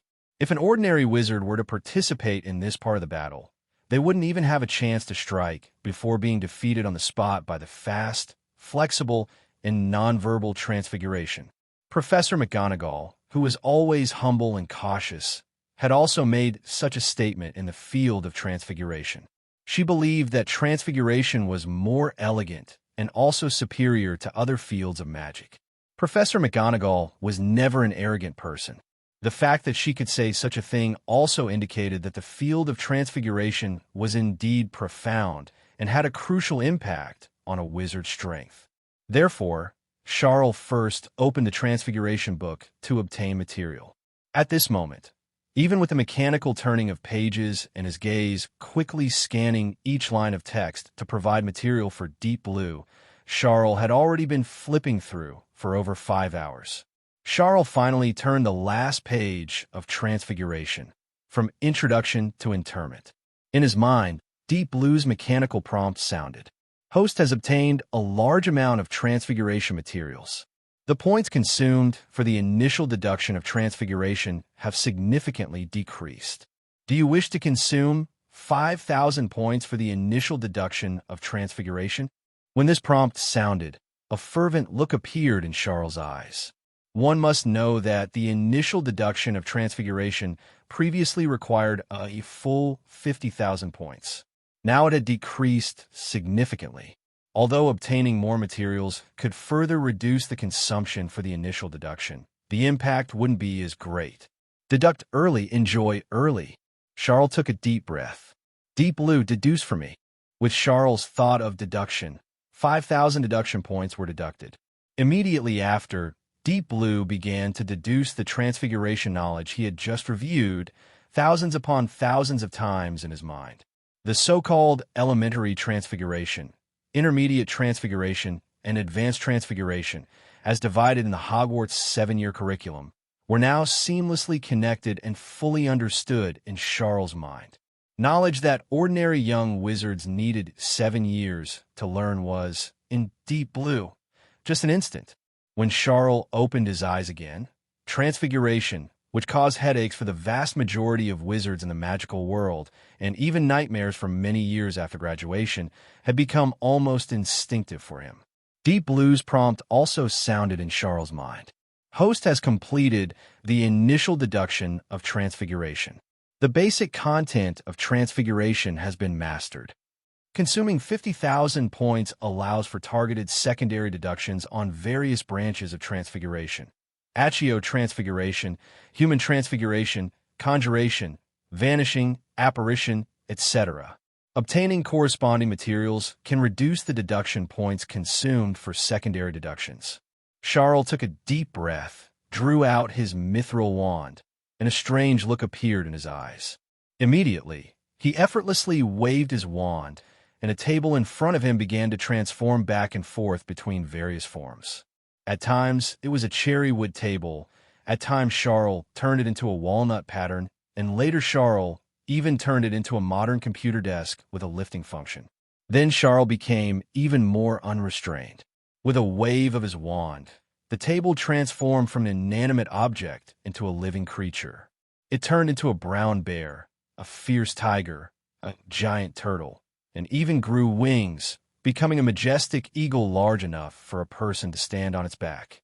This wonderful feeling made Charle feel like he had found a fun toy, and he tirelessly cast transfiguration spells. In this process, he truly understood why so many wizards praise transfiguration so highly. Why Dumbledore, the most powerful wizard of this century, also became famous for his transfiguration. The mysteries of magic transformation and change contained within this subject are absolutely profound and intricate, worthy of wizards like Dumbledore, spending a lifetime exploring. After a while, Charle stopped his actions and waved his wand to restore everything in the room to its original state. Charle was extremely satisfied with the results of his initial transfiguration deduction. Although this was not like deducing a specific spell, such as deducing the Lumos spell into the Eternal Blazing Sun spell, which gave Charle a decisive killing move, it was a huge supplement to his overall strength.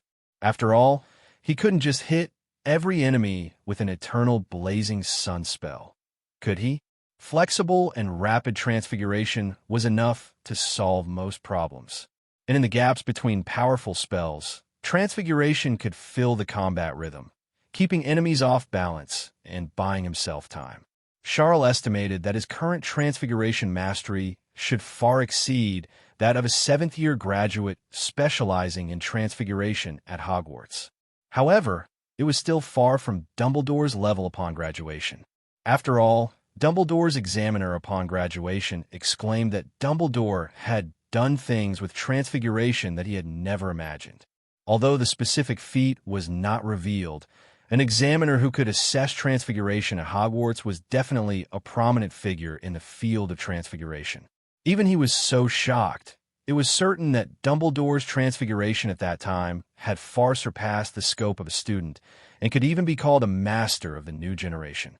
Charle was still far from this level. After all, he had only integrated the content mentioned in the textbooks through the initial deduction, turning it into instinct, which meant he had maxed out basic transfiguration. But he had not yet mastered the various branches of transfiguration and was far from reaching the level of true mastery. Looking at the secondary deduction prompts given by Deep Blue, a thoughtful look appeared in Charle's eyes. Accio, transfiguration, human transfiguration, vanishing, apparition, conjuration. There are really many branches of transfiguration. To master all of these branches and even innovate and break through barriers, the required deduction points are truly astronomical. In the short term, I'm afraid I can only choose a few areas for deduction. After gaining an understanding of transfiguration that surpassed most wizards, Charle was also clear about the future direction and academic frontiers of transfiguration. For example, the vanishing branch of transfiguration, a typical representative, is one of the most difficult spells encountered in the Hogwarts 5th year assessment, the vanishing spell. However, the so-called most difficult spell is at best an introduction to vanishing transfiguration, just for building a foundation. Further extending this direction, combined with alchemy, leads to products like invisibility cloaks and vanishing cabinets. As for the direction of human transfiguration, it can be like Moody demonstrating turning Malfoy into a ferret in the original work, but this is still very superficial. The truly profound aspect is permanent human transformation, which is the direction of transfiguration that Voldemort took. By permanently transforming himself, Voldemort gains special magic, powerful, deadly, and full of deterrence. Conjuration, which is summoning and dispelling, should be the area that Dumbledore deeply studied. The golden flames he summoned and the lightning that struck Snape's wand are manifestations of his mastery in this area.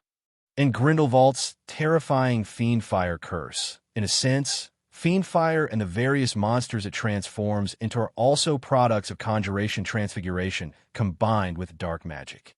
Charle pondered his next direction for secondary transfiguration deduction. Finally, his gaze fell on Accio, transfiguration. The reason was not complicated. It was simply because there was more publicly available research material on Accio transfiguration. This is thanks to Professor McGonagall. As one of the few legal animagi and also the transfiguration professor at Hogwarts, she has published several papers in this area over the years. Driven by Professor McGonagall, some other legal animagi have also published papers. This can provide Charle with relatively sufficient material. Apart from this direction, if Charle wants to research the advanced aspects of human transfiguration, it will inevitably involve the path Voldemort took. Dark wizards who take this path don't write papers. As for the summoning and banishing direction, Dumbledore and Grindelwald achieved fame long ago and are well past the time when they needed to write papers. Such high-level information is truly difficult to find. The material for the animagus direction is relatively easier to collect, and taking this path consumes fewer deduction points. Of course, animagus transfiguration also has a drawback, which is that its academic value is higher than its combat value. Animagus transfiguration is about switching between wizard form and animal form. As for what animal one transforms into, that depends on luck and personality. For example, the reporter from the Daily Prophet named Ligi transforms into a beetle, which is excellent for eavesdropping, but useless in combat. Professor McGonagall's is similar. Transforming into a tabby cat might sometimes allow her to dodge spells in combat due to the cat's slender body, but the value is still not high. Even Sirius Black, who can transform into a large black dog, has questionable combat power in his animal form. Of course, the Transfiguration Masters in the wizarding world have also thought about solving this problem. And the most intuitive line of thought is not to be limited to transforming into ordinary animals, but to try transforming into magical creatures. For example, transforming into a phoenix, a dragon, a griffin. The power of these magical creatures is not to be underestimated and can make the animagus transformation state no longer only useful for academic research. However, until now, this path has not been successfully traversed, and no one can perform magical animagus transformation. But this drawback is the easiest for Charle to solve. He can do what others cannot. Deep Blue. How many points are needed to deduce the animagus transfiguration towards the direction of being able to transform into magical creatures with combat power? Deep Blue immediately gave a reply. This direction requires 100,000 points. Charle naturally cannot afford this many points. However, fortunately, he still has several papers on animagus transfiguration that can be used as material. When he read through these papers and asked Deep Blue again, the points required by Deep Blue were directly halved. Host has obtained valuable reference material. The points required to deduce this direction have decreased to 50,000 points. To further reduce the deduction points, please obtain a living animagus wizard sample. Given the special nature of this direction, acquired animagus wizards can only provide limited reference. It is best to have a congenital animagus ability holder. A strange look appeared in Charle's eyes. A congenital animagus ability holder? Does such a being exist in the wizarding world? Practicing animagus transfiguration is very cumbersome and dangerous. How could someone have congenital animagus ability? The next moment, a figure suddenly came to Charle's mind. Wait a minute. I remember that Tonks in the original work is a metamorphmagus. And this is inherited through blood, a congenitally acquired ability, requiring no deliberate practice. Even her child will also acquire this ability in the future. Does this meet Deep Blue's requirements? Immediately after, Charle frowned. However, at this point in time, Tonks should have already graduated and become an intern or no longer at Hogwarts. How do I find her? Minister Fudge can't just transfer her to me, can he? After a moment, Charle's tightly furrowed brows relaxed. He would collect some other animagus papers and materials to see if he could further reduce the deduction points. Then he would see if he could contact Tonks through Professor McGonagall or Dumbledore and find a way to meet her. If all else fails, he can still barely afford the 50,000 deduction points now. He could directly perform a second deduction to obtain the magical animagus transformation ability, and then find Tonks to obtain material before the third deduction. This is also acceptable. No rush. There's still time. Wait a bit longer. Meanwhile, in a training ground belonging to the Ministry of Magic, Tonks, with her pink hair, was undergoing intern Auror training when she received a task assigned by the Ministry of Magic through her superior. Have me investigate this new student, Charle Evans, to see if he is abusing Ministry of Magic protocols to obtain improper gains, and if there are people behind him profiting. Tonks' eyes gleamed with excitement. She had been an intern Auror for some time now, undergoing intense, monotonous training every day, and she was already getting tired of it. Now that a mission had arrived, she could finally show off her abilities and take a break at the same time. As for the mission itself, in Tonks' opinion, it was almost without difficulty. With her metamorphmagus ability, coupled with her strength as an excellent Hogwarts graduate, and having undergone intern Auror training, investigating a new student who hadn't even enrolled yet, what difficulty could there be? Tonks confidently declared, "I'm an intern Auror. How could I not handle a little wizard? 3 days, at most 3 days, and I'll be able to investigate Charle Evans from head to toe without anyone knowing, not missing a single hair's secret." Hello, everyone. As we wrap up this video, I want to share a quick note. I have a Patreon account. If you'd like to support me and enjoy on-demand audiobooks, you can become a Patreon member. Alternatively, you can check out my Google Drive link, which has 500+ novel audiobooks available through my Ko-fi or Patreon shop. I appreciate your support.